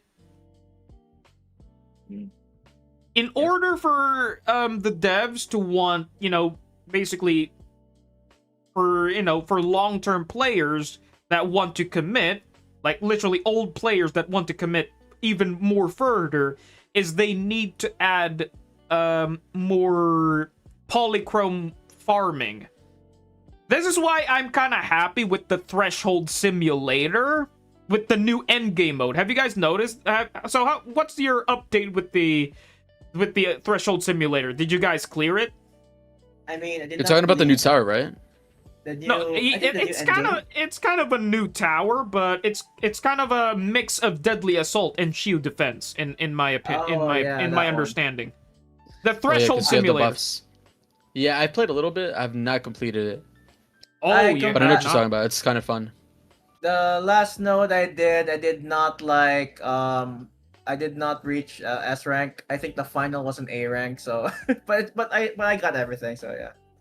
Oh, me, I fully completed it. It's really fun. It's a great test. Like, that new endgame mode is a great test for OG players like us, like me, where I have multiple agents, well built. Like, all of them are kind of built. Like, you need 4 to 5 teams in that new endgame mode, which is nice. Which, going back to the dev talk, that they did say that they didn't want older characters feeling left out. So that's why they created this new endgame mode. So therefore, you need to start juggling all of your agents. So therefore, you can start using all of your older agents to this new endgame mode, which I kind of like as well. Because again, they did talk about it that most of the older agents are becoming obsolete. Because again, because of these old newer bosses, newer things, they're kind of becoming unplayable. Like, you would rather prefer to play these newer agents compared to the old ones.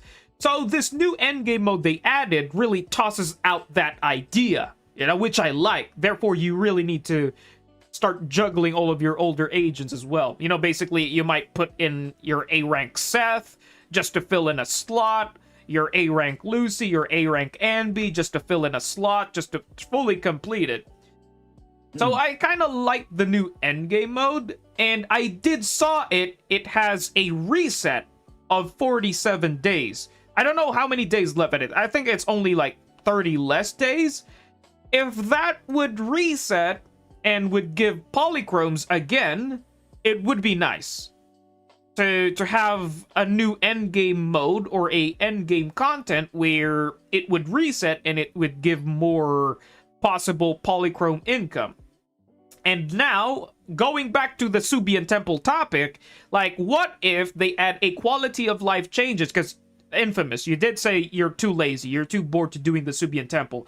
But, like, players like you, like Goma, like, that don't want to play the don't want to bother to do the Subian Temple, what if they added polychromes to the Subian Temple? that you really need to do the Subian Temple in order to redeem these polychromes, you know? Like you need to get it. Like you need to do certain quests in order to get the polychrome. But I wouldn't mind if it's going to be like a monthly reset. I'm not gonna complain.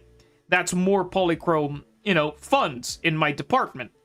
That would be nice to basically push players like you to start going to commit to the Subian Temple, which in my opinion would be good for long-term players as well, and for newer players as well to look into it, because I know there's some newer players that really do not bother to dibble dabble with the temple.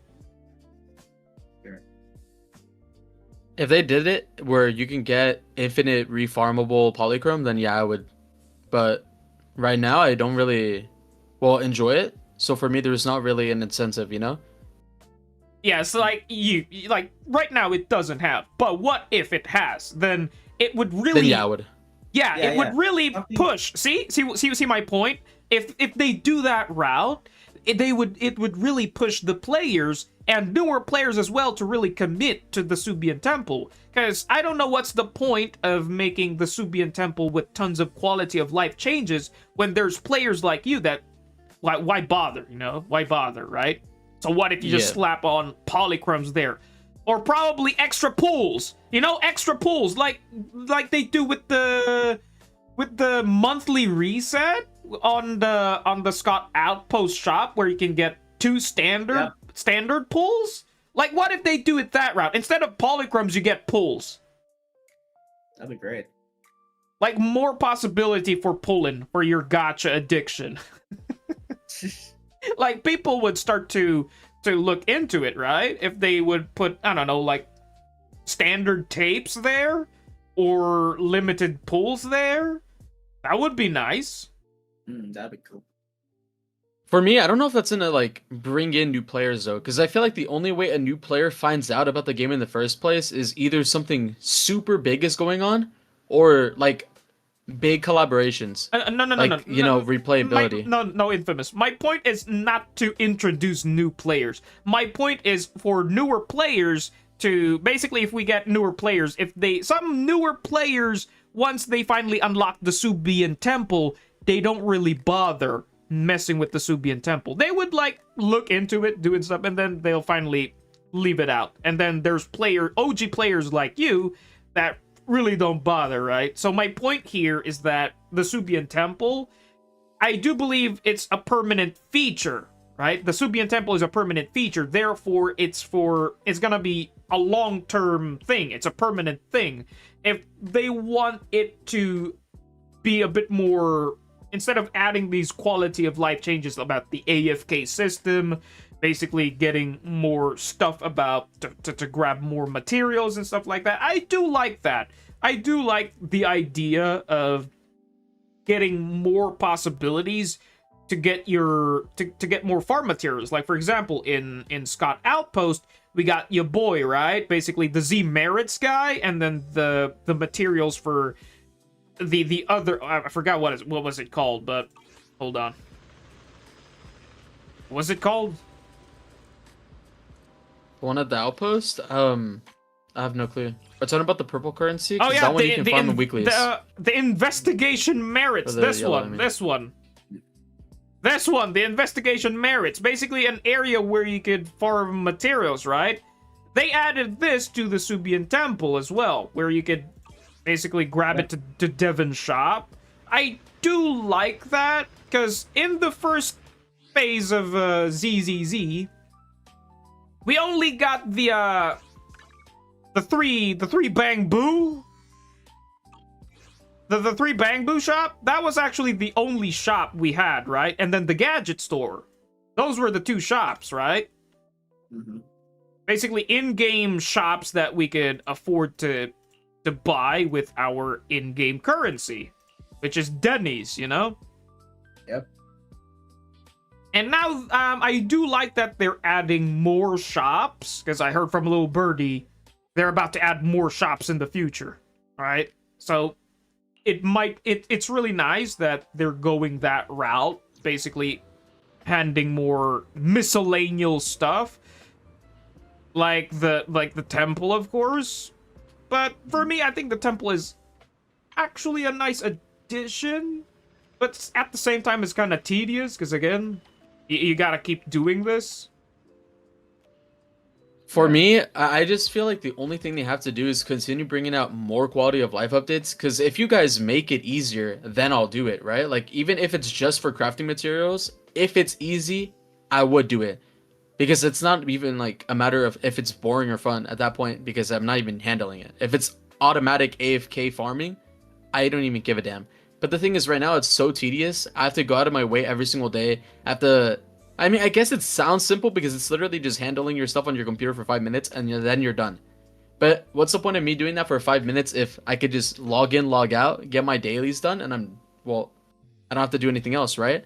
It's like you have to enjoy what you do if you actually are going to go out of your way to do it. Automatic farming just makes it so much easier that at least I don't have to complain about that, you know? I feel like, I don't know, I feel like just having things become easier is definitely a good way that they're handling it.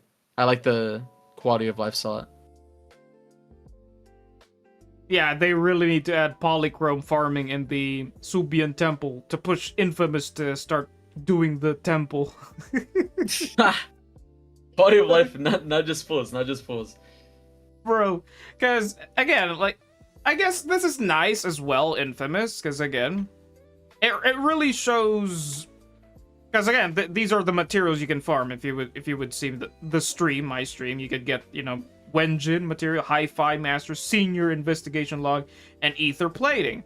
And then I guess they added this for a way to get more Denny farming, which is nice. Because also in the Z Merit shop, they also have this. So basically, it's just, you know, more possibilities to farm more Dennies. I guess it's kind of nice in a way. That's the only one I farm, because that one, all I have to do is sell stuff, right? So that's basically automatic. The golden ones are the ones that you have to, like, make specific stuff for the customers, and then you sell it to them, and then they give you the golden coins, remember? Yeah, so for me, it's like, that's why I don't like it. That one, it's like, that one's hella annoying. Well, in my opinion. How should I say this? For me, it's kind of easy, because I did commit it to this. Wait, hold on a moment. I did commit it to this. Where, hold on. Let me open my Subian temple, and I don't know, just to flex the craftable items. Yeah, most of them are at 30, 25, 21, 25, 27, 35, 29, 28, 31, 34, 33, 35. Like, yeah, they're like, yeah, I'm abundant with material. Again, I'm a hoarder, okay? I want to be abundant when in all of the material department. Like, you don't need to do the A ranks, just the S part. You don't need to do the... I just sell them all. That's what I ended up doing, and now I only have 3. It's bad. You only have 3 materials, so basically you're just repetitively, like, circulating crafting that the same stuff. ones. Exactly. I just sell the ones that has the word hot on it. So I was like, okay, that's one. Yeah. This one, like the hot stuff. Yeah. I don't even pay attention with this. I don't pay attention with this stuff, but it is kind of, you know, maybe I should start paying attention to this, because you do get more, you know, Cloud Crest, whatever is hot right now, and then you should be selling that. Because I'm selling the stuff which I'm abundant with. Like, if I'm noticing someone is really close to 40k, that's the item that I'm gonna sell. Like, the same case right over here. Like, I have 36, 36, 35. Okay, this one's 42. Okay, time to lessen the material, but I'm not gonna go under 30k, you know? That's how I manage the Subian temple. That's kind of smart. It's just really tedious. That's why I don't like doing it. That's my only reason. So if they make it more automatic and they make it easier, then maybe I'll start giving it a shot. But, you know, as of right now, I'll wait till 2.5. How should I say this? It's tedious at first. It's very tedious at first. Because, again, once you're finally doing... Did I went the right area? No. This is the good goods one. Yamcha Sin, once you finally in my position, Like, you're literally just gonna spam this, the submit button. You're just spamming this, man. And it's just easy 5k in a single day. Because, again, I'm pretty much abundant with everything.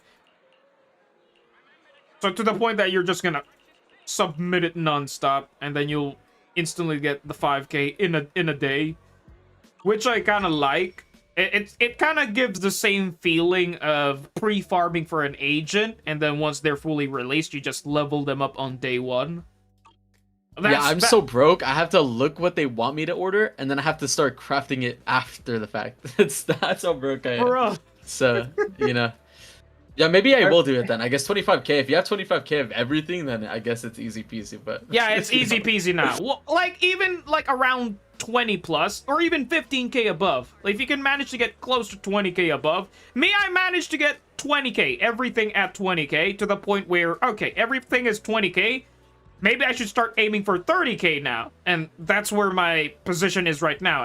All of the craftable materials are at 30k and hopping into 40k right now. So it's all about commitment, my guy. You gotta commit for it to. It's very tedious at first, but once you get the ball rolling, it's just no brainer. Let's come on now. Like look at the materials over here, man. Like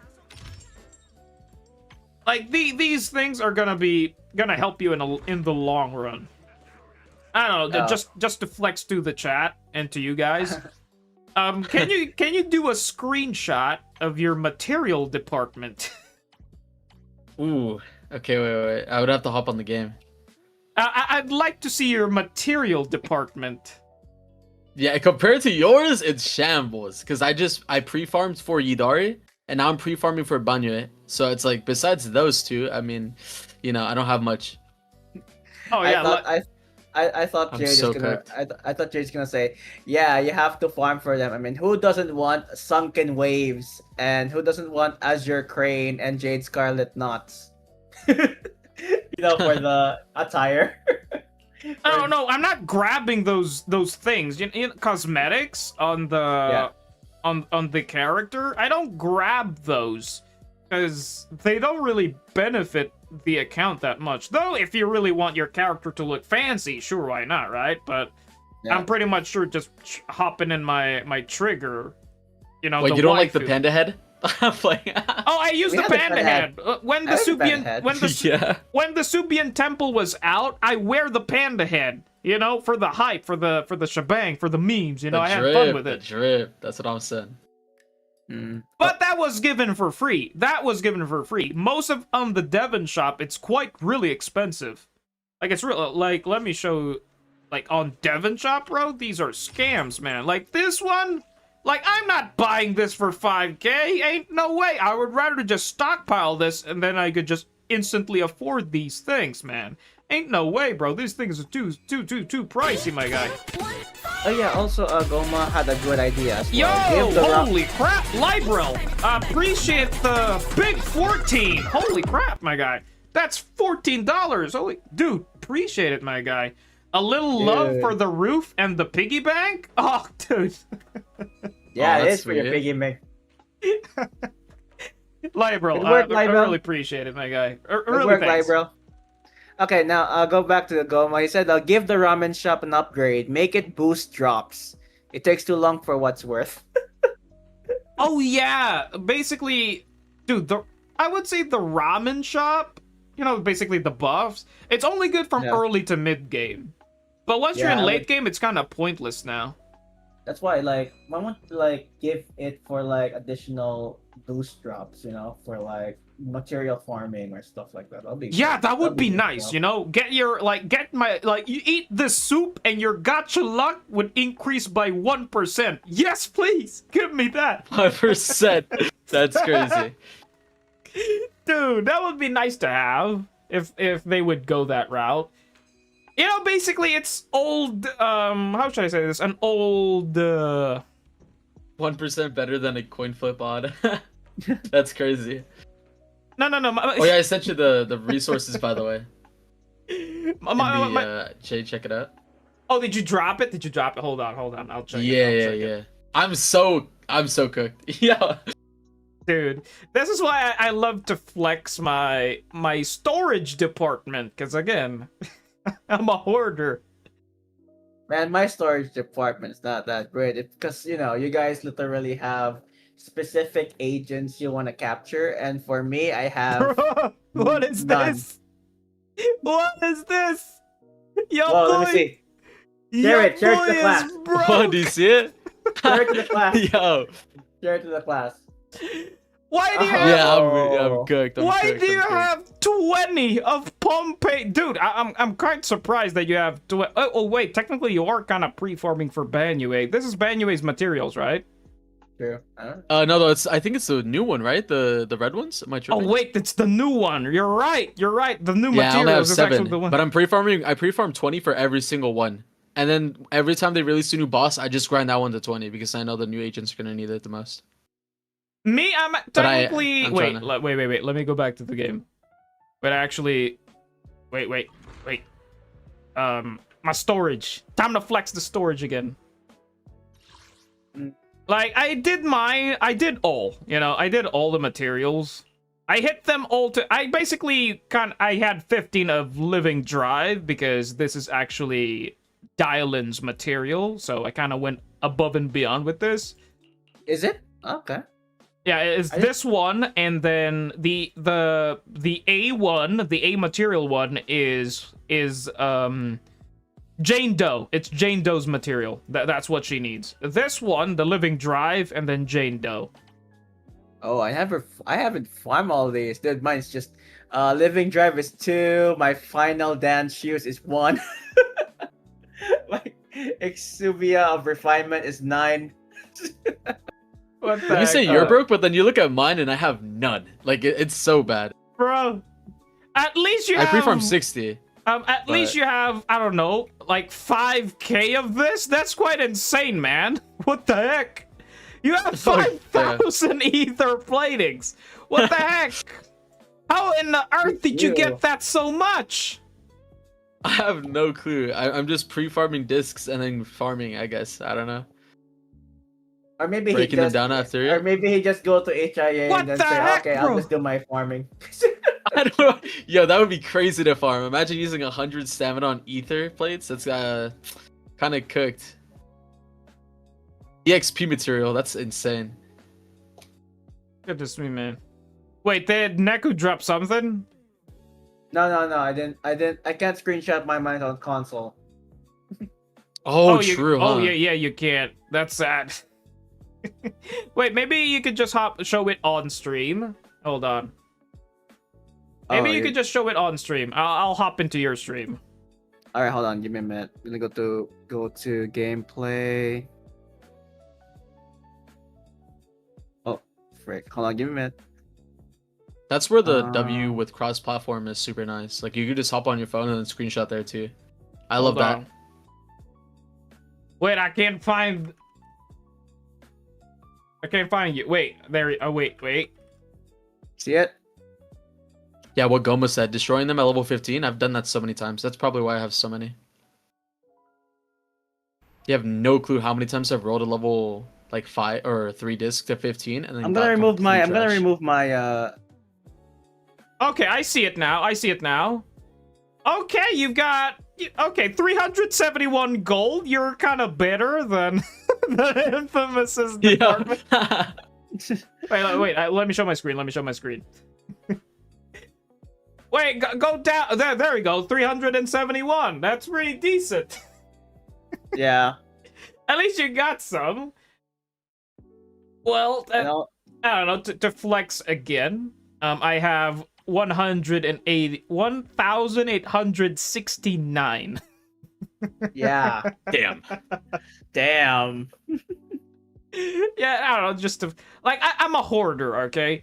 I have a belief that if I'm abundant with this material, if there's gonna be a new 4-piece set, I'm not gonna have any problems farming it. I would immediately just gamba it away and then I'll get it day one. It just feels good to I'll just farm it day one.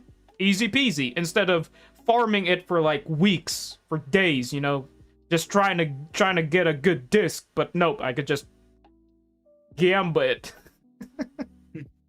And I'm kind of happy that, how should I say this? Most of my farming in the game is mostly pre-farming. You know, mostly just constantly pre-farming. So it's kind of nice at the same time. Hold on. I do not want to dox this screen. Jay, do you like remove? Do you like waste all your batteries for the day? For Yes. like farming? Yes. Yes. Oh, okay. You know, basically the coffee. I don't stack batteries. Because again, when you stack batteries, you really don't get you don't get a lot. Yeah, you lose half of your value. Yeah, you use half of your value. Because again, it all explains here on the battery side. It's really pointless to overstack this, because the value is not that insanely good, man. It's really horrible. It's good if you would be gone for like 2 months. Yeah, sure. That means you'll get tons of this, tons of overflowing battery. But if you're a daily player, you know, you play daily, overstacking is not the right way. You get more battery if this always resets to 0. When consuming it, if you're consuming it on a daily basis, you get more compared to stacking it. You know, What do you usually use for your backup battery though? Do you usually farm it for disk drives or for disk drives? If I'm for example, new sets, makes if sense. I'm right now, what I do is wait, that's the wrong screen. I should be going over here. Right now, if I am planning to pull for a future agent, that's where I start spending my battery to pre-farm them. Basically grabbing the, you know, the material, you know, and then the engine, you know, maxing it out. And then if I could get like around like, you need like 30 of the agent promotion, 30 of this, and then 250 of the chips, right? 250 to basically fully max all of the skills from you know, from EX special all the dash skill all the way from the ultimate, basically all the skills. You need 250 specialized chip. Technically I'm there. Like you don't really need to aim 250. You really don't need, especially for dial-in. You really don't need to, because again, if I try to craft this, I have 87, so I have like 200 because I have this as well as the basic chip. So maybe I'm kind of like 200 and plus ish, like 210 ish, like something like that. But the main goal here is to just level up the important skill for dial-in. Like dial-in, I believe you only need to max a couple of skills. Yeah. Like, I guess you don't need to max the dash skill. Because, again, most of the agents we see right now, you really don't need to max the dash skill. Same case with... Holy crap, I'm lagging so hard. But same case with Lucia. Lucia, right? When I do my builds, I'm a perfectionist, so I try to make sure I have everything, like, at least level 11. Even if I don't need to, I try to get everything to level 11. That's the broke mindset, my guy. The broke mindset? I'm sorry, but I don't want to sugarcoat it. But I call it the broke mindset because, dude, you are never going to press this button and you want to invest on this because of your OCD. You want to see them all at 11? That's a broke mindset, in my opinion. This is just my opinion. You're better off investing all the important stuff, because the game literally tells you. The game literally only if needed. That means if it's not needed, only invest on the skills that you need. How I see it is like, where else would it go though? Like, where would you allocate it? Because there's only so much pre-farming you would have to do if you're only going for certain characters, right? Like, if I know I'm only going to be going for Banyue for this next patch, then I can level up everybody's stuff or tracers to max. Because even if you're only using quick assist or dodging a certain amount of time, that adds up to your deadly assault. So for me, since I make content on like high scores, like even if I only get like 2,000 additional damage overall, that's still huge, you know? So like the small stuff for me is what matters. Oh, Plus, okay. I mean, yeah, part of it is OCD. It just Yeah, disgusting, OCD, but, basically you know, perfectionist. but still, you know what I'm saying? Yeah, when it comes to builds, yeah, I try to have a good build on every Yeah, I single do character. understand that That's as why well. I'm so but- broke. Yeah, that's the issue. That's the issue. That's why I'm not against it. Sure, go waste your materials. That's your account. You do your own account, right? So no judging that. But when it comes to materials, I'm a hoarder. When it comes to materials, I'm very strict when it comes to using materials. Shout out to Skull. I know I basically wasted your materials. I made a mistake there, buddy, but because I thought he had the materials back then. He was really Jade, what are you doing? But that was my bad. That was my bad. Guilt is charged. I made a mistake there. So I'm gonna be very more careful when it comes to future account review, day one upgrading the agent, something like that. Because I don't know, I thought that you had the material stuff, but I guess that's not everybody, not everybody. The thought process, going back to the topic, of being the broke mindset. For me, I'm a hoarder. If like the same case talking about the build, right? Talking about the build. Shout out to Earth Squiddy. He's actually a perfectionist as well. He's trying to get 24k HP as a free-to-play build. It's possible. He's proven it. Like, he was around 23,800 HP. Like, he's only missing 200 HP to get 24k. 23,800 something. That's my memory. The issue with that is, dude, you are overly saturating your resources trying to get a 1% better agent where you could use you could use that other resources to different agents. You see the picture here? It's like that. It's the broke mindset of you're better off farming for a future agent or investing on your other agents than trying to aim for a better 1% upgrade. Because the 1% upgrade will come for like in a month. Like you're farming for your Ishuin, for example, trying to get the best substats where your other agents are kind of struggling, You could have just invested on them instead of purely investing on one agent.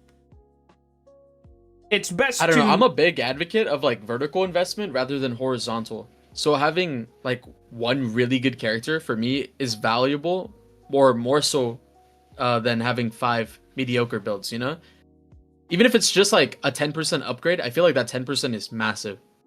Oh well, don't get me wrong. I'm still against of the mediocre builds, but again, for me, if you have a decent, not a mediocre, but a decent enough build, like around, you're aiming for like 25 substats, standard 25, and you're planning to get around 25, close to 30 substats. That's for me is decent enough. But you going close to 40 substats on a single agent, unless you're aiming for global ranking, like you want to be number 1, sure, why not, right? But again, if we're talking about, like you said earlier, if we can get just the bare minimum 20k, that's all you need, then there's no issue, right? Because again, there's no reward if you go for high scores. You're only, aiming for high scores to basically test your skill, or if you wanted to sweat, or maybe you're a sweat player, you do enjoy the idea of getting high scores, or probably for content. So I do understand that. Like, how should I say this? It's basically, it's agree to disagree type of a moment where everybody has their own perspective, which I do respect, but this is just my, my beliefs. Everybody has their own beliefs. So back to you. I mean, for me, I always believe that favorite character first rather than other teams. Yeah, same. Me? character Well, for- how should I say this? I guess I'm in the opposite side of the coin because me, for example, I love Trigger, right? Trigger is my favorite character. I am the Eye of Obel. But she doesn't have crazy stats. Like, I don't aim to get higher scores because I've actually saw somebody that has insane trigger stats, like 3k attack, like 150 crit damage, and still maintaining that 90% crit rate, which is kind of insane to me. That's like, holy crap, that's a really strong trigger. But again, if we're talking about investment on your materials, investment in time on an agent, if you can get it, like, Trigger is only a utility agent. Okay, to my understanding, a utility agent just needs to get their bare minimum requirement, and then they will do fine. They will do their job, because their job is to just give utility to make the main damage dealers shine, right? So I didn't really quite overly invest hard on her, even though she is my favorite, my waifu. Because I have, I don't know, a FOMO, a fear, not a fear of missing out, but a fear that maybe, who knows, maybe in the future we can get a new 4-piece set for stunners, because we did get King of the Summit, and it replaced Shockstar. So maybe in the future we might get another 4-piece set that may replace the older one. You know what I mean? Like, same case with Astral Peace. Well, technically you could pair up Astral Peace with Moonlight Lullaby, right? So more buffs, right? But the issue is more pieces to farm, right? More pieces to farm. But I guess I don't have an issue with that. That's because, again, I'm pretty much abundant. Again, flexing the material, but it just goes to saying that when it comes to investment on the materials, I'm like really skeptical about it. It's like I see, like, this is how I apply in real life as well. Like how you manage your IRL stuff, I also apply it in my in-game stuff. I'm very, when it comes to resources, aka money, you know, I'm very strict when it comes to touching it, you know, spending it. Same goes for the materials you have in game as well. You know, that's just how I roll. That's just how I, you know, see it, you know. It's like, if you would apply this in real life, do you think going broke all the time is the smart way? Or maybe you should start cutting the costs, or you should start, you know, budgeting, or you should start, you know, thinking for, you know, stuff like that. IRL stuff. Applying it in I mean, in-game. for me, if I apply my logic, it's like, if I'm using something 24/7, then I have no problem. Like, for me, I put something in chat, it's like, that's my Miyabi, and then that's my Yishuan, right? If I use them 24/7, and I'm using all my resources on grinding discs for them, then, for me, it's not really a matter of, like, going broke constantly, because it's like upgrading a PC, right? If I'm upgrading a PC constantly, but I'm selling my old parts, yeah, it's a waste of money, because you can make do with a 4070, right? You don't need a 5090. You don't need anything crazy like that. But if you're using your PC 24/7 every single day, you're making content, you enjoy what you're using, and you still have like money laying around, then I don't think there's a problem investing into your hobbies, you know? If you really want a crazy PC like that. But that's how I see it. So for me, it's not going broke if you're using the thing 24/7. That's why it's like, I agree with you with the whole like, what if your disc set gets replaced? But Miyabi has her own signature set, so it's like, that's never getting replaced, you know? Or like, what is it called? Yishuan. Since she has her own signature set, it's literally like the summit set, or whatever you call it, it's like made for her. That's also not going to get replaced. So for me, it's like, I'm okay with investing into sets like that, but I wouldn't go for like anything universal. So I have the same fear. It's just that with core skills, I mean, your core skills are never getting replaced, you know? Or your, the sets that are made for certain characters, those aren't going to get replaced either. So for me, like, I'm willing to invest money into something that I'm passionate about or anything I played, you know? That's just how I see it. Always level up your talents is how I see it. That's understandable. That's understandable. I guess I'm in the other side of the coin where I'm more of a... a saver. You know, I'm more of a saver than a spender. But it is understandable. Like, it's nice to hear other people's opinion. Therefore, it really shows that, you know, the perspective of different players as well. I kind of like this. This is the beauty thing about, you know, having these podcasts, you know.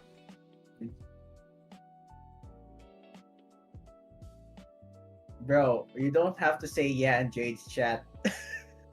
Yeah, I guess I could just tell Goma. I just wanted to let him finish talking. I don't want to distract. Oh, okay, okay. Oh yeah, like what happened to you earlier. I think I don't think Sino was here. Was Sino? Dude, I feel sad for Sino. Maybe she thought that I snobbed her. Holy crap, I was really No, come on, no. Not like that.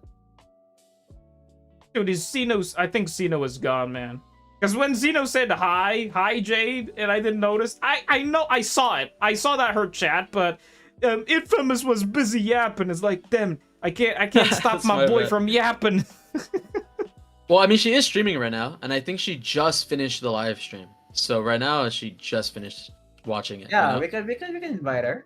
Okay, yeah, sure, let's invite her. Is she streaming right now? This would be fun. Wait, is she streaming right now? Yeah, she's still streaming. It'll be very hilarious though. It's like, hey, we're streaming too. Wait, where's Sino? What's she talking about?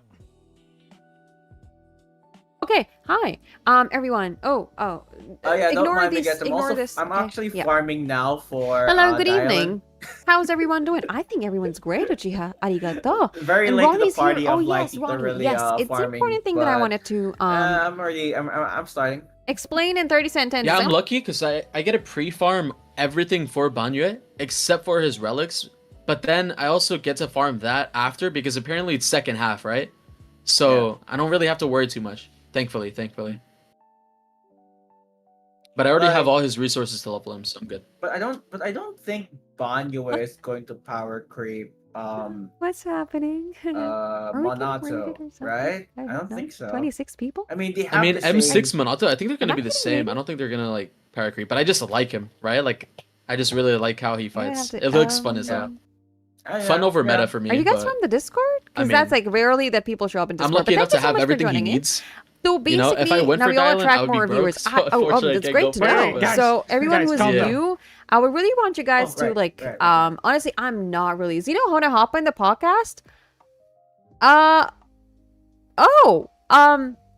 Wait, how? Wait. How would we do that?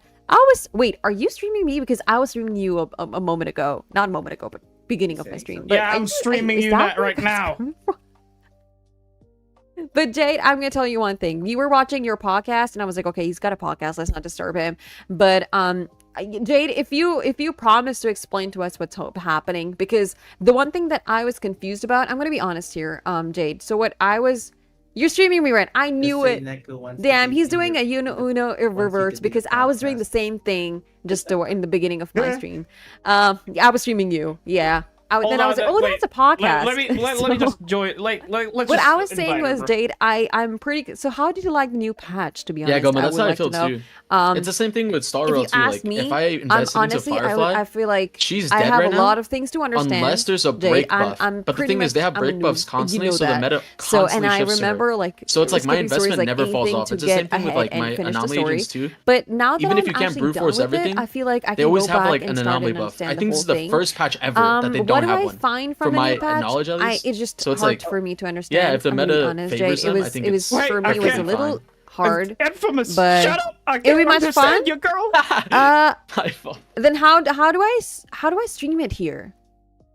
I'm figuring that out. Oh yeah. Wait. She doesn't know. If Wait. Let I me. stream. Wait, I can. Wait, let me try and see how can I do that. You So if could I just put probably. Discord, if I Goodness join me, the platform, Akon. I can Appreciate the probably- 20 again. It's gonna be a little hard, but. And how do we do that, Jay? Maybe she doesn't know. Shit, I'm bad at this. I don't even know how to like stream or if I join the podcast. Yeah, I need an audio tutorial. Yes, Kitty, I would need that.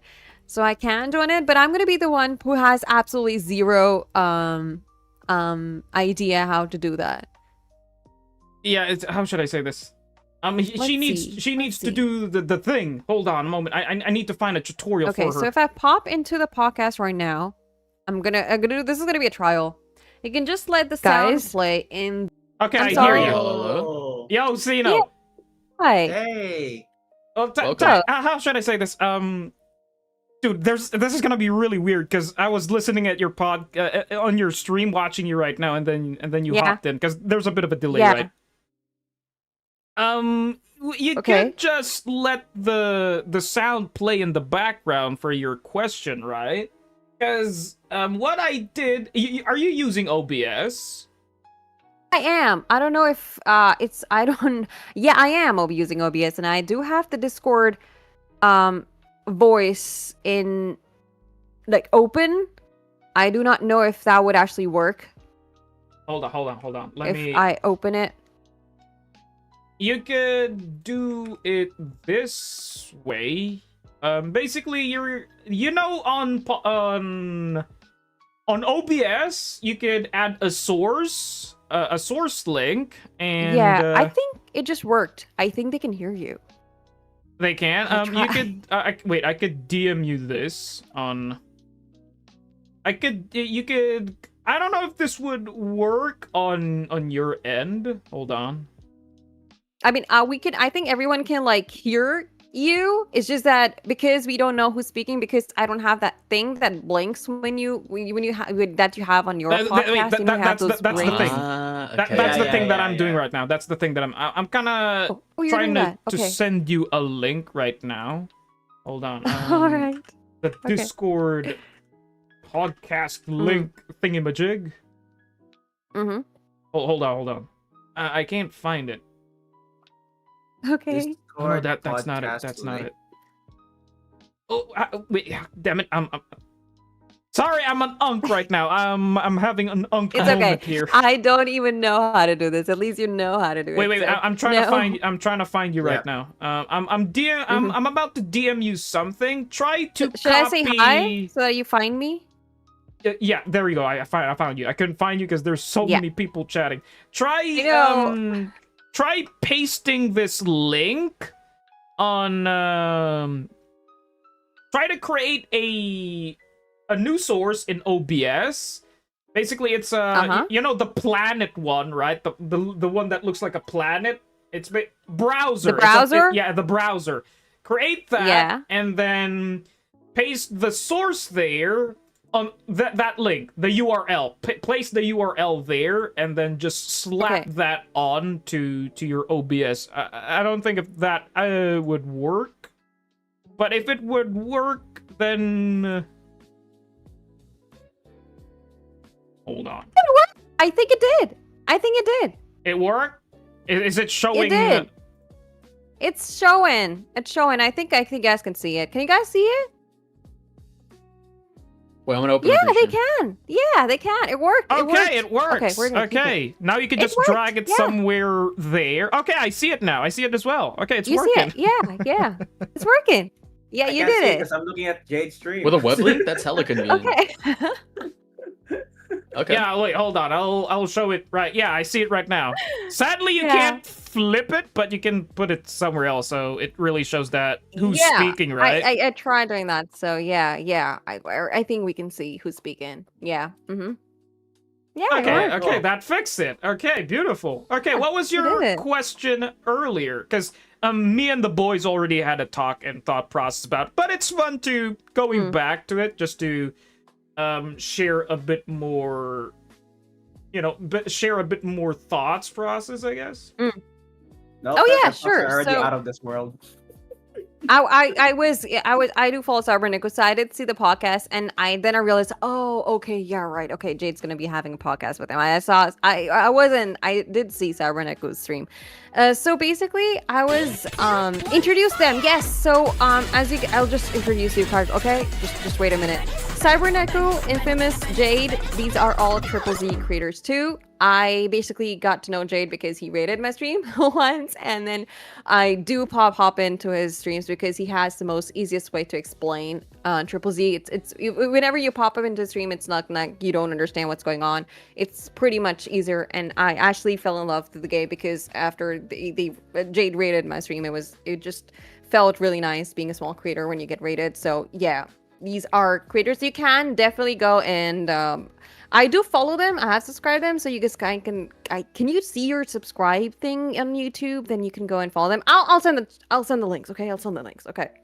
All right, that was a very quick. Yeah, that was a very quick introduction. So these guys are Triple Z creators. A quick glazing. Yes. I thought I'm gonna say yes. Hi, I'm yeah, Neko. please do. Hi, I'm Neko. I'm a cat. Meow. Goodness me. You didn't have to meow, my guy, but the meow sounds depressing. Do a yeah instead. But okay, okay. Your question earlier, Zeno, you said, what was your thoughts about the special program? Yeah. That's what you said, yeah. right? Yeah, I'd say I'm pretty freaking hyped, bro. Like the trailer, holy man! Like Yeshuan Guang showing all the blades, bro. That was just I was just screaming. Like, let's go, man, let's go. That was just peak moment. Like I'm a hype and looking forward to it. Looking really forward to it. Oh, cool. What about you, Cyberneco? Oh, dude. When I was looking at the live stream, I literally taken a lot of notes. But like as what Jade said, Shangguang, we are literally saying that she's gonna be a character that is really looking forward to. And then we are also like asking questions where I'm gonna ask you a question. The brother, his what's the name of the brother again, Jade? Shiyu, dude, like I kid you not, man. Like their names are a bunch of tongue twisters. I can't remember them. Okay. His brother. Do you think he'll die in the story or not? He's definitely gonna die. He's gonna die. We can't do nothing about it. He's gonna receive the Pompeii treatment, bro. That's what's gonna happen. But I don't know. Like I know there's some people coping really hard, right? Hoping and coping for them to be playable. Because Isolde, if you didn't know, Isolde, when I first saw her, I was like, oh shit, please be playable. And then when I saw the story, she basically got the Pompeii treatment. And I'm like, that's really rough. That's hard. And yeah, like I don't know. I hope so, because I did say that I have a theory earlier, but to explain it to Sino again, just to let her know about the theory, about the speculation, is from the trailer, we got the brother saying that, I wish that the Qingming sword chose me, right? So, because her sister was kind of in a burdened state. So I'm thinking like that the brother becoming a villain he did that out of love for her sister. Meaning he's doing everything that he can, basically just to cure her. And then there's this one part in the story on the trailer where the brother said, "Do it, unalive me now, so you can save him." That's what he said, but that's technically the brother, right?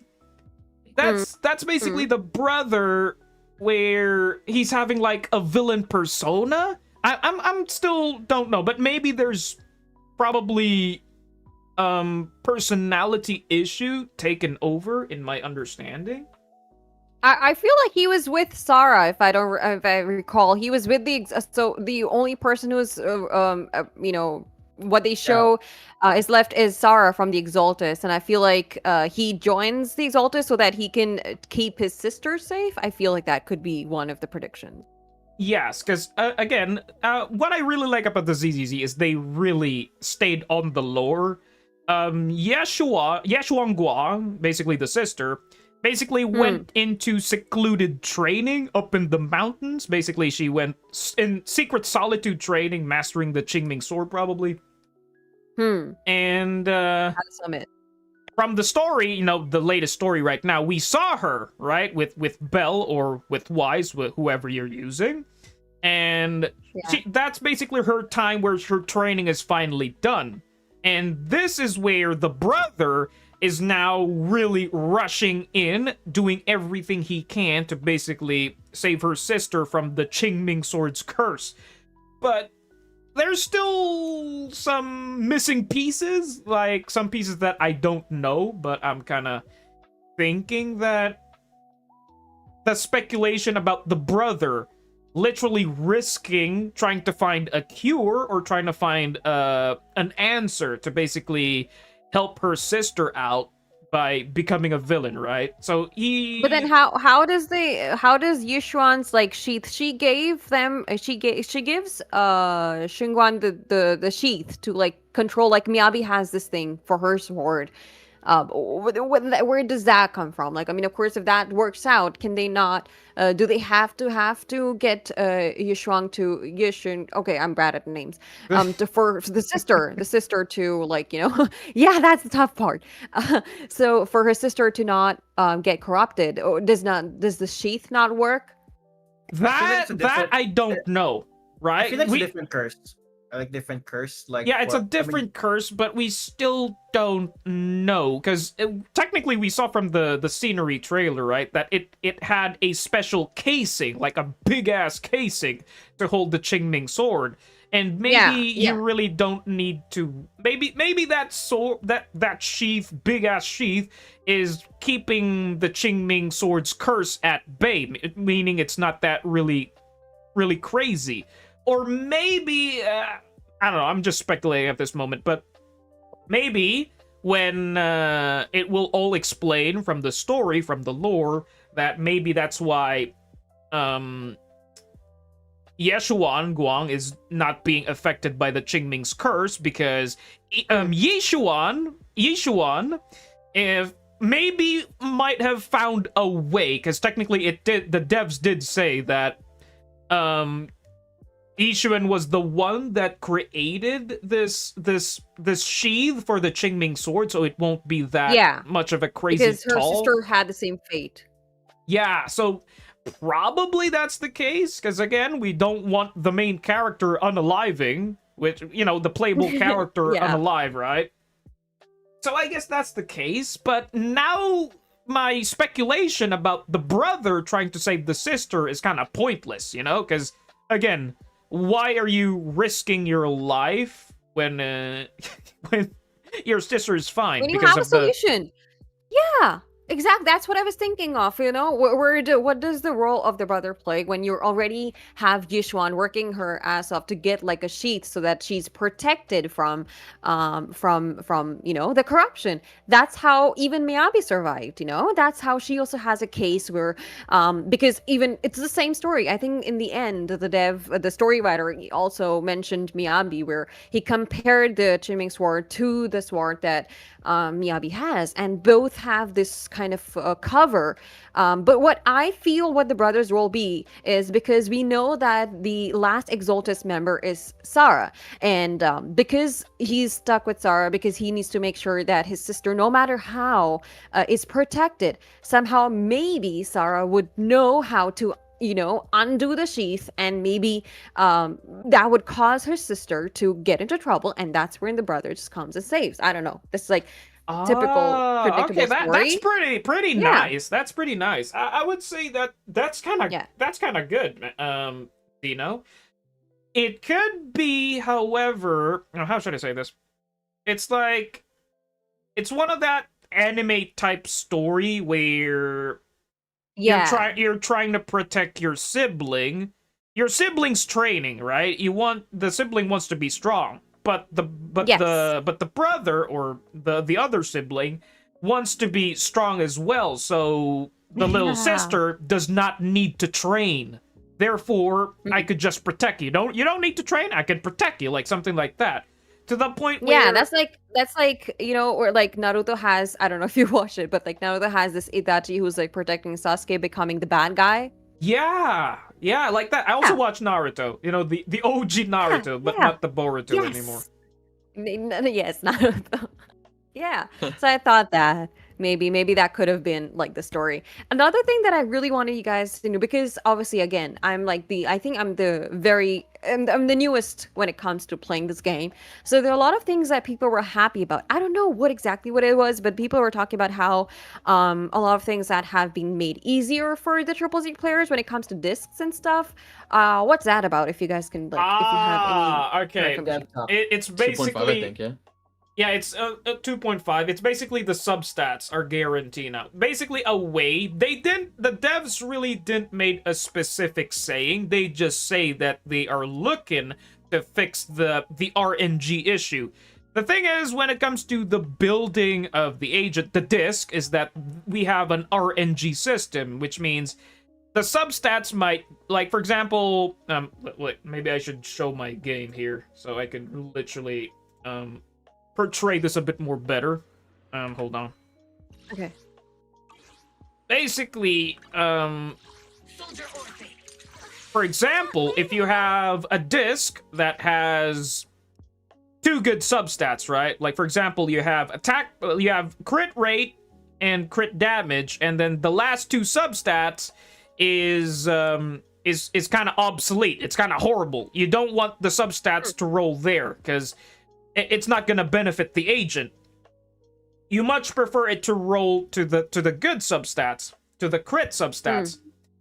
But the issue is RNG. It would sometimes go all over the place to not what you want, which is a big issue. It's like how should I actually have a theory video about this, is that if you check the disc, there's actually an empty slot once you fully max it.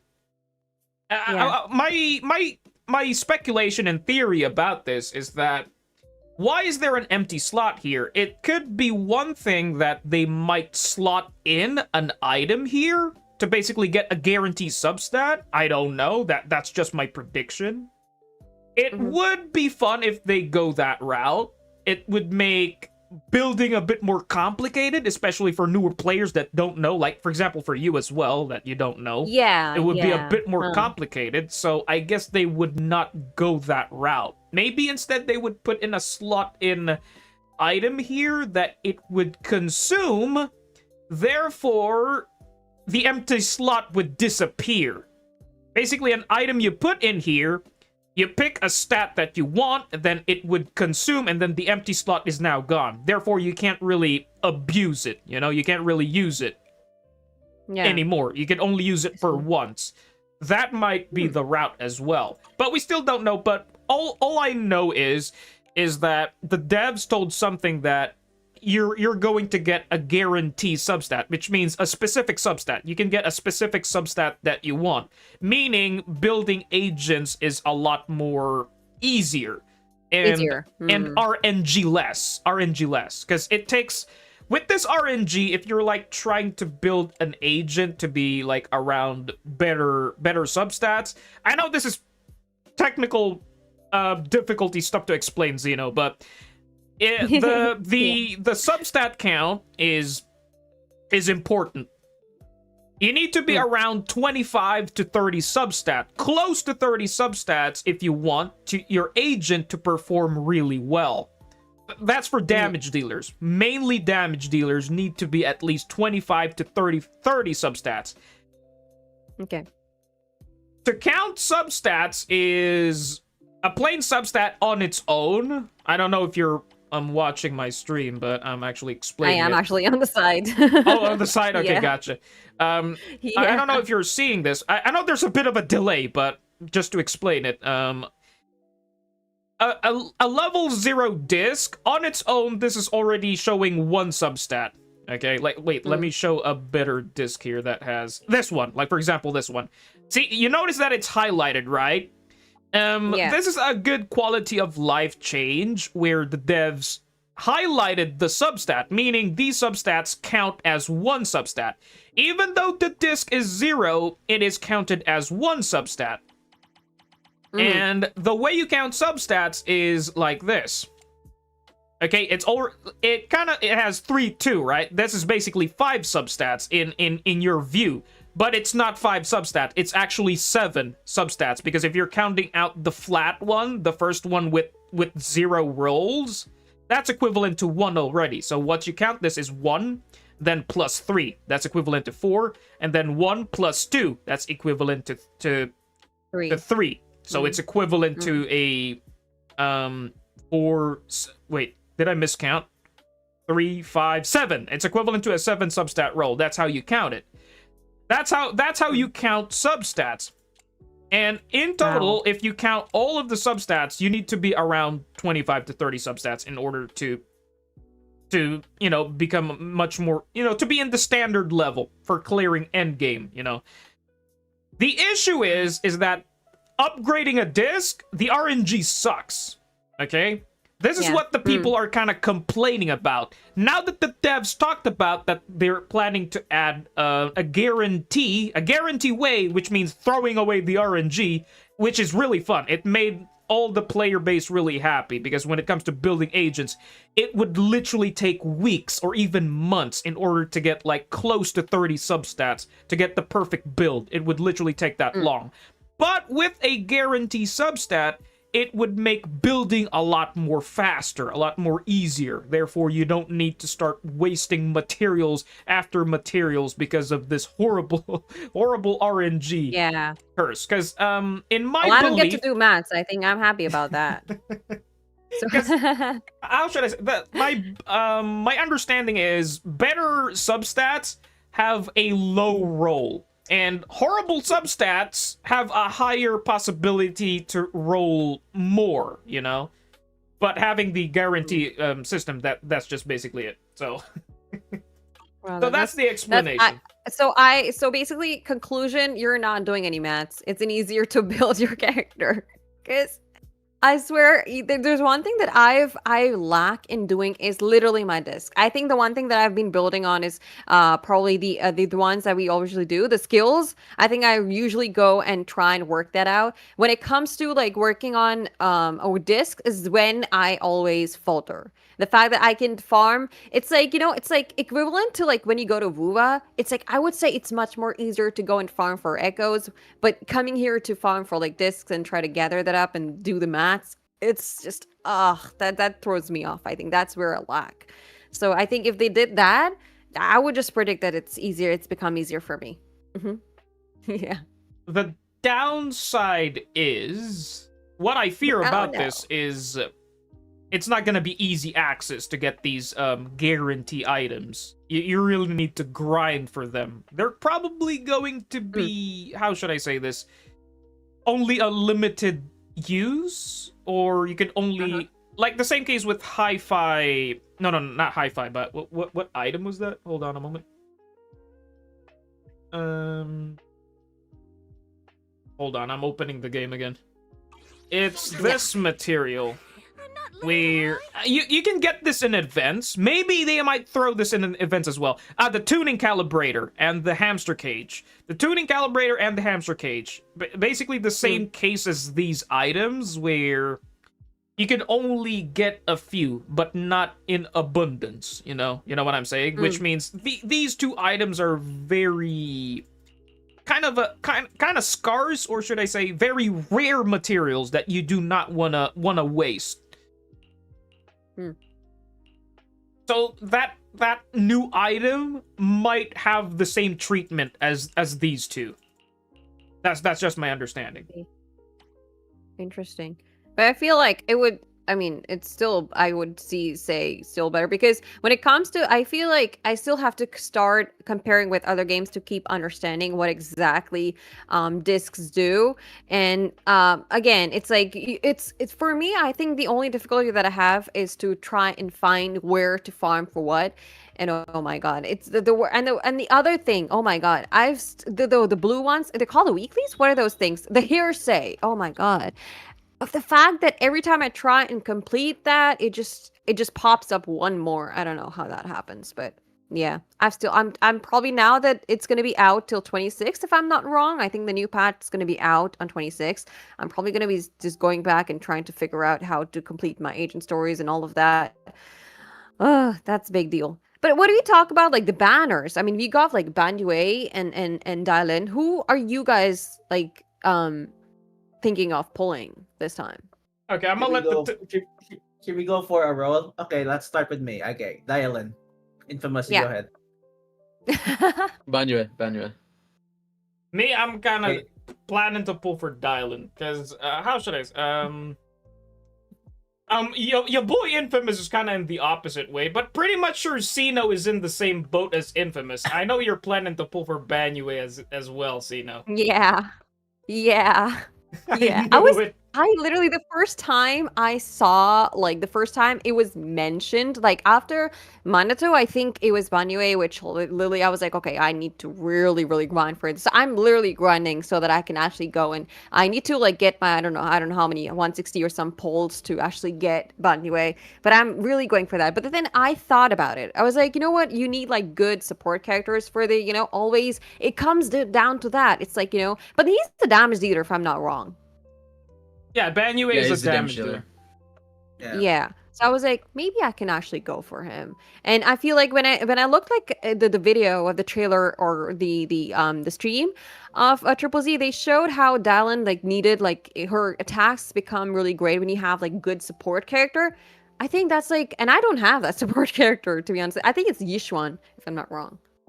Oh, Yishuan is not a support. Yishuan is a damage dealer as well. Do you have Lucia? Oh. Lucia is actually a support. I do. Okay, then Oh yeah, then you're getting that's good. You're good. You're good. Banue has a support. You could slot in Banue and Pan. Pan is actually good as well for Banue. Oh, interesting. I remember I was pulling for Minato and I got like Alice with it. I was like, okay, let me try and pull. I think I was trying to pull for Minato and I didn't get Minato, and then I pulled for Alice and I was like, okay, let's try it again, and I got like 2 of Minatos after that. So I was like, okay, that sounds great. I do have Pan too. So Alice or Vivian. Vivian? I think Alice. Vivian, right? Not Alice. Alice is the one with the bunny siren. Sino. Are you talking about Lucia? Or Vivian? Oh, the purple girl. Wait, oh wow. Vivian. Great. Vivian. It's not just Chinese name. It's actually just no, not Vivian. No, not Vivian. I definitely know. I didn't get Vivian. I think I do have. I think it's Lucia. I think the elf-looking girl, if I'm not wrong. Yeah, Lucia. Yeah, it's Lucia. Oh, yeah, it's yeah, Lucia. You were talking about Alice. Wait, Alice with Minato. I was like, wait.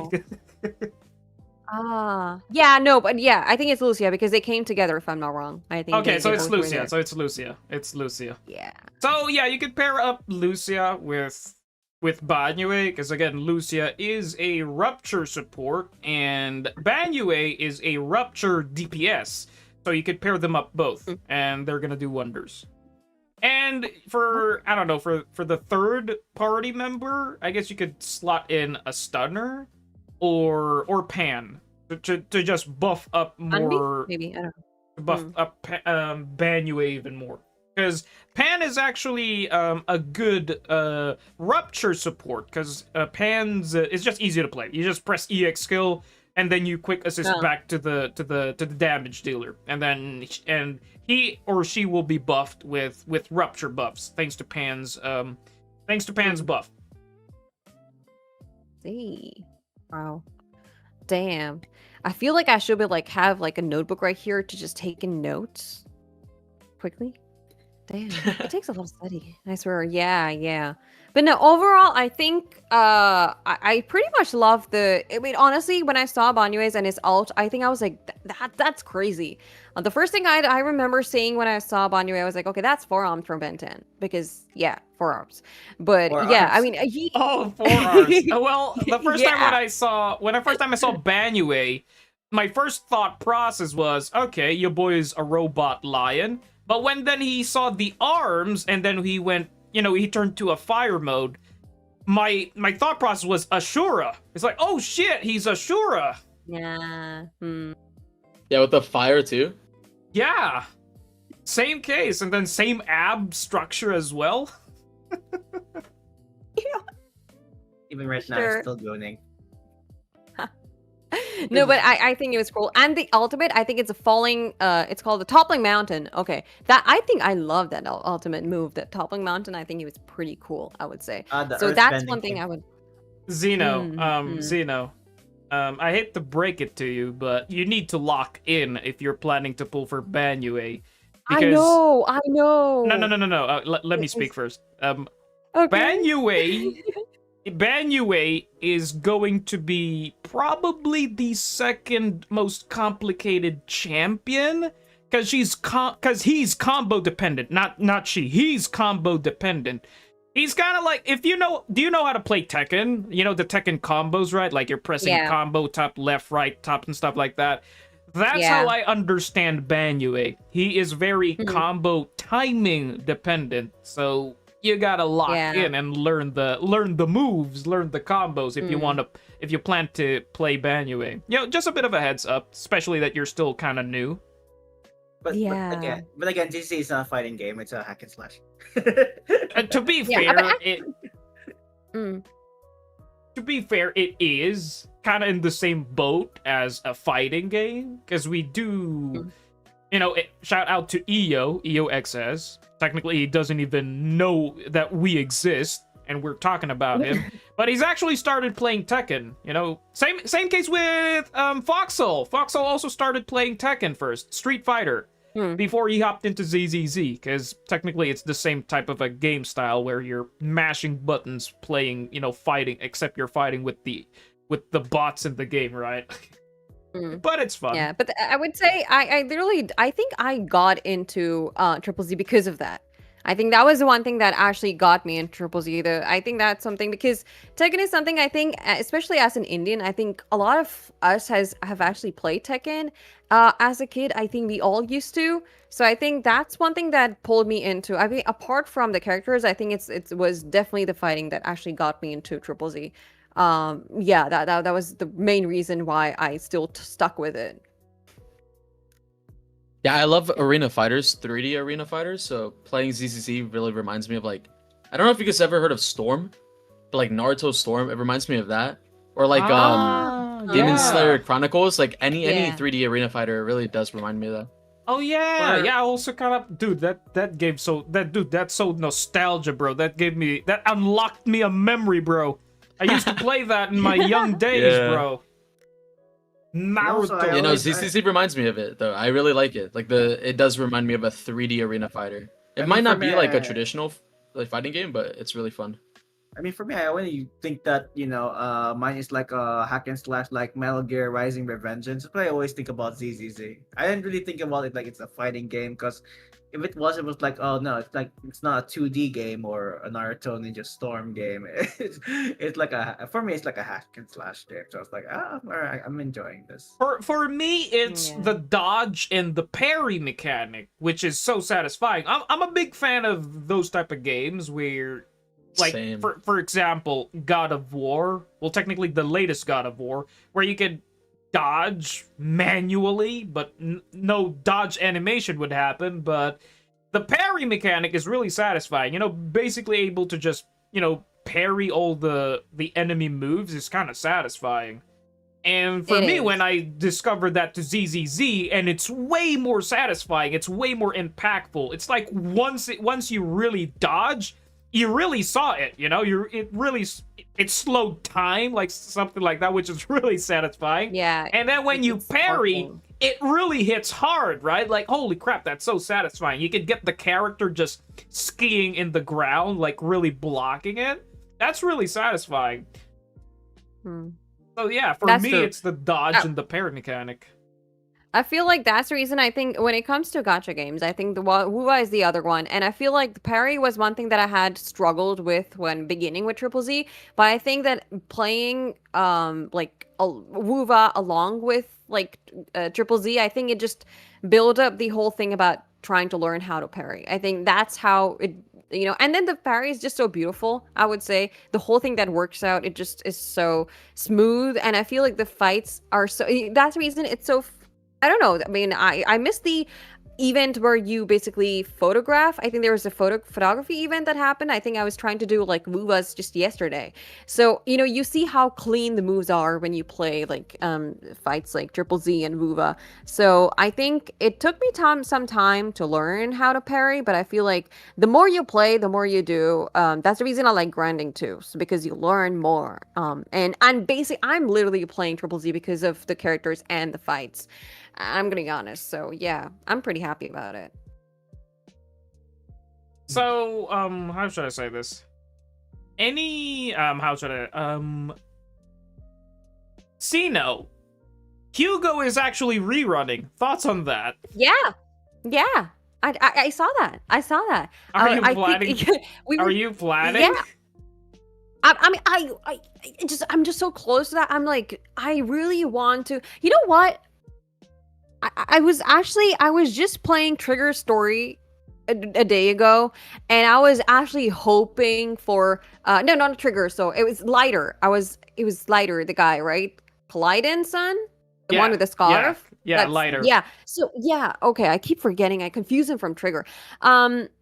So I was playing that, and I realized that I pretty much loved how I was able to do the ultimates and all the moves, and I was expecting Lighter. It's just that I might have not really played Hugo as much to understand, because in the end I think it's like, I know I do want him as a character, but I feel like, okay, I need to be able to play him. I think again the same thing that you said about Ban Yue. It's like, until you learn how to play some characters, you can't enjoy it. You can probably get the character because you want to, because again, it's, you know, it's still, you know, you like the character, because I'm still vying for Vaughn, and that's the reason why I went for Minato. But then I realized that, okay, if I know the character, I think I need to learn and have fun playing with these characters. And I did have a lot of fun when I was doing the story quest of Lighter, and I was expecting to be able to get him. But I'm happy about Hugo. I haven't played him that much to understand how he goes. So yeah, that's my take. Oh, so you prefer Lighter more than Hugo? Gotcha. Yeah. Technically, you could, if Lighter would rerun. Lighter does work with Banyue. Sadly, you're gonna need a. You can't play Lucia with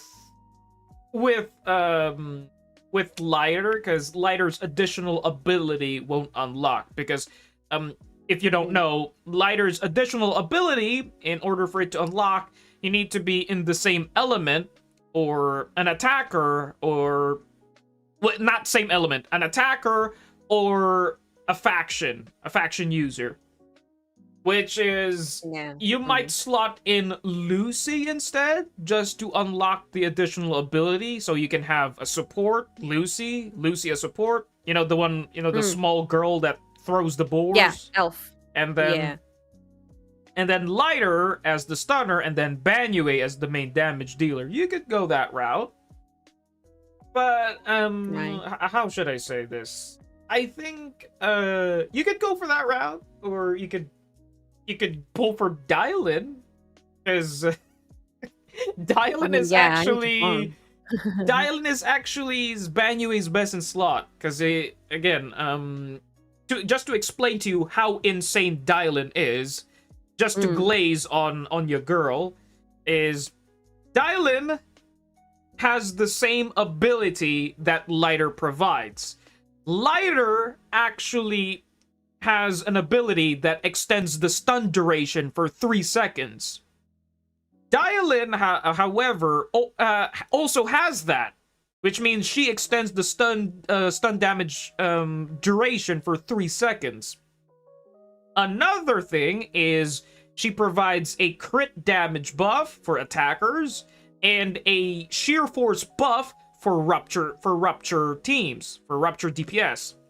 And another thing that is really broken about her is she gives a free ultimate. You know the chain thing? Once you stun the boss? Once you start the chain with Dylan, and you chain to your main damage dealer, it's a free ultimate. It will not consume the DPS's decibels. Meaning you could use 2 ultimates in stun window, which means more damage in the in a single yeah. stun window, which is kind of disgusting. So The only downside about Dialyn is that she has no aftershock. So yeah. I would say it's fine that she doesn't have aftershock, because the way you play her is you can play her on field or off field. Because you play her off field, then you just wait for her resources to go up, then you press the EX skill, she does the rock, paper, and scissors, and then you go back to your main damage dealer. You could literally play her as Qingyi. You know, Qingyi's playstyle is going on field, just staying on field. The goal is to stun the boss, and then the damage dealer would just pop out once the boss is stunned, right? That's the playstyle. But what I understand is it's fine that she doesn't have Aftershock. It could be cool, because, again, the devs kind of slapped on Lucia with, you know what, let's give her Aftershock. Why not? Like something like that. Like, really doesn't make sense. Hugo, however, back then, in the beta, actually had Aftershock. They completely removed that. That was like, I was kind of confused. Wait, why did they remove Hugo's Aftershock? Maybe, maybe in the future they might try to buff Hugo and reapply that? I don't know, just speculating. I see. Dumb question, but it's a very dumb question, I'm sorry. But what does Aftershock mean? Can someone explain? Simply? Infamous. Can you explain it? I knew it's dumb. Oh, yeah. I was just gonna say it's off-field damage. So like whenever you see your guy, like I don't know if you have anybody like Yuzua or anybody, just an example, they fling themselves into fights while you don't even have them out. So let's say I'm using like Soldier Lever or something. If you see somebody going on field, that's like an example of an Aftershock. Oh wait, she does it's just have off-field damage. Wait, she does have Lucia. She does have Lucia. Oh yeah, Lucia comes in out of nowhere and she summons her little, like, what is it? Ethereal? Ethereals. Yeah. Did you notice that? That's one example of it, just off-field damage. Okay, there's a question actually from my for chat, and they want to know your opinions on Grace's future update. What do you take on that? Oh, that's legs. I'm not sure about that. Oh yeah, speaking of legs, we kind of, again, when it comes to the LEAK, we really don't want to talk about it, because again, Hoyo's rules, quote unquote, the rules is very, very scary. You could literally get flagged or get your account kind of banned or something like that. But yes, it's very scary. It kind of sounds like that, but we like to call it legs. We sugarcoat our words when it comes to not so legit information yet, but usually the information is kind of legit, because we already know the birdie information, the shaman visions that been shown by us in the LEAK, and it's kind of legit because it showed it on the special live program. It's like, okay, it's like we're like pretending to be hype, like, oh shit, Banyue does that, but when clearly we already saw the shaman visions. That's basically it. Maybe in the 2.5, maybe, and that's a time maybe we could share it, because Yes. We could definitely talk about it once it's in the special program now, once we see it, However, we could talk about the dev talk, which is they kind of talked about co-op. Any thoughts about that? Oh, that's interesting. Okay, so the one opinion that I had was because, again, example of another gacha game that's Wuthering Waves. It has like co-op too, and there's one thing I might be wrong there, because obviously when it comes to one thing that where does co-op help. For me, what happened was because again, since it's a new game and when I like to learn it by myself. And when you have somebody who's like helping you out with certain things for fights to just do farm or something, it almost seems like as if you didn't do anything. But on the other hand, basically you're just taking help with farming and stuff. But other than you're maybe in endgame, when it comes to endgame, maybe that's like where you actually need like a co-op and it probably might help there. But if I have to say, it's like that would be the place where I would actually be enjoying co-op, other than just grinding. Maybe that's just something that I feel just takes away the one thing that I would like to learn myself, and I just don't really like it when it almost feels like you're just being carried through the game. But otherwise, when it comes to endgame, I think that's where co-op is going to be interesting. I haven't played a lot of co-op, so that would be my take on that. How should I? Holy crap! Guys, I didn't notice this, but if they would try to implement co-op, it would be on well, we actually had a prediction about this. This is just speculation.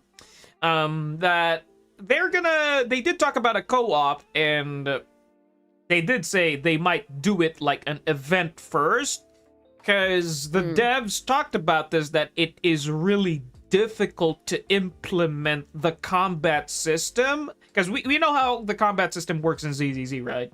Like, once you stun the boss, right, you're about to do the chain. How do you apply the chain? Like, who would go first? My thought process there might be a voting system, because we see the slow time, right? When it pauses time, there's a timer, right? What if it's a longer timer where the players get to vote who gets to chain first, right? Like something like that. That was my thought process, but that's what the devs talked. That was actually legit.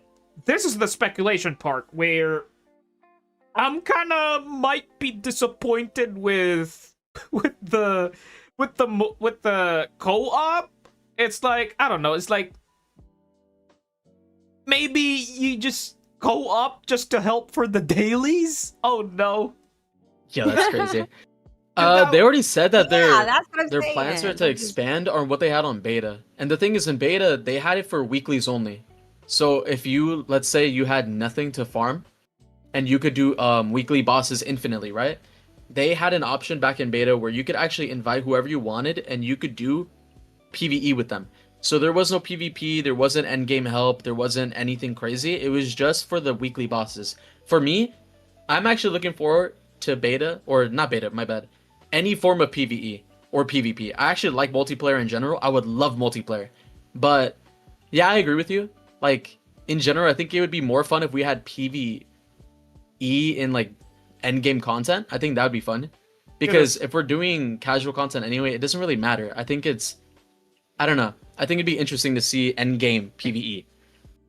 It would be nice. Like for example, okay, go on, Neko. Go on. No, I'm just saying that it will be also very weird. You have to make sure we are also in call as well, just to make sure, like, oh, you have to go first. Oh no, you go first. No, you have to pick this before me. Something like that. Oh yeah, I think that's the best part though. I feel like that's sense. always fun. Yeah, how would you know? Exactly. But then again, it's like, it's not, so co-ops normally you have is like, again, it's like nobody's playing Peak or something. It's like in-game voicing. I don't know how that's going to be incorporated. Like normally when it comes to co-op, you have those in-game voicing. I don't know if they're going to be incorporating it. I have not tried it in one I think they're gonna add it.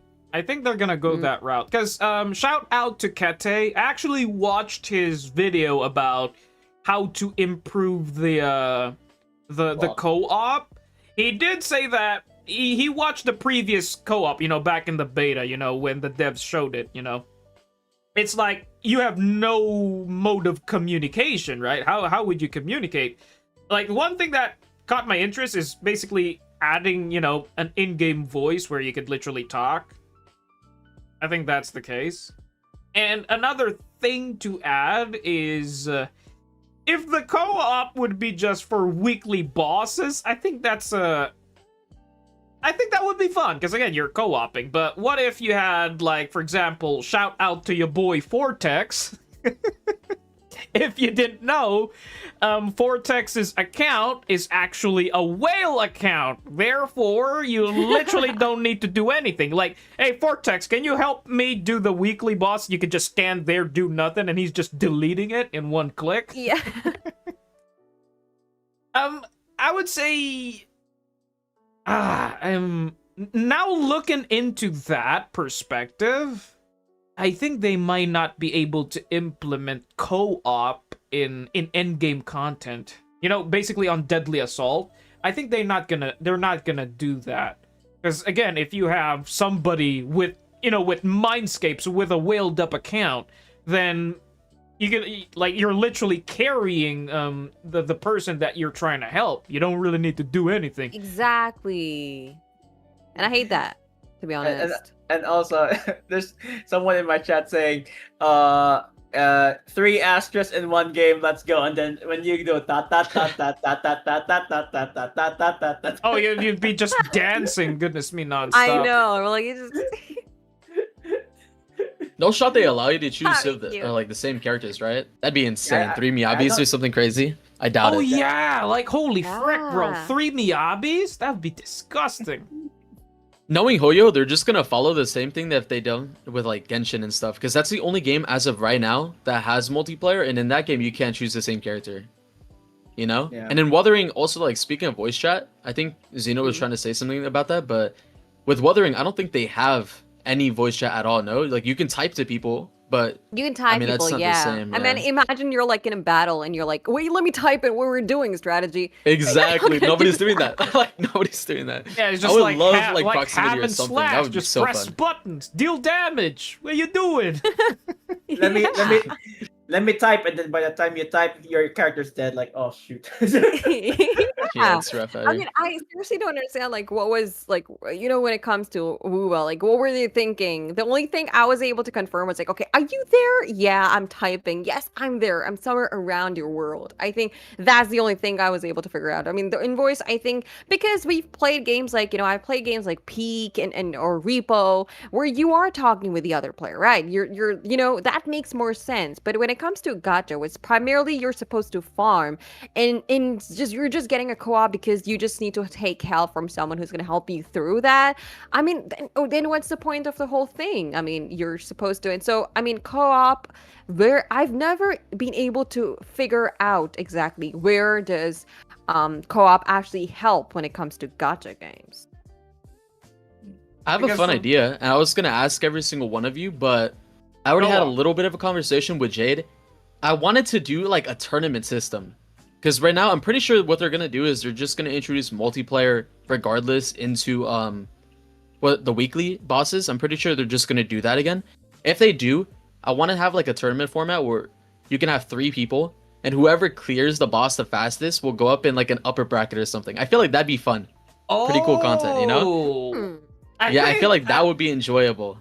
If it's going to be a tournament, there's definitely going to be rules, like no mindscapes. Yeah, of course. Like there's gonna be complete no mindscape. Because if you're trying to do a tournament, okay, whoever clears it faster is gonna rank up, and then you have one team like 3 whales, they're clearing it in just 10 seconds. Then it's literally pointless, right? Yeah. So we need to like, if that would be a really fun. That's a fun idea. It would really. I feel like if it's just for content, then in that case, if it's just content, any content creator that wants to join, I don't really mind if there's mind skips or not, because at that point it's just for fun, right? Like if we're just joining calls and seeing who can handle it, then if we lose to some guy with M6 Miyabi, so be it, right? But I think just having people join together and see what can happen, I mean, that's the point of a gacha, right? It's fun. But I think it'd be fun. I think it'd be fun. Maybe there's a best way for this, so everybody can join. People with Mindscapes can compete with Mindscape users. I think that's the way. Yeah, right? because one of my chat just said that whales versus whales. Kitty just said it in my chat. The first thing he said was like whales versus whales. Let's go for that.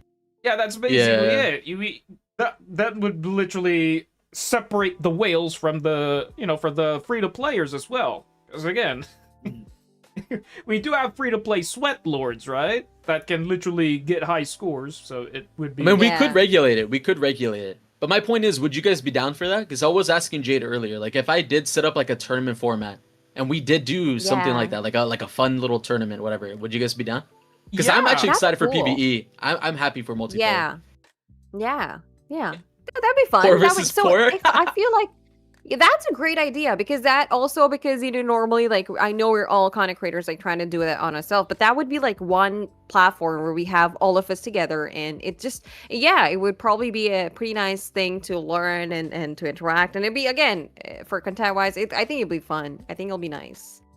I just only hope it will be like cross servers, because apparently like maybe. Oh yeah, the server is the issue. Oh no, we had such a good idea, but the server is the issue. Wait.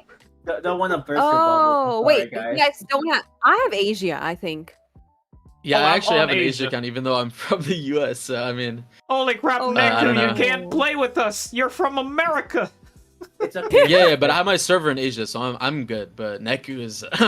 No, it's fine. They can spectate. Wait, can you I was borrow gonna someone's say, account, or is that like, fair? Asia to America. Wait, technically you can That would borrow be fun, Asia somebody's to America. account. You can borrow somebody's account. We could do that, you know, Yeah. in order for you Yeah. to just play with, you know, just for a team. Oh, holy crap, bro. That's gonna be really competitive. That's what I was saying though. Like, if somebody doesn't have mindscapes, or if somebody does have mindscapes, I feel like at that point, like it's kind of hard to regulate. Because let's say Cyber does end up getting another account he's borrowing. What if that account is like mega scuffed, right? Like, even if it's completely free to it's play, like if it's cursed. mega scuffed, yeah, it's like bro's cooked. Shit, bro. I mean, at that point, I don't know, but I mean, I could. Okay, then let's bring your applications in. We'll be judging which to take, I guess. yeah, I mean, no, if I I'm would going- enjoy that. If I'm I gonna think it'd be join, fun. if I'm gonna join an Asia account, I'm gonna say, "Oh, it's okay, guys. I could do it with my A rank Ambi." still a beginner here, but it's okay. Well, at least you got an A rank Anby to play with in the co-op. Yeah. Your job is to stun the boss, right? I guess that would be fine. Works. To be fair, I saw guess- somebody say it in your chat. Katsino, he said that it would be fun to have like a raid boss mechanic, PvE. I think that would be super fun. Oh yeah. Or PvP, if it's like friendly PvP. I don't know if you guys have like played any fighting games, but like Tekken, for example, they have ranked, and then they have like casual, quick play. I think it'd be fun to have quick play. Then you could just like play without any consequence whatsoever, it's just for fun. I think that'd be cool. Just a bit of a, but it's still really hard to apply it on ZZZ. There is the imagination, right? Like hoping that it would be this and it would be that. The issue is it's on the dev side. Like, how would they implement this without any bugs? Because again, they're really thinking about as well. That's why I'm kind of how should I say this? Happy that ZZZ devs are different. Like I said multiple times, I've been glazing them multiple times on stream that the devs listen. Like, they're not your typical Genshin dev, your HSR dev. No, they are not. Like, ZZZ devs are different. They listen to the player base, and from the dev talk, sadly they didn't upload it in the ZZZ channel. They uploaded in Bilibili. There was a translated version out there on YouTube. I forgot what the video was but it was a great way to show that they know the issues of the game, they know the problems, they know the difficulties of the game, but they want to go the route where we're still we hear you, we're still working it out, and it may be out in a couple of patches. It like, you can't rush things, right? Sometimes you want something now, but that won't happen, right? It takes time. But it's really nice that they read feedback, you know? I mean, they did say that they were interested in either implementing PvP or PvE content, and even during the like announcement of multiplayer, they said that they want to expand even further. So even if, like, let's say they only release weekly bosses for multiplayer, it's not to say that later on, eventually, we might even have a brand new dedicated endgame mode for it, right? Because they did say they are going to expand it. But it's just more so like what ifs. And for me, like, I'm excited for literally anything multiplayer, you know? I feel like having just more content to make on, or like having infinite replayability with other people, is gonna bring more people to the game. You know, that's gonna be so fun. Yeah. I feel like I like Nom is like in my chat saying watching Xeno play with Jade would be peak. I mean, honestly, I'm just gonna be like running behind, be like, and he'd be like, do your dailies, and I'm like, yeah, I know I have to do it. I'm just gonna be running behind, be like, okay, I know what I'm doing. I know what I'm doing, and then he'd be like, okay, Tookie, take a look at your disc. I'm like, I have no idea what I'm doing. I swear. It's That fine, stuff, that would be Xeno. fun, It'd be though, you know? hilarious. How should I say this? You're not the only one, because I've technically Yeah, I'm reviewed. I reviewed tons of accounts, and I know some people in the chat would be saying, "When will you start reviewing again?" It's just that I'm still juggling the streams and the work and stuff, so I didn't have enough time to do stuff. So, and again, you're not the only one with the same issues. Because again, everybody has their own face. This is what I like about ZZZ, is it takes time.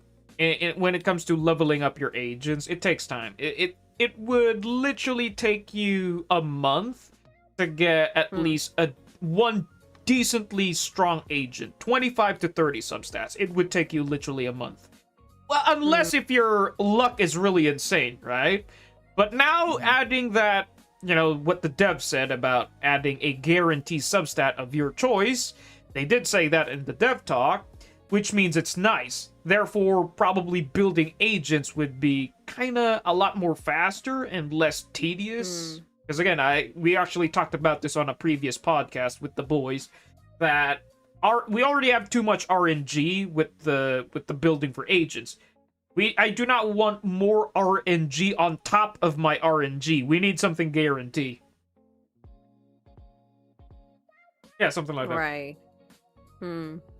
No, but that would make it, like, again, I think that's what Triple Z I feel like has done. Like, I like the way that it adapts to the new players, and because I feel like, you know, because and relatively I feel like because Triple Z is like a fairly new game when it comes to when you look at gacha, and I feel like, again, I mean, it's very nice to the F2P players, because I'm just a F2P player. I barely spend anything. I'm willing to grind instead of actually going and spending on it. So I like that they are at least good to you, and they you know, when you try, and like I was hoping to get a Monato, and I was trying to farm really well, and it was like something like it's guaranteed to get it out of some pulls. So something that you don't really get in a lot of gacha games. So I did like it for that. Oh yeah, by Infamous. I finally remember that thought process that I got earlier ago. Oh yeah. You said about a quick play, right? Basically, no issues. No ranked, nothing. I was thinking about like PvE, PvP. Basically, you're fighting with somebody else. It's really hard to implement. My first thought process is, what if you get to fight with an actual player, no boss? How would that work, right? In my head, it would be like Jane Doe. I mean, we have people already in the game that have the same combos that you could fight. It's like, we have Hugo in the game right now. We have Jane Doe right now. I believe we have... Well, I mean, Isolde doesn't really count, right? But there's other people that we have fought that have real characters. Oh, Monato. Monato's another good example. No. Right? Yeah. Ultra? Ultra's wait. another one. No, I meant actual people. Like real people. Yeah, real people. It would be like the same thing. As in Like you would PvP, probably right? counter each other, like parry each other. It'd probably be the same exact thing.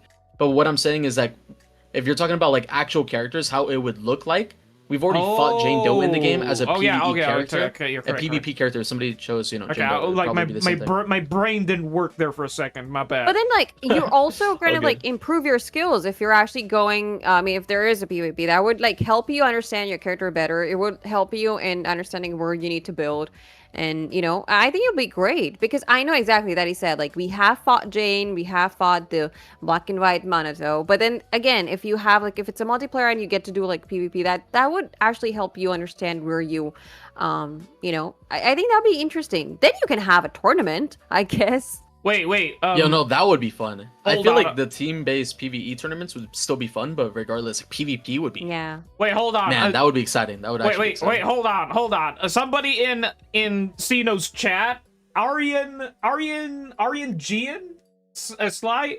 I'm gonna defend my boys. He said That's Indian. He said Aryan. Infamous and Cyberneku don't have a YouTube channel. No, they have. They do. They have. Oh wait, I've been giving Jade's wait, I'll just pass on to his are their channels too, because I think it was because I think one of my mods, they did give the link? your links. Yeah, so I'm just gonna go ahead and try and pull that in too. Give me a second. Yeah, go on. I'm just giving links. Oh, No, I are we was talking to say about? I was about to say, how did you know they don't have a YouTube channel? No. I it's okay. I'm already following you, so I just need No, to no, like take the it's link okay. and share it. Oh wait, what was I talking? Oh yeah, the PvP, the PvP. Yeah, I'm speaking. I find something really funny. What if you fight an actual player, right? Where you could parry and stuff like that, because it does, like, Hugo does parry, right? He will parry your moves. I did saw it one time where Hugo parried Nicole's ultimate, bro. That was really funny. So here's the thought process. A quick match, you played in, no consequences, you just want to have fun. But again, you suddenly played against with a whale account that you had zero chance of winning. Like, that would be really funny to fight somebody. But pretty much if they're gonna go that route, they're probably gonna separate the whales and the free-to-plays. Free-to-play Maybe I'm the players? only Infamous, one you're that not doesn't really streaming, care are you? about, like, you know. I mean, Wait, what? Am I free to play? Are you streaming? Because oh, you're not streaming. I was like, I am subscribing. Normally it shows up where your subscriptions are, and it shows up if you're streaming. I think you're not. Oh yeah, on the That's what- top. Oh, Yeah. Infamous is Yeah, not I make streaming. videos 24/7, but I don't stream like that. He was. He's not streaming. He's still shy. Like, Infamous is still shy. He doesn't want to stream. He feels he wants to stick with creating content. Still making videos and content and guides. Oh yeah, just to glaze Infamous on Zeno's chat. Infamous actually makes good guides, okay? So he actually made a good Grace guide. So if you guys want to check that out, so if you people who want to build Grace, you can check out Infamous's YouTube channel, and you can see his Grace build guide. It's really detailed. Thank you. I appreciate it.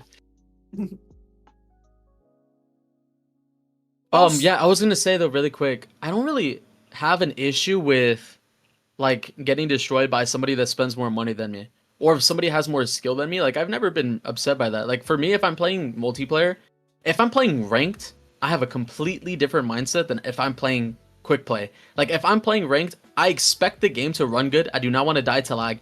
I want to die to skill. I do not want to die to some guy spending more money than me, right? But that's in ranked.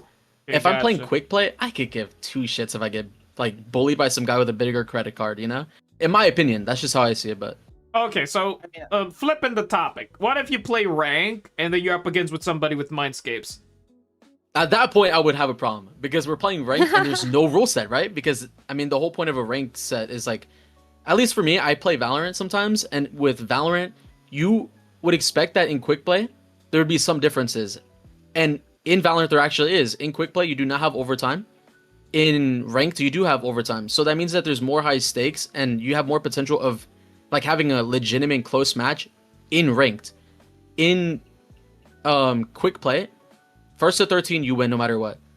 I want some different rule sets in ranked in general. Rank? Okay, gotcha. 'Cause Yes, again, for so like ZZZ. If I have 2 mindscapes, maybe I'll get cute against some guy with 2 mindscapes. yeah, Ideally that's how they do it. That's definitely gonna happen.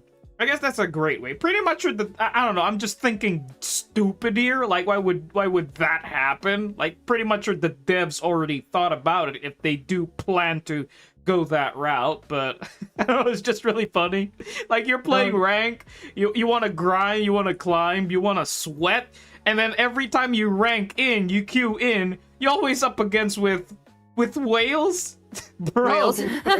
Exactly. That's the reason why like the devs like try to probably like botch it, because they might say maybe it might demotivate many people who would like to play PvP, and if they would literally go with someone who is like more mindscapes than others, they would say, oh, this is very unfair. This game is this ranked game is rigged or something like that. So that's the reason why they botched. Dude, I kid you not. That was me back in my youngin days, where I was playing Dota. Okay, back in my high school days, like Dota. If you don't know, but basically there's a rank system, and every time that I'm not gonna complain if I lose the match, if everybody knows how to play, everybody really did their best, 5v5, everybody's doing their, all micromanagement, but every time you play rank,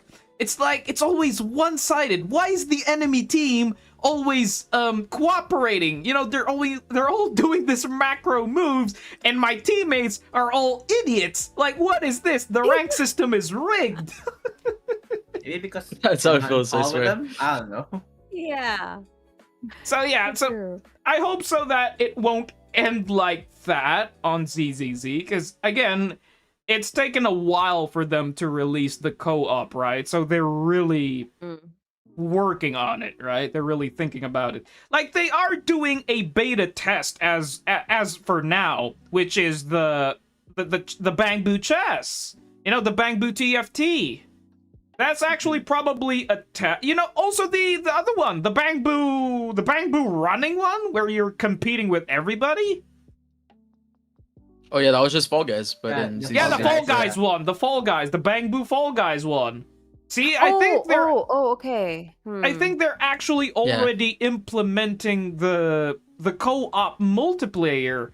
It's like we just didn't notice it, but they're already working on it. Maybe they're trying to find a bit of a, issues with bug and, here and there. And now that they've spoken up that they are planning to do, PvP and co-op. But they didn't talk about actual PvP. They kind of announced that we're kind of fixing on the co-op because there's too many bugs yet, and we still don't know how to implement the parry and the dash skill and the chain attack, because it's really confusing. Like, for example, who's gonna do the parries? Like, pretty much everybody would see the parry, right? That's actually a nice question, because that's what, when it comes to Wua, I think it's like very clear. There's no since it doesn't have that kind of parry, I think it's you both are, it's because I did try this with one of my chat on Wua. So like, we were fighting the boss, but it's just that, for me, I think it was just that when it comes to, again, the basic thing, when it comes to grinding, it depends on why or where the co-op's going to be used. For me, if it's grinding, I might as well just ask for help, as in like to know how to do it, instead of, I like to do it myself, when it comes to that. So to be able to just have someone who just, it's like the whole point of gacha is that you grind to build your characters, and if somebody's just going to come and just sweep you through that, it's like you didn't do anything. It's like it's similar to like just being a whale who's like just, so it's like, I would like that not to happen. I mean, that's where I feel like I wish I do get to my time to grind myself, understanding myself. But yeah, when it comes to learning, for example, fights, when we do like, our the PvP thing, when you can like fight against the other thing, that's, I think, would be really entertaining, because, and then if you could get like, awards like you usually do to when you go and grind and you level up your characters, and then you have to go to place called where you go and like you do your to upgrade the levels. I forgot what it's called, but you go to some gaming center where you go and upgrade it. So instead of that, if you have PvP and you're able to level up your characters according to your fights or something, that made more sense than going and grinding, I would say. Yeah, no, I'm really excited for that. I would prefer PvP, but like Zeno, I don't know if you know this, but if you ask most people that play gacha games, they don't even like the idea of PvP. Even if you're like, okay, let's make it casual. Let's set a bunch of rules. Let's regulate it. If you go out of your way to like above and beyond to listen to them, some of them do not care even then. Like it's kind of crazy. They're scared of it, you know? PvP gacha, it's like wallet battles. That's like the first thing, you know? Is it because like they usually like normally again it's the same thing? Do you have a character who you've literally just upgraded so much that if you go against them, you're not sure if you're I mean, and I don't know, would there be rules about what level you're at? Are you going to be competing with somebody who's at the same level? I don't know. Is if that happens, and it's like, for example, it's like, you know, if you have full Mindscape and against a Mindscape, again, that would be it would be a fair there instead of just going for someone who does not have Mindscape against a Mindscape. So if you have that kind of rule where you are able to see which level are you competing with when you're going multiplayer, so I think that'll help, I guess. Then you might not be scared of PvP that way. Yeah, I mean, for me, I'm not worried about it at all. Like, regardless of what they put in, I'm just excited. But I've seen so many people that have told me straight up, like, they just don't want it. Or, like, they think the idea is stupid. I don't know. Also, wait, really quick, I do want to answer this guy's question because he's asked it, like, 3 times in your chat. Arian? I think that's how you pronounce it? I don't know. He's like, do you guys play Nikke? Does anybody here play Nikke? I don't, personally, but... Nikke? No. You pronounce it Nikke? I thought you pronounced it Nike. Yeah, Nikke. It's Nikke, not Nike. Not Nike. Trust me, I don't know. And I usually go with Nikki because like that's like a proper actual name. That's like there's an actress whose name is Nikki. I don't know. I thought that's I have no clue. I've always pronounced it Nikke, but Oh, yeah, I mean, Nike. this guy asked it 3 times. That's why I felt bad, but Oh, yeah, I don't play it to answer the question. He asked me as well. No, I haven't. Which Cooper, you know, my OG just said, Jade, you can't be serious. I'm serious. I'm dead ass I love serious. the cat. It's so cute. So there was like, I really came a long way. Niku watching Jade, Jade watching Zeno, and only Infamous left in a loop. You said the same thing to me. Wait, what did he say? The whole loop, like Niku is watching Jade and Jade is watching Zeno, and the only Infamous is left in the loop. I think I'll just no, yeah, because he's not live, he's not streaming. Yeah, Infamous is still shy. We actually talked about this in a previous podcast. He did say that going live is kind of ballsy in my understanding from I can't remember. I have goldfish memory, but from what he said, it's kind of once you're streaming, you're technically doing everything, you know, there's no script. Again, he kind of prefers making content for now. Maybe once he reached the 1K subs, you did say it, right? Once you hit the 1K, the 4-digit sub goal, then you might go for, you know, for living. Oh yeah, if I get 1,000 subs, then I will actually open up my Discord to literally everybody, and then I would actually like live stream. Not as consistent though. Not as consistent, but still. Because Jade does it practically like what, like 4 times a week, 3 times a week. You're very consistent, maybe even more. Same thing with Zeno. Man, I don't know if I could do that, but I would definitely stream at least once a week. You could all start soul. I'm gonna be honest. I started with recorded videos. Okay, I started with recorded videos, and I used to stream like twice or something a week. So yeah, I've come a long way. I've come from like baby streaming once. At times I would just like fail to do it, so like once a week or something, and I've come a long way. In like almost a year, I've come from 1 stream a week to literally I think this is my 5th streak, a 5th day. So yeah, I think it just happens. I mean, you just go through it. It's not you do once you start. I think you understand, because the one thing when I go back and look at my first video, it's embarrassing. So you just start somewhere, to be honest. When I look at my most recent ones, I still feel embarrassed. It's so weird listening to my own voice, but you know. Yeah, I know. Me too. Me too. Dude, looking back, like in the older, like when you just started, dude. When I first started streaming, you know what the first words that came into my mouth on stream? I think only Neku would relate, would understand, not relate, would understand, because I basically cursed in my own native language. I was like, what the fuck, like what, like mother f, am I live or not? Like I was really pissed off because it was my first time streaming. I don't know if everything is working or not. Like I had to. I was there. I was there. I had to chat Neku. I had to chat Neku. Am I live or what? I don't see myself. And then I checked. I don't know. It was an old, I don't know, a boomer moment where like you know that granny with glasses just looking at the computer meme. Oh, it's still me. It's still me.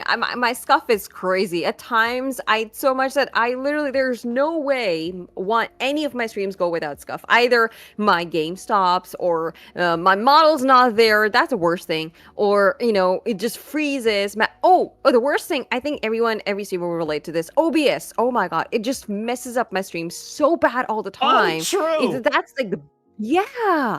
Sometimes you just feel like your game's frozen, your game's gone, your model's not visible. Oh, that's the worst. Okay, that's the worst I've faced. Oh yeah, I'm stuttering. How should I say this? It's like OBS crashing was really annoying. Like even today, OBS would crash unexpectedly. But back in the day when my old model, pretty much or the OGs would relate to this. Which, shout out to my OG, which would always sometimes tell me that, Jade, your character is bugged again. It's not moving or it's not speaking. It's like, oh shit, it bugged again? Oh, it happened to me today. My model is like just frozen and I'm speaking and I'm like, okay, guys, it's just a podcast, guys. It's okay. Just make this a podcast. It's just not working. It's just not working. But anyways, it's all day. So you have the stuff. I mean, I think you just get used to it. I mean, especially as a VTuber, I think Jade is gonna be slowly turning into that. But yeah, it's just you just learn to live with it at this point. Nothing could I don't know. change it. It's once you get used to the issues, it's like, nah, it's just another Tuesday type of thing. I'll just restart it back and then we're live. Yeah, and I've told my chat is just they just know it's gonna happen. They're like, okay, guys, we're gonna be back, okay? So I then have to shut down my whole system and have that be right back screen always. But yeah, I think I had to keep happening. It's like it's literally somebody in the chat is saying it's a daily rant. It's a daily thing. But yeah, okay. The other thing that because there was this chat there and I missed it, but somebody was asking. So, Game of the Year is like, the game thing is going to happen this year, I think in December, if I'm not wrong. And Monday, if I'm not wrong, the game list nomination is going to be there. So, do you guys keep track of that as well? The Game of the Year kind of thing? Oh, shit. Game awards? The awards! Yeah. We're gonna get Back then I used to. But... Wait. Hold on. Back to the topic. Wait. We actually talked about this earlier ago, Zeno, but... I actually had a prediction that in patch 2.5, we may be getting a free agent. A free agent. Maybe Zhao. Yes. Maybe Zhao might be given for free. But the thought process kind of bounced back when Infamous, or was it Neku or Infamous? But basically he says that Harumasa was given for free because in patch 1.4 on December, ZZZ actually received a reward. I don't know what award they received, but basically best animation or cinematic reward was it?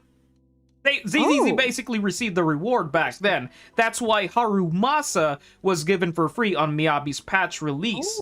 Now that you've mentioned that the Game of the Year awards, holy crap, it might be... Dude, I'm praying that ZZZ might win an award that might make, I don't know, them give a free agent or become, dude, I'm a hype. Like, if that would happen again, dude, it's possible. The Cope dream is possible. A free Zhao? Yes, please. A free agent? Yes, please, man. Dude, that would be peak. Yeah.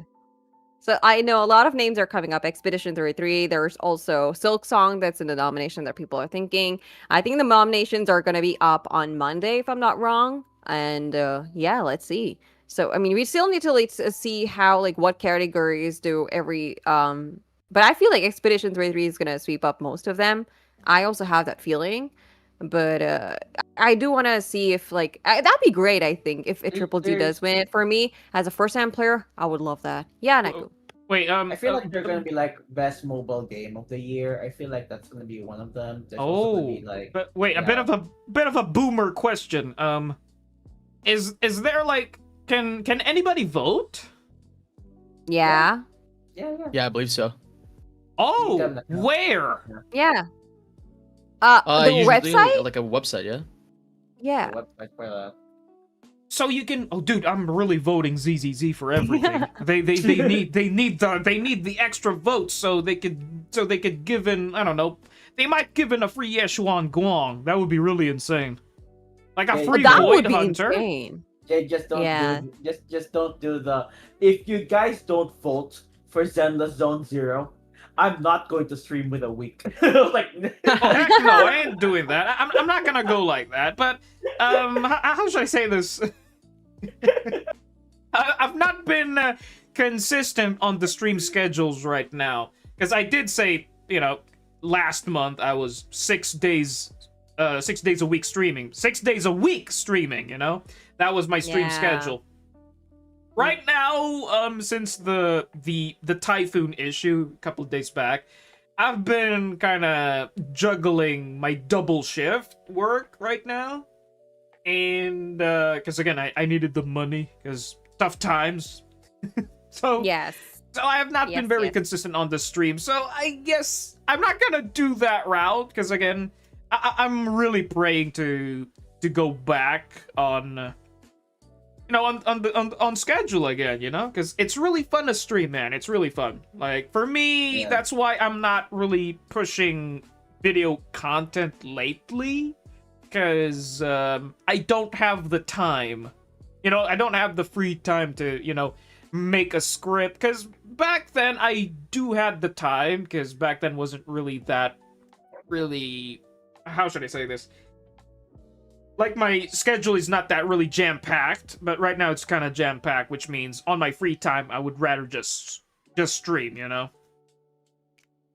And I don't have the free time to make a script, because making good content really takes time. It might take days or weeks because of the editing, and then also, you really need to make that's the thing. You edit. Like, and your editing is pretty cool. Like, for me, it's like, I think that's the other thing. Like, for me, I think I just took a leave for 5 days to not to stream, of course, but I took some leave after work, because it did get a little hectic for me to balance everything. But I mean, for original content, it's like I do have an editor for that. So again, of course, that's like, it takes time. I don't make content on Triple Z per se. I do make content on everything other than games, to be honest. So again, I think I think, Jade, I think you should I think it's given that it takes time for you, because you also edit your videos. That is like, that's super cool. And for me, on the other hand, it's like I just normally just I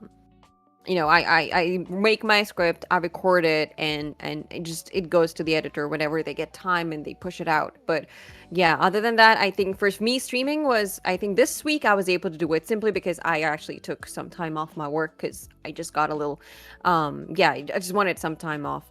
But all otherwise, I think it's just, for me, I think it's easier to stream when I have like a timetable schedule. That's the reason I schedule it out every Sunday.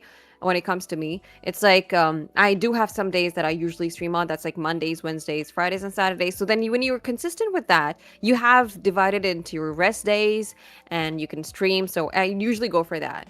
I mean, I saw, Jade, you were like doing 6 days. That's like I realized how I think I used to do it in my early days when I really was pushing, like, because being a small content creator, you need to push as much content to reach your audience. I think that's also one thing that you need to do. But it did exhaust me at one point. It did get exhausting. Yeah, to be honest, it was kind of like, I do understand, like, most of the peeps in the chat right now, my community is telling me to, like, it's all right, it's take a break from time to time, because again burn out because Yeah. again, I'm like working in the day and then streaming at the night. That might be really exhausting, but I keep telling them that I'm fine. It's chill. It's like it's fine, it's chill. Like it's really fun. I get to rant about how I hate my job earlier in the streams. Damn, that's cool. I did that today. I began my stream doing that, and I usually do that too. Yeah. Like earlier on stream, like yapping about life just to rant out, and then later, okay, let's talk about games. I mean, for me, I was like, Yeah. for me, I have IRL stuff to do. That's why I can't really stream as much as what Jay does. Like, that's why I said like I have this schedule. Sometimes on Tuesday, Friday, and Sunday, if I stream a little bit too much of the time, I might have an existential crisis. So I have to like, what am I streaming about anyway, and stuff like that, and stuff like that. I always ask this question, saying, will the people will like this stream, or it will just be a boring stream again, or something like that. That's why I always find like a reason to stream. Like that's why I have to play games. I have to do this. If I just do yapping, I'm just afraid it might be boring for them. That's fine. Oh, gotcha. Because you That's know, how I just felt to, at first, but still. Just to share, the thing is, in Neku is been streaming before I even started streaming, and how should I say this? Neku, I'm not talking down to you, buddy, but I feel kind of sad that you don't really get the attention. It's the algorithm that you deserve, right? Because you actually started streaming before me, you know, and then I'm kind of, you know, doing kind of good, and you're still kind of hoping, right? That's why I always try to pull you on the podcast to maybe bless you with the algorithm, you know. That's why I really appreciate the, you know, Goma, Num Num, you know, the mods, the OGs in my chat, always trying to, you know, check you out from time to time. Mm-hmm. Oh, I appreciate that, man. I appreciate it. Yeah. But I mean, for Oh, me, that's true. I think it'd be okay, Cybernic. I think when I see his streams, I feel like, you know, one thing I would say is from my own experience, I would say. I mean, for me, I think I've even now, I think it's for me, it's been relative. It's like sometimes you barely get views, sometimes you suddenly have like a lot of views watching. You never know when the algorithm clicks. I think one thing that you need to do is one, I don't know if you consider this a tip, but I would say maybe try and spread out your content. By that I mean, you know, when I was not able to do it, this is like real life example. I would say when I was not growing on YouTube, it was so what I did was I divided my content. I tried to pan out on other social media, which is basically Instagram, which is primarily half of my audience is here from my Instagram, because and then my content which I used to put out, I know that I don't know if are you primarily like triple Z content creator? Because when it comes to me, I try to divide my content. So here I usually game. Sometimes I do put out some nice, I have a clipper. So he's like clipping up everything. But that content goes on Instagram. I have content which revolves around AI content, geopolitics, current news, which I feel that people should know. So this is something that I've just to be able to, again, I'm simply a variety streamer, I would say so, but to divide, even if that for that matter, if you have a YouTube channel, have an Instagram where you can actually start posting content there, small clips which you feel like you can post there. I mean, this is just my suggestion, I would say, where I feel like that is one strategy, because that's a struggle, and especially as a company VTuber, I think it's more of a pressure, because, you know, as a company VTuber, you need to fulfill goals, and if you don't do that, you clearly are not doing enough, and you have the possibility of shutting down. So I think I tried and reached out to audience wherever I could. So that's one strategy. Maybe I can, if that would we would consider that as a tip, though. I guess. Sure, maybe. I'll try to give it a go. The thing is, Neku, here's also an advice for a fellow content creator as well. is being a content creator, it's all about strategy, in my opinion. Like, it takes a... Like, it's not about luck. It's not about, I hope I get blessed someday. No. It's all about strategy. Like, from what Zeno said, she did this, she did that. It's all about, you know, strategy. That's her strategy. Basically, spreading her content to other platforms is actually smart. I actually have a bit of a short form content on TikTok as well, but I actually stopped because it was kind of, I don't know, people on TikTok don't even like watching the stream, so what's the point of making you know, content in TikTok and short form content? Because again, most of the people on TikTok much prefer watching the short form content. They don't really like watching long form content, in my opinion. But it's, again, I think you'd be surprised though, because the thing is, if you do it consecutively, let's say you upload like 3 posts a week on short form, you upload 1 actual video, and then you stream more often, right? Like, if you have an editor and that can happen, that's great. But if 2 videos do horribly and 1 blows up, that 1 video blowing up could actually like make your goals, you know, like just breaking the ice and getting out there. I think that's like the biggest thing, you know. And like TikTok, Instagram, like super short form content helps with that. I agree, because I'm gonna have to be honest. That's exactly what happened. I barely, I think back in late October, I remember I had barely 200 followers. I pushed out 2 reels, and I pushed out as many reels. I think I have close to, I don't know, 100 content, I guess, say. So one of them reached about 1 million views, and that I didn't expect that to do that. So there are 2. I went from 200 to 4,000 followers in 1.5 months because of those 2 reels. And because that's my experience, which is I'm saying that because it works. And I feel like and the one thing that I feel like this is I don't know if people will believe that, but a lot of people believe that you need to give what people want to watch, right? I don't believe that. I don't believe that. I do not think that I have to push out content that they want to see. I rather want to push out content that I want them to see. And that's why I put out like reels which I'm interested in. I was interested. It was just something that came out. So I'm in India, and they came out with some online gaming act thing. So I wanted to understand myself, and I also wanted people to understand what exactly that was. And it's suddenly, because people related to it, you never know. That's the whole point. It's like I pushed out things that I like. I didn't want to push out, so as Jade said, that, you know, this is the content they like to watch. I feel like because TikTok is banned in India, but Instagram works. And instead of worrying about what the people want to watch on Instagram, I was mostly about like what I want to push out to them. And well, it just clicked. And I don't know if I would call it luck or something, but 2 of my reels reached about like 1 million views, and that's how I basically went from 200 to 4,000. Yeah.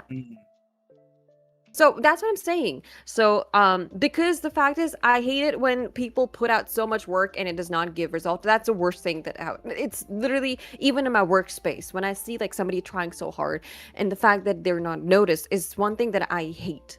You know, so I like it when you put out that kind of effort, you deserve that kind of output as well, you know. So I'm nowhere near the goal that I have to reach right now. I don't really have a consistent, like, I have this goal which I've been given by the company to have like 50 consecutive live viewers, which I haven't reached in about a year now. So that pushes me back. But then again, I try to do my best in trying to find out any ways I can.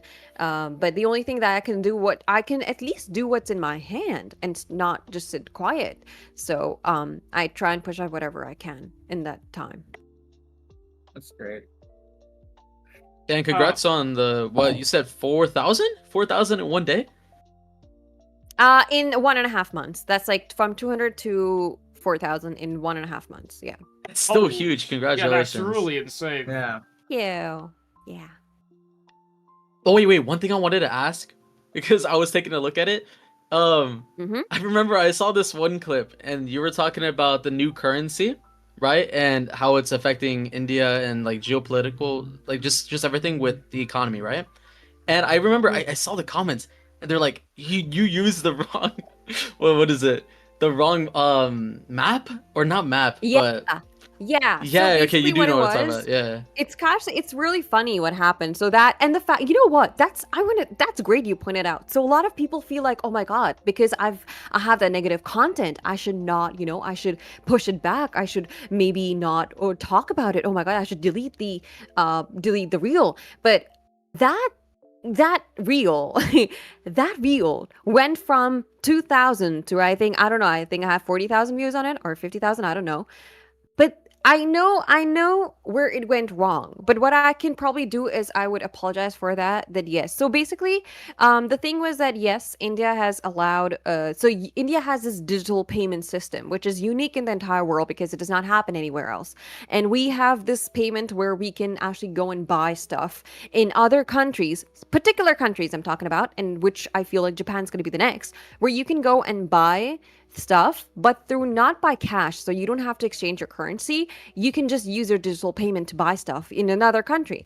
And I used the map of India. What happened was that the map of India was an old one, which basically just combined the other countries, which is besides it. Like it has Nepal, Bhutan, Pakistan right beside it, and somehow it just instead of so basically there's I don't know if you understand what a political map is. Political map is like it gives you outline. It didn't have an outline, and so people thought it's a wrong map. It was not a wrong map. It just did not have an outline, and that rage baited people. But I know I should have restricted myself and said like, okay, I did apologize, and I was like, okay, my editor is gonna know about this. But taking down the reel right then was I don't think it was a good strategy. I think not taking down was a good strategy because that led to people sharing it even more and getting more audience. And what I felt like when I saw that happen, I think the one thing that I was like, okay, I apologize for this thing, but I would appreciate if you would show the same kind of spirit in promoting my content instead of just trying to go and find the faults in it. So if you were good enough, you could have gone to my other reels and said how cool it is instead of going around and talking bad about one reel. So I would probably say that, but then I think that was one strategy which worked because it rage baited, but again, even when you call it's this really bad thing, it's evil, but even a bad PR is good PR. Even a bad comment is good PR, if you get what I say. So yeah, totally. It's like saying that, okay. It's basically what's the word here? That publicity is still publicity. That's the term, right? The saying. Yeah. There's another term. Another term. I totally forgot about it. It's what's the word? It's in the tip of my tongue. It's basically engagement. Engagement is still engagement, even if it's hate. Yeah. It gets more, the video gets even more pushed because people are commenting. People are like, yapping about stuff, watching about it, even though it's kind of negative. Therefore, the video gets pushed even more because what the system understands here is that, okay, people are like watching, engaging. Commenting here. There's a lot of engagement. Let's push this video even more. That's what happened. That's my understanding of the algorithm. That's why when I'm streaming, I always tell the guys to like the stream because it really helps for it to push to the algorithm. It really helps. It does. Because it shows the algorithm that, okay, if I do not have continuous 50 viewers, I still had 50 people. So that means 50 people actually showed up to my stream. So, because of course you can't duplicate likes, right? So if people come and stamp that one thing, one like on it. So it shows how much engagement you have. So yeah, again, so the thing was instead of feeling bad about it and going and shutting myself into a room and be like, oh no, that is not wrong. I was like, okay, so what? At least did you take a look at the content I give you? Did you look at the information I'm giving you? No, you did not. And especially as an Indian VTuber, which is, again, VTubing is very niche when it comes to India. It's barely people know about it. So in that environment, when you have more people who want to, and this is internet. This is something that I got introduced that you have more negative people than positive. That's a reality. On internet, there are people who I know this is a strong word, but they're jobless people who have nothing to do. So they're going to hide behind a username, which is totally fake, and just going to sit there and comment bad about it. because they have True. faced a time about it. Actually, how should I say this? Yeah. Those people, I actually have a quote about. This is basically a story, a kind of a bedtime story that has a lesson to it. I talked about this yesterday's stream, literally just yesterday. It's basically a story of the sea turtle and the frog under a well. I don't know if you guys know this story, but this story is really nice. Know. It's basically a sea turtle saw the frog under the well. The sea turtle picked in, and then, like, he told the frog under the well, deep under the well, like, yo, buddy, it's a vast open ocean up here. You just need to climb it. The frog says, why would I climb up when clearly under here in the well is my home? It's my place. It's chill here. Why would I need to go up? The lesson of that story here is that the frog in the well is immature. You know, he does not want to, you know, explore the vast open sea to see that there's, you know, a bigger topic out there. Basically, TLDR, if you didn't quite understood the story there, is that be a sea turtle, be mature, be understandful. Don't be a turtle. Don't be a turtle. I meant don't be a frog. Can't believe I confused the sea turtle to the frog there. Don't be a frog. Yeah. Don't be close-minded. Be open-minded. Yeah, take you know? the risk. Take the risk. So yeah, wait, hold on a moment. Like we went off the rails here. Why are we talking about content creation stuff out of the nowhere? We're supposed to be talking about ZZZ. I don't know. I don't know where it came from. I think it came from the fact that.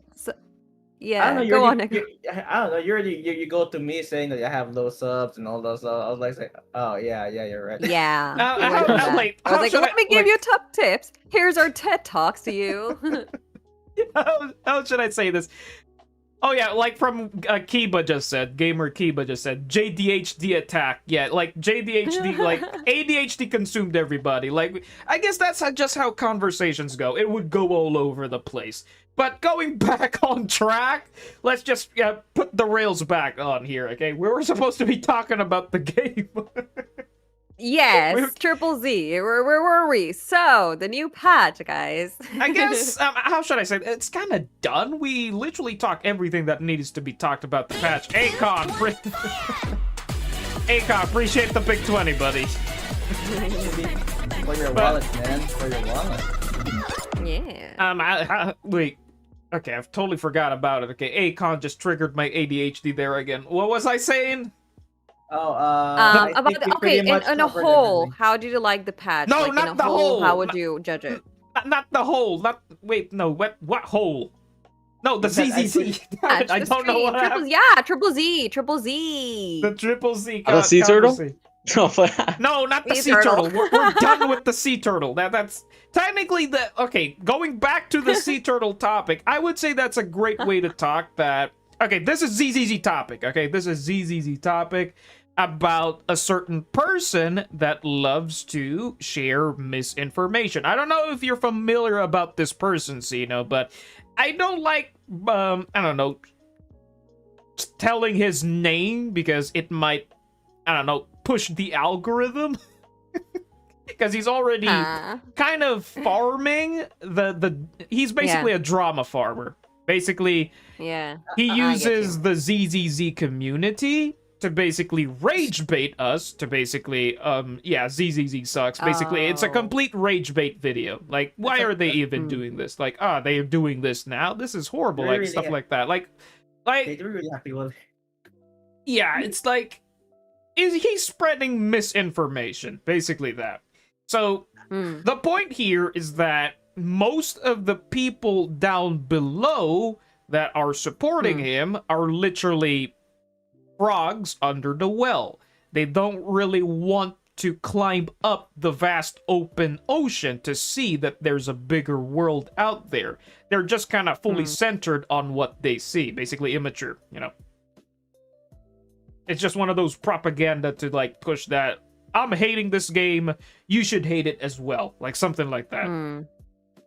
But then that's again, it's helping him because in the end, it's like the Triple Z content creator is gonna be like, okay, why is he saying that? You know, and why is that? You know, instead, and it's very interesting because on the other side, there are a lot of people who are saying, okay, guys, Triple Z is great. It's not just the Triple Z that's great, but even the communities hate. But they would not really watch that. They would really just go. The algorithm would probably turn them into videos with like, you know, why do you hate it? Because that's how the internet works. Of course, you don't have to use the same media to grow. I mean, that's not true. But it's just that yeah, sometimes some people think that yeah, if that's going to make my ship not sink, then I think they're going to sail with it. So that's probably what they do. Yeah, but I mean, I would say that Triple Z like 2.4, I would say I'm pretty excited for it. Again, back to the topic. Okay, I'm back actually to the pretty topic. happy. Yeah. We're gonna go back. I'm gonna keep on pushing it towards that. Yeah, the 2.4 patch. Oh wait, I also had one thing to say. So I was watching the devs interview, not the devs, but the story writers, I guess. In the end, there was this thing about where he said that okay, there's gonna be a surprise new character. I'm not lying. This is definitely what he said. Yes, we Did you guys actually hear talked that? about this. Yeah, we actually talked about it at the very end on the podcast Oh. earlier, Huh. and then we suddenly invited you.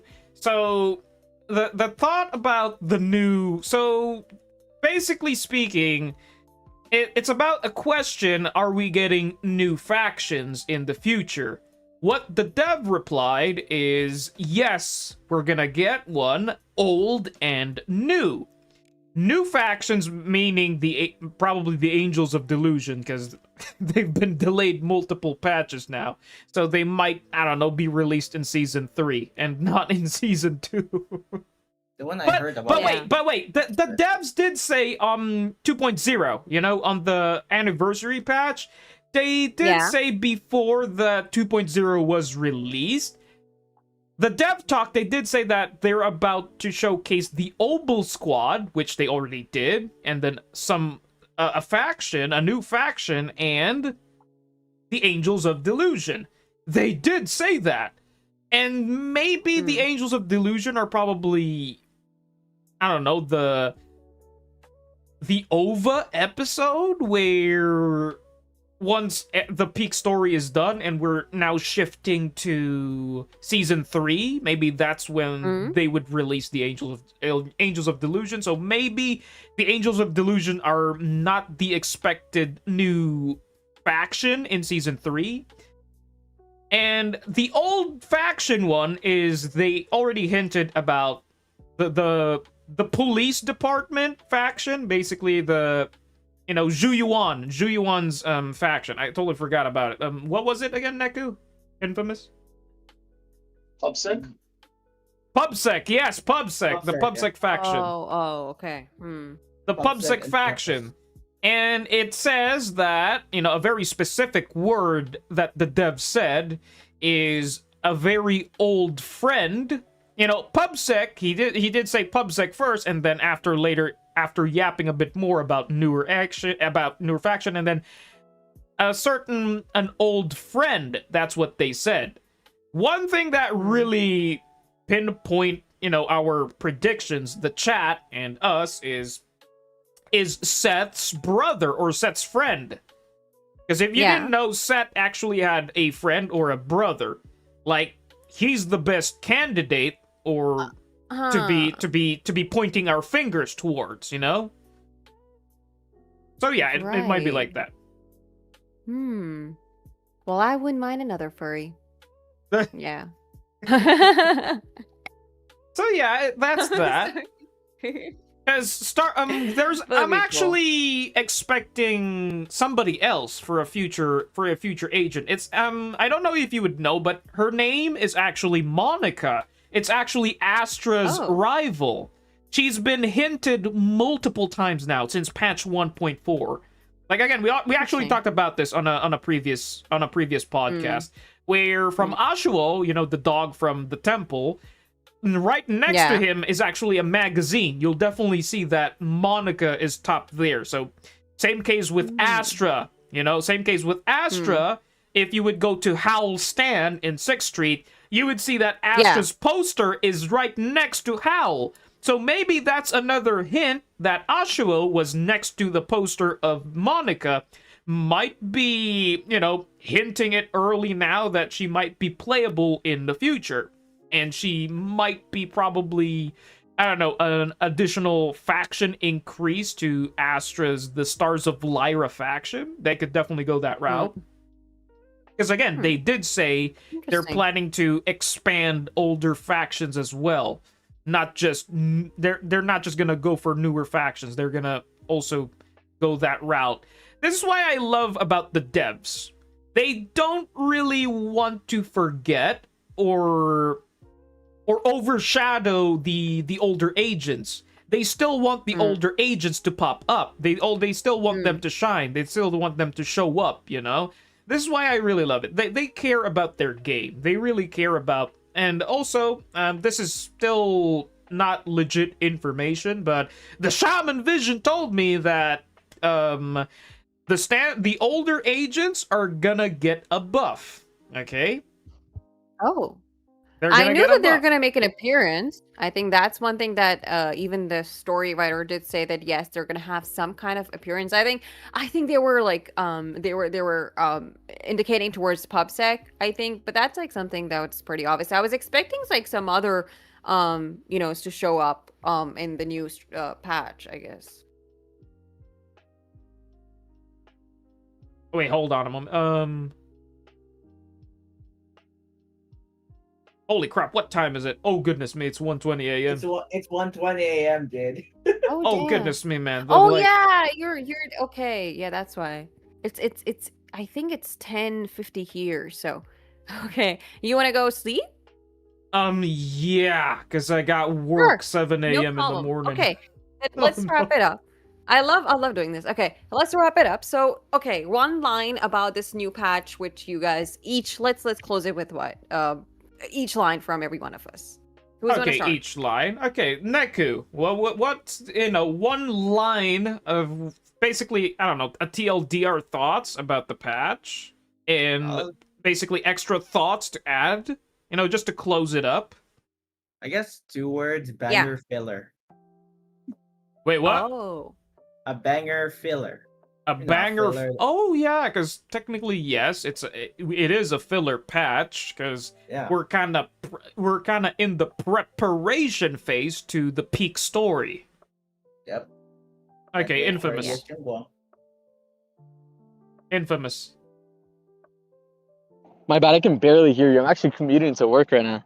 Like I'm Oh, walking. you're commuting right now? Oh, goodness me, man. Right. Well, Yeah. Of course. My bad. It's all right. It's okay. Safe It's okay. travels, buddy. Right. Okay. Since Yes. you Yeah, I appreciate it. Okay, it's all right, Infamous. We're actually kind of patching things up now, basically sharing our, I don't know, TLDR thoughts about the special program right now. Yeah. Okay. Yeah, for my final thoughts, I think, like Cyberneku said, it is a banger filler patch. I don't really know what else to say other than that because 2.5 looks amazing, and besides Banyue, honestly, 2.4 story is the only thing captivating to me. To be honest. Oh, okay. Because again, your boy has, has goals in mind, tunnel visioning for your boy Banyue. Okay, understandable. I was gonna say the same thing, to be honest. Go ahead, Jay. For me, I'd say I'm looking forward to it. As new content, new story, new fun things, and more more new, like, again, how should I say this? Dude, I don't know what words to say, but basically I'm excited, looking forward to it. That's a short line there. That's great. Yeah. So for me, I think I'm gonna add to like again what Infamous said, Banyue, yes, and of course something that you suggested, Jade. I think maybe up the game and start learning and farming. Yeah, I'll probably do that, and also yeah, just to try and learn more parry, and I'm looking forward for the story as well, because one thing that just has kept me in Triple Z is definitely the cinematics and the fights that kept me there, and the characters. So I already have what I want from this patch, so I'm pretty much excited for it too. Yeah. Yep, so I guess this closes this podcast. That was really productive. Yeah. It was kind of all over the place in some point, but it's fine. It That's always just goes that how way. that's just how Yeah. conversations go, you know. It would just go here to there out of the blue, but it was really fun. I did say every special program or every time the devs would, you know, ZZZ would be talking about new content stuff, we will always do a podcast. So Zeno, I might hit you up, might pull you up again if you have if you have the time. So it's kind of fun to have more people. I actually DM'd DM'd Rezi. I know you still remember Rezi, right? Of course I do. Actually DM him, but he didn't reply me. He left me in the inbox zone, but I think your boy's busy, so it's understandable. I was really hoping for him to hop in. And I also forgot to mention Foxel. Foxel as well might be also a good addition, because again, more people yapping is way more fun. Because again, it's fun to see different types of perspective, right? It's really fun. This is how productive and really nice to see. Because again, I have my own, like earlier ago, we were talking about, you know, resource management. And me, I'm a person that loves to hoard resources. I love to pre-farm, I love to save resources. I don't like going broke on materials. I'm that type of a person. Meanwhile, Infamous loves to keep investing on his agents over and over. He's like a perfectionist. Yep. And I told him that, okay, so you have the broke mindset. Not gonna blame. Yeah. It's just that he shared his own opinions about it, why he's doing it that way. Because he's like a min-maxer. So it's understandable, because again, I'm a type of person that just wants to get the bare minimum, but if I can get a high score, that's good, like stuff like that. But it does really matter if you would, you know, if you're a perfectionist that loves to min-max all of the skills. We were talking about the skills, about like hitting all the skills at 11 is not the right way, in my opinion. Unless if you really simp for the character, which you want all the skills to be leveled, right? The issue is there are some skills that you really don't press on a certain character. And if you try to invest on that skill that you're not even gonna press on that character, it's just wasted materials. That's just my opinion. Therefore, I'm not leveling up that skill, and it's just wasted materials. It's like I'm a very strict, strategic type of a person when it comes to investing my resources. Meanwhile, we got Infamous that wants to go broke all the time. That's understandable, buddy. Sure, man, go broke. That's your account. Have fun. Have fun going broke. but it's chill. It's understandable. I feel like Infamous and me are like similar in different stages, because actually similar stages, because it's literally the same. I know I'm farming, and when I have a goal, I'm gonna spend it all, and I'm like, okay, I'll start over again if I have certain characters. I think I did that for Cheyan and Wuthering Waves. I farmed as much as I can. I spent it all just to get that one character, and then I was like, okay, fine. I think I can just do it all over again. So I guess I'm a similar with Infamous on that. To be fair, Cena, Yeah, that's why I differ from Sophia. You're still kind of new to the game, and this is my my understanding when it comes to newer players.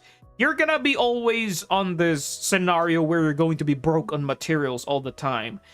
You won't be in the position that I have right now, where I'm literally just chill, just pre-farming all the time, just, you know, doing my dailies and then dipping out. And then if there's a Deadly Assault reset or Shiyu Defense reset, I would just instantly clear it, no brainer. Because again, all of my agents are already leveled, maxed out, well invested. Yeah.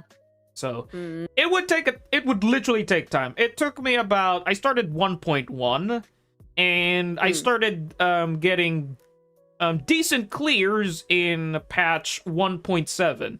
So it took me 6 patches before I could literally be in this position. And now, okay, you know, closing it out, we're starting to extend this Yap Fest now. So yeah. Again, guys, you guys are just talking to me and I know. Okay, again, Neku, appreciate you for hopping in. Infamous, I appreciate you as well. And Sino, Yeah, I thanks for appreciate being you here. as well for hopping in for this wonderful random ass podcast with I know, with your thank boy. you. So yeah, Yeah, appreciate fun. for your time, appreciate for your opinions, conversations. It was really fun. I hope we could get to do more in the future. So yeah. That'll be fun. That'd be Okay, fun. That was fun. Thank you. Appreciate it. Okay, okay, you. everybody, appreciate y'all. Bye-bye. I need to Bye. get some sleep because I've got Yes, work we 7 shall. a.m. in the morning. Holy crap. Yes, peace out. Great. Bye. All good. Have a good one, everybody. Appreciate it. Thank you for having me on. Bye. Thank you so much, guys. Bye bye. Bye bye. Okay, how should I say this? Yeah, I got work 7 a.m. in the morning because, guys, I'm working on a weekend. That's so horrible.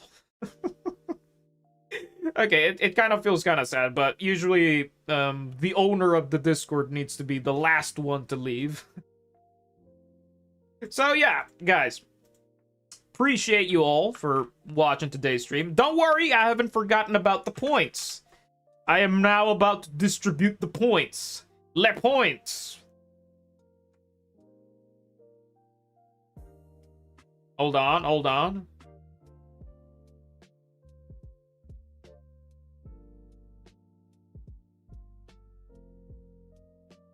Okay, over here.